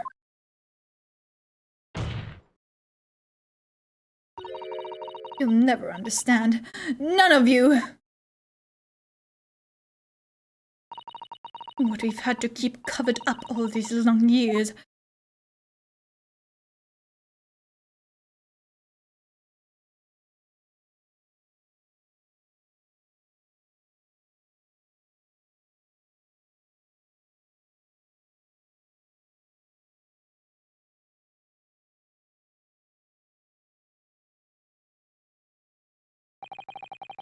As very little of the machine remains after it was ripped apart by the bomb, the truth of this case can never be properly established unless you speak out. He was probably coerced into working with Drebber but stabbed him out of free will. Okay, fair. And if you decide not to? Now I get why he's called Odie Ass Man? Why? I know it's Assman, but I like calling him Assman. It's funnier. Odious man.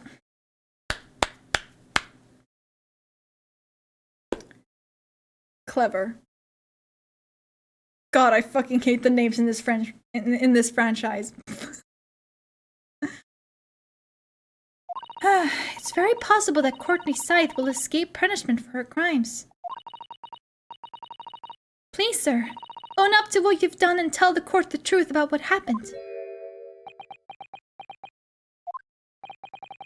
And years ago, you told the truth, and you were robbed of a bright and successful future as a result. I can certainly understand your bitterness, and your consternation now. However, I want to know who the professor is. Like, what does he look like? This is surely the chance you've been waiting for. To sever the hold that fate's had over you all these years.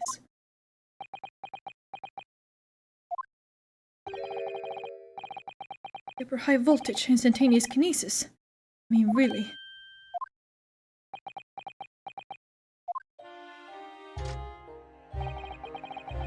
addle-brained mock scientists that are the worst, you know.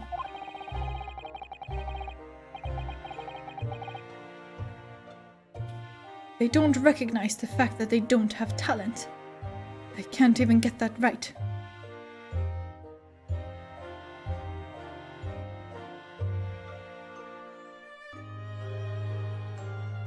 Why does Oedipus hate profanity? I don't know.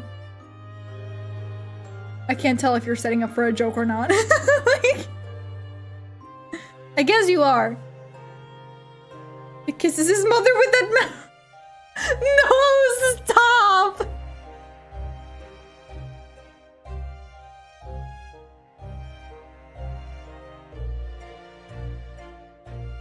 They don't recognize the fact that they don't have talent. They can't even get that right. And so, they end up chasing impossible dreams, having unbridled faith in their abilities. They go on and on about their wonderful hypotheses, their stupid eyes shining like a little child's. They make me sick. I can't abide their foolishness. Careful, Mr. Trevor. I was particularly pleased with the kinesis machine. It made for quite a show, didn't it? Odious man reminded me of that joke, so I felt I had to share. Yeah, I figured it had something to do with that.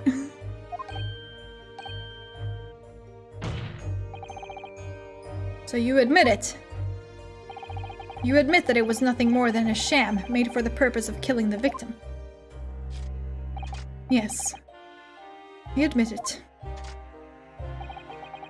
I did it all, in the name of revenge.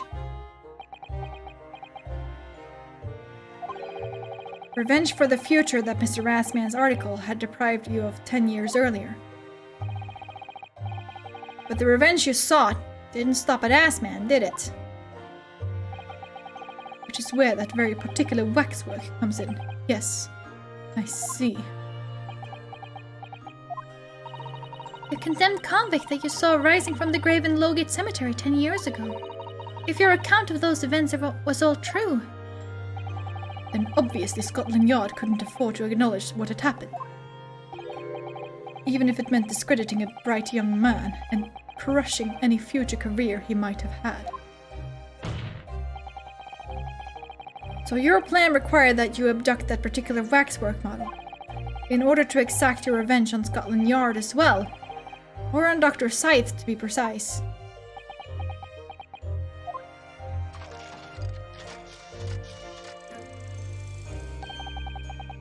It was a year ago. By some extraordinary twist of fate, Osman turned up at my workshop. He didn't remember who I was, of course.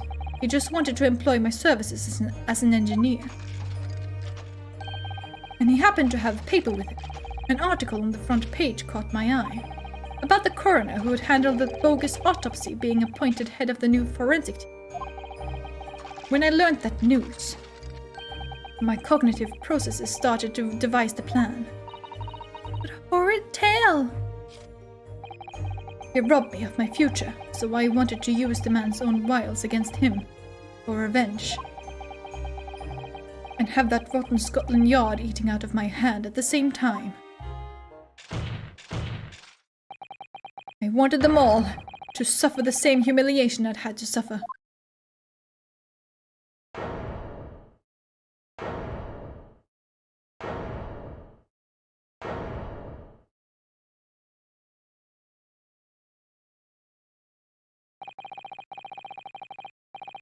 Your actions against those who'd ruined your future were justified as revenge, at least to yourself. Certainly, no one has the right to destroy another's prospects, especially for purely selfish gain. And yet, in carrying out your plan, you did exactly that to someone else, didn't you? Did I? Professor Limone's only crime was passion for his hypothesis. But you had no compunction about sacrificing his future to effect your revenge. You knew that he would be forever branded a failure and a fraud.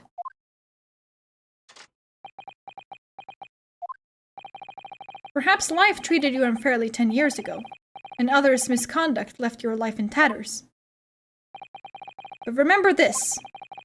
Your own actions resulted in exactly the same thing for another perfectly innocent young man.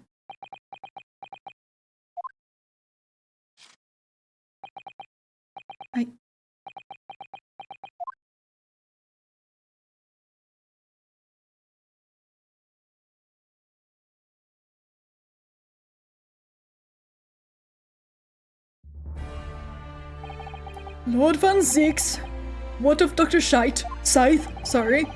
An immediate warrant for her arrest has been granted, and she's been remanded in custody, my lord. I presume she will face trial in the coming days, along with Mr. Drebber. A most regrettable situation indeed. She made great contributions to her profession over the years. It really is a hard truth to swallow. However, that is a topic for some future occasion. For now, Professor Limone. Oh, yes?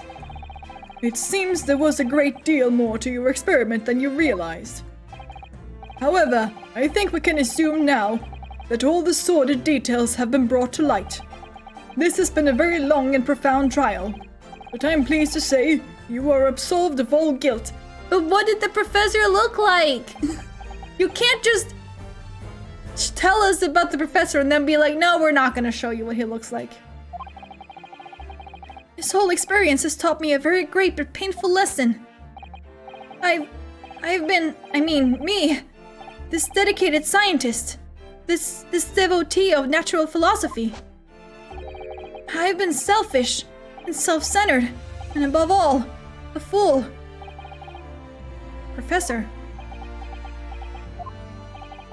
I spent my life thinking of nothing but my research, misguidedly believing that I could do whatever I set my mind to despite my lack of talent.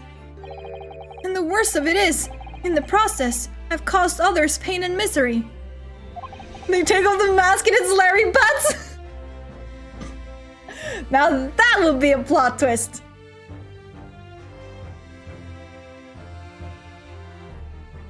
Others who are far, far greater people than I.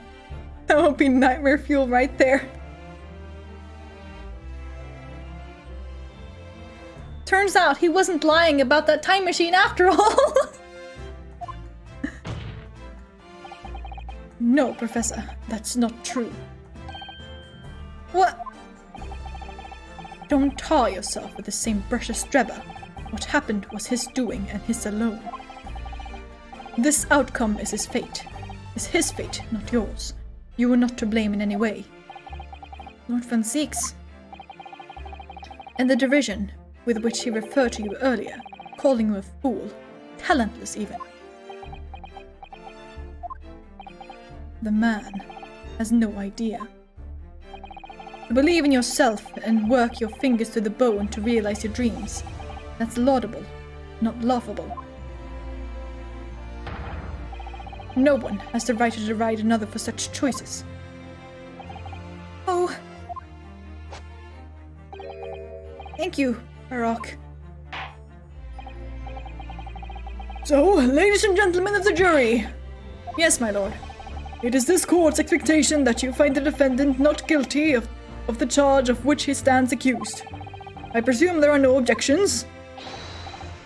From me, my lord. Certainly not. This trial has really made me think that this is the right decision. It's all been proven methodically and rigorously. I have no misgivings whatsoever. What's that? He's done, is he? It's all over? Sure is. I don't know what's become of the yard these days. I don't recognize the place.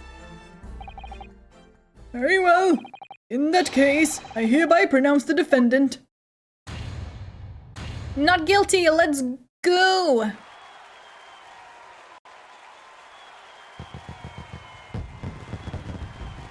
The fireworks indoors can't be a good idea. I'm just... I think this every single time. Court is adjourned. We did it. It's over. That was some trial.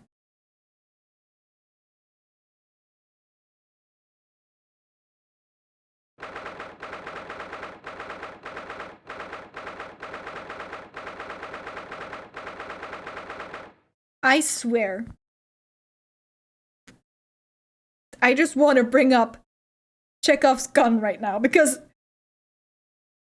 we've made such a fucking big deal about the fucking mask or whatever for so long.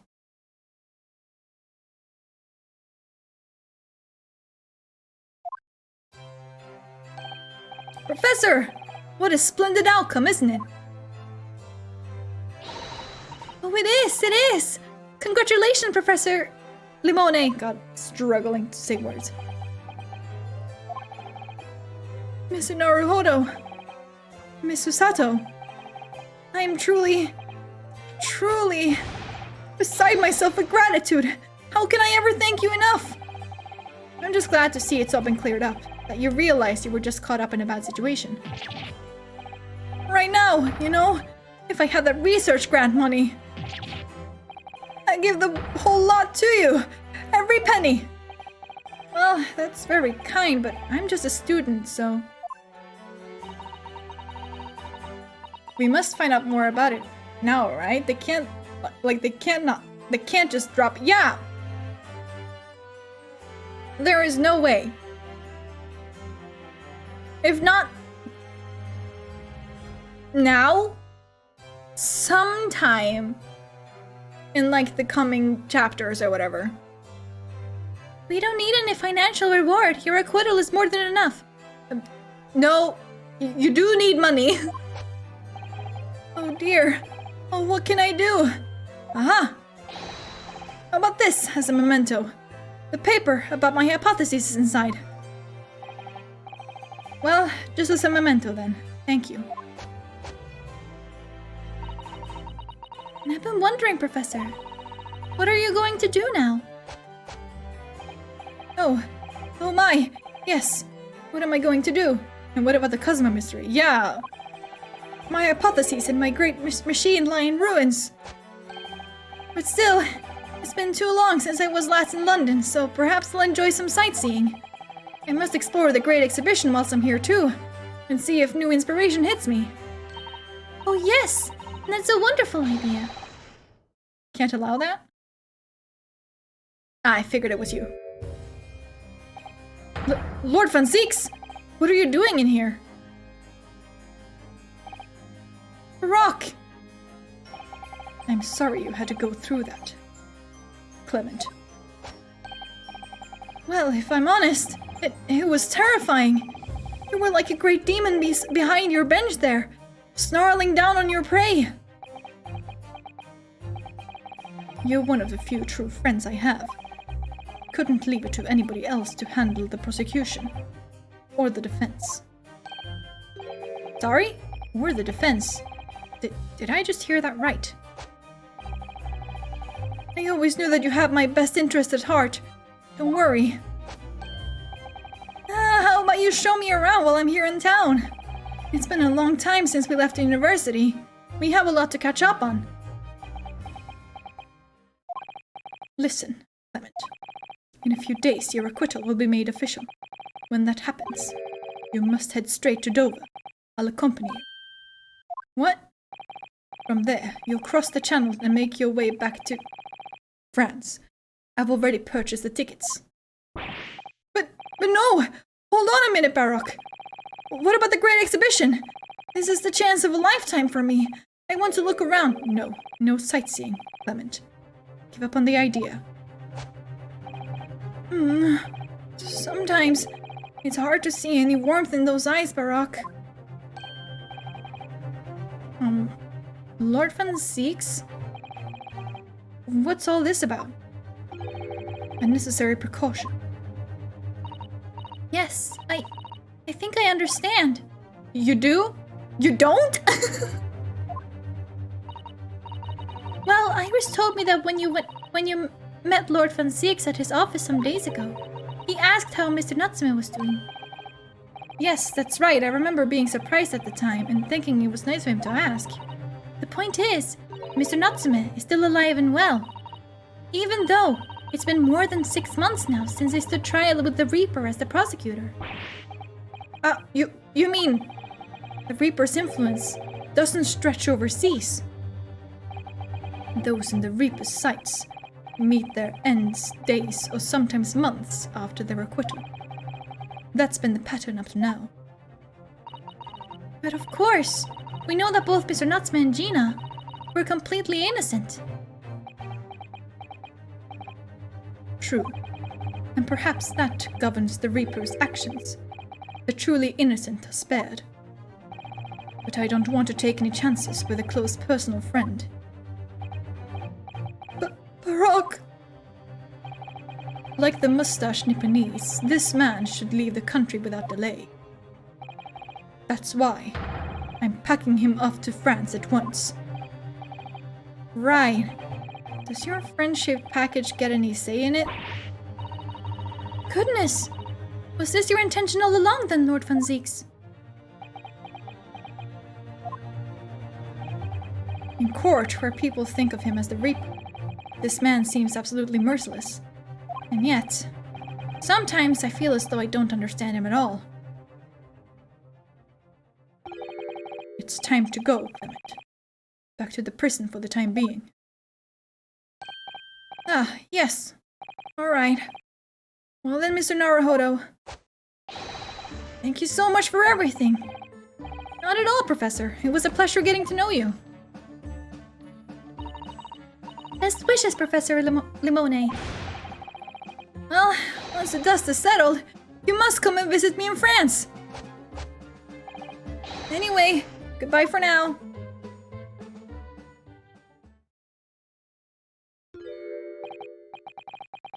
Now, my Nipponese friend.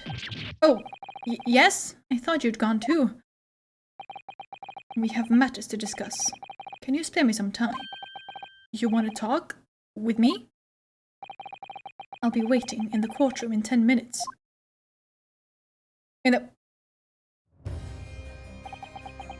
Well, that was strange. For some reason, I didn't get that sense of impending doom as he walked away this time.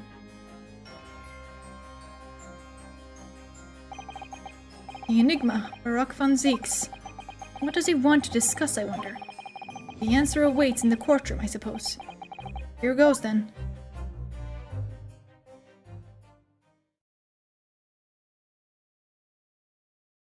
There's not a to be continued. Thank God.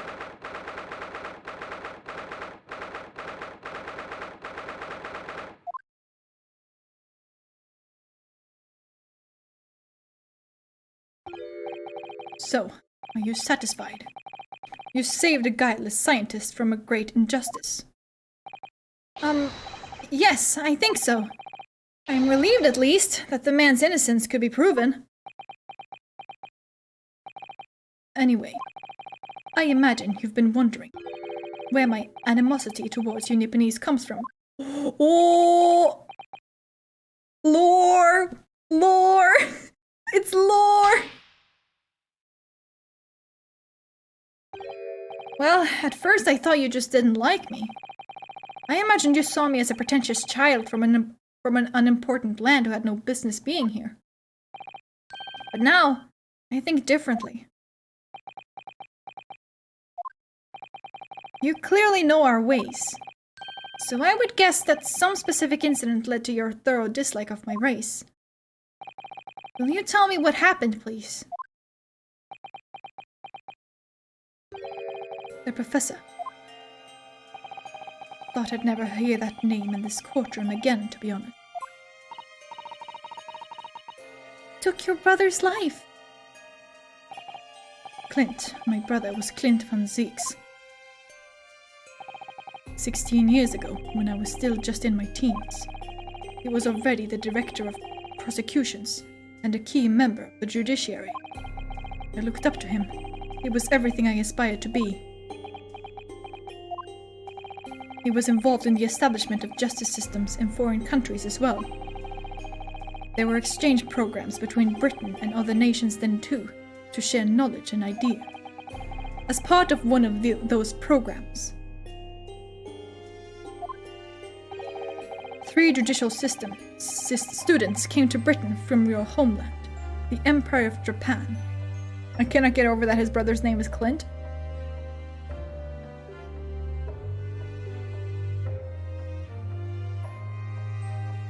I mean, why would it be weird? Oh! If it was 16 years ago, then one of them could have been my father. Of course. I remember Dr. Mikotoba well. I had no idea. I was a minor at the time, training at the prosecutor's office.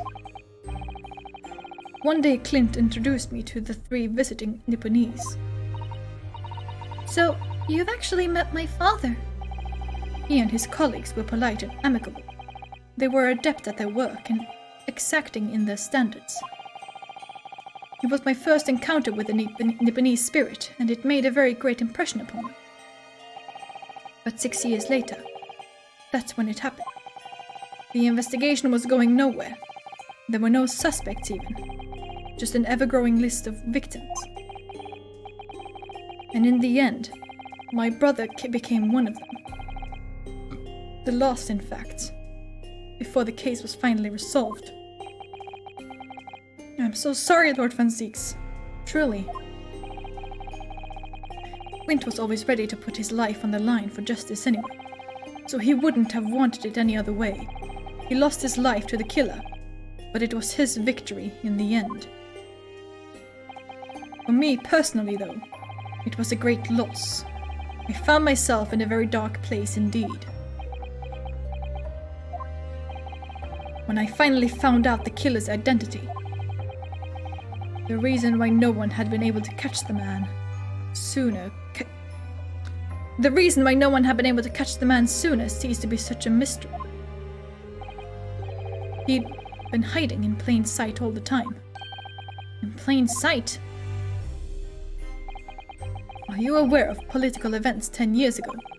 It was a period of extremely sensitive diplomacy between the British and Japanese empires. A new treaty was being forged, I think.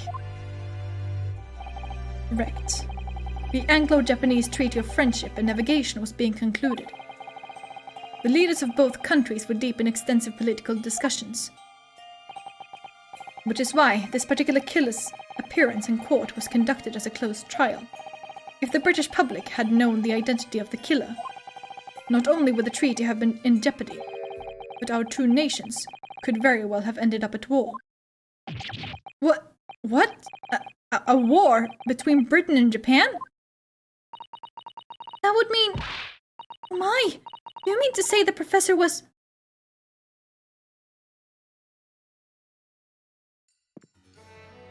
When the trial reached its conclusion earlier, I thought to myself, yes, it's time. Oh, let's fucking go! Time for you to come face to face with this hideous monster. I borrowed the key for the mask from the proprietress of the Waxwork Museum. So see for yourselves now. Confirm it with your own eyes. The truth that's been hidden this past decade. I'm scared.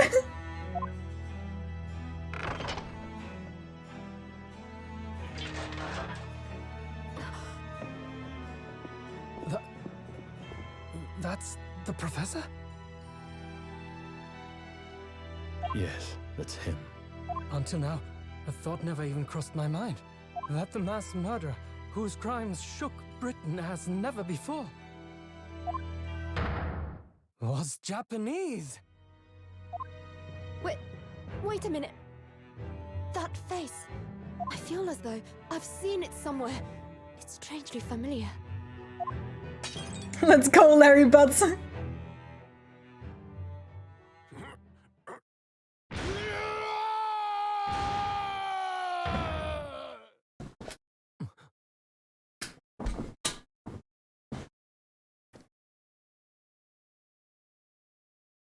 Sir, I think your brooch is clipping.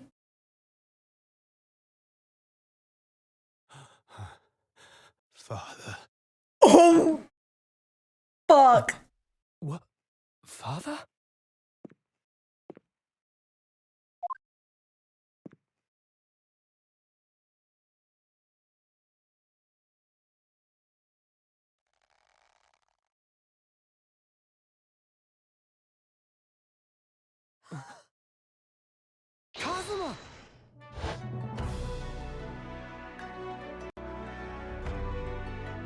My best friend, Kazuma Asogi. After a whole year, finally his memories returned. I'm fucking speechless right now. As he stood there before me, Also, I've known for so long that Cosmo was gonna return. I've known it for so long because I accidentally saw it. And I was like, well, fuck. Now I just gotta pretend I don't know. I gotta pretend I don't know that he's still alive somehow, somewhere. Because I didn't even... I found out like completely by accident. I think... What was I doing? I think I was just looking him up to just like send like a picture to a friend or something. Like that's literally all I wanted. But somehow, like him looking completely different.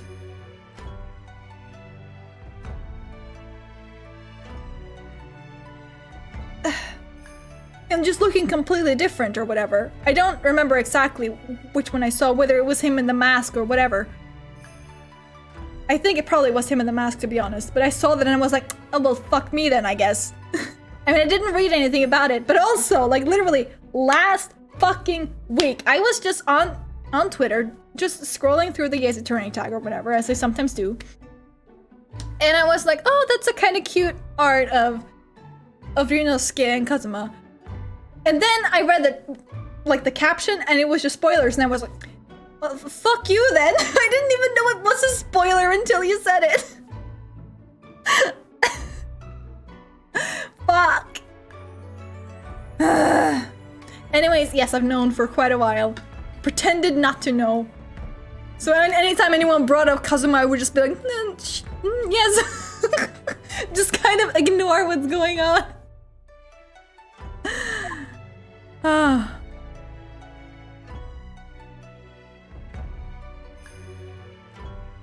Ryunosuke.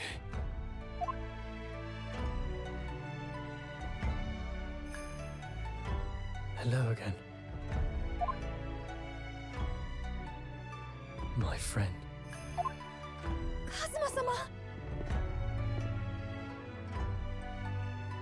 Judicial Assistant Mikotoba.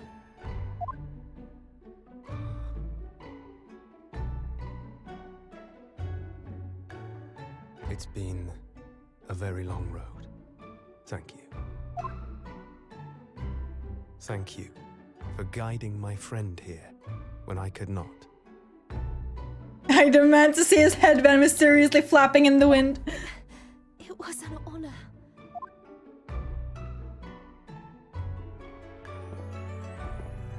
I knew you wouldn't die that easily. Kazuma. I owe you thanks, too, for taking good care of that in my absence. Oh.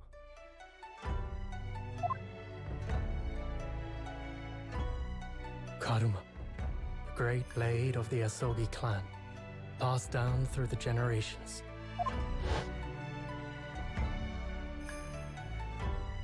When we left Japan, this sword was at my friend's side.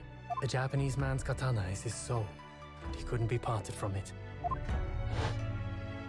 But then, when the incident happened, it was Susato-san's wish that I inherit the sword, and I've kept it with me ever since, along with my memories of the friendship we shared.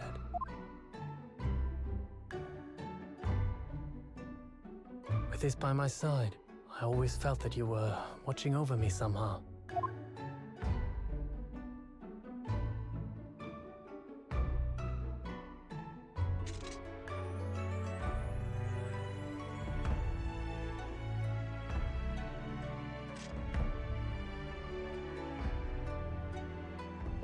The headband, please.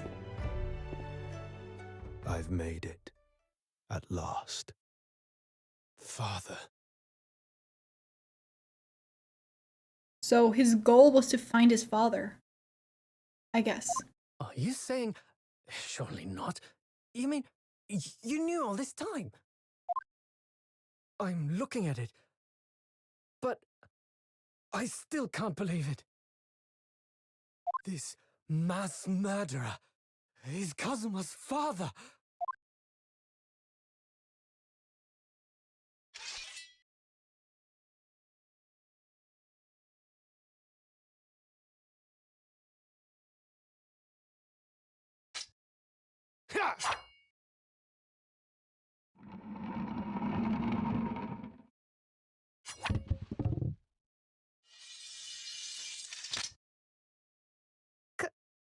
Kazuma-sama.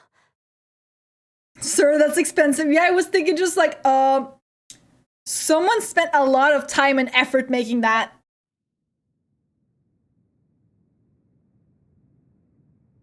Ryunosuke, we have much to talk about, but now is not the time.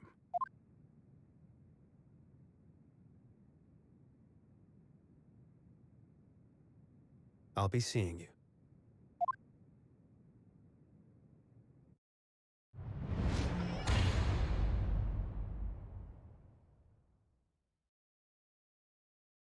That's all Kazuma said.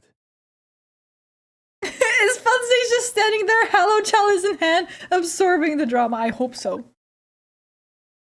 Before he turned and left us there, in the courtroom.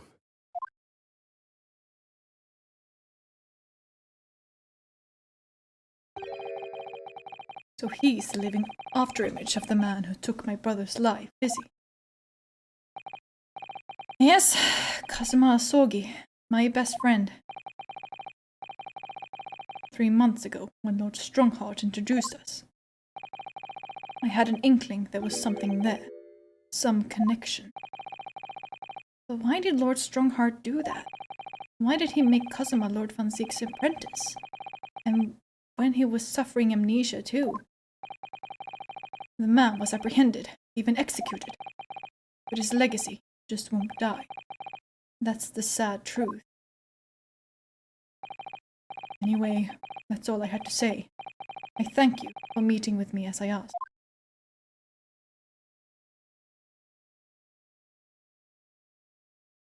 And he just fades out of existence. Turns out he was a ghost this entire time. 9 years ago, my grandmother took me to the railway station. We were there to meet my father from the train. For me, it was the first time I'd ever seen him. Or Susato-san. Well, this is tied up with painful memories for her too. She's never talked about this with me before though. It took time to adjust to having father around. But just when I was starting to get used to it, he called me into his study one day. He told me that a great friend of his had passed away in London, and that the friend had left behind a son. A boy, 7 years my senior. Father told me the boy had made a promise to his late father, that he was studying to become a defense lawyer. I wanted to help, so I studied to become a qualified judicial assistant. As I'm sure you worked out, that young man's name was Kazuma Asogi. So you see, that's how he and I met. Wow. For a brief moment, my great friend had returned, only to disappear again all too soon. But in that fleeting encounter, something stirred. Something that had been dormant for a long time, as if great wheels had been set in motion. I could almost hear them creaking into life. In some ways, it was the end of a chapter, but in many, it was the start of a new one.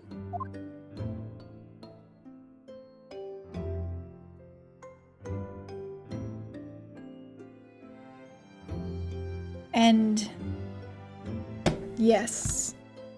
Wow. Wow.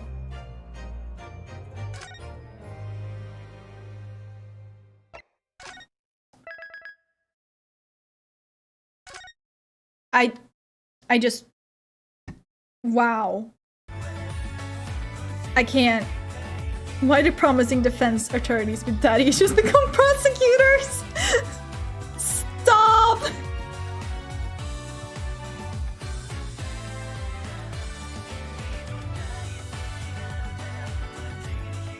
Wait, sorry, I'm just like looking at like the next chapters or whatever.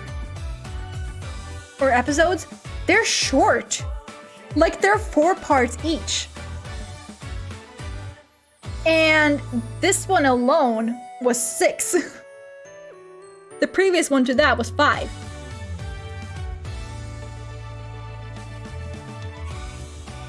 Anyway, my god, I was not expecting that.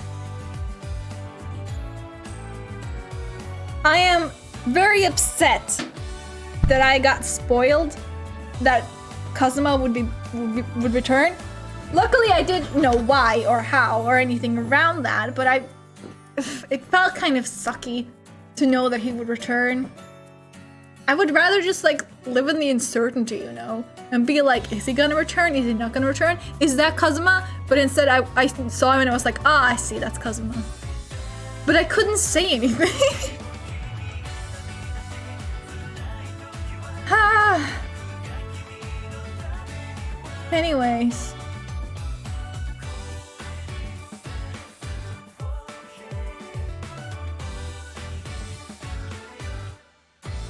I'm gonna end this here.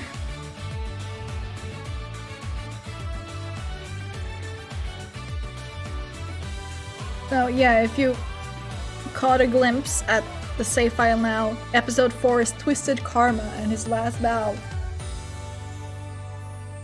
Who knows what the fuck that can mean? My god. Anyways, thank you so much for being here today. I had a blast, honestly. This was just a great episode, all in all. Just so much happened. It was funny. It had great characters. And it had plot twists galore. The end, I don't even have any words, to be honest. But it's been 5 hours now. I really gotta go pee. So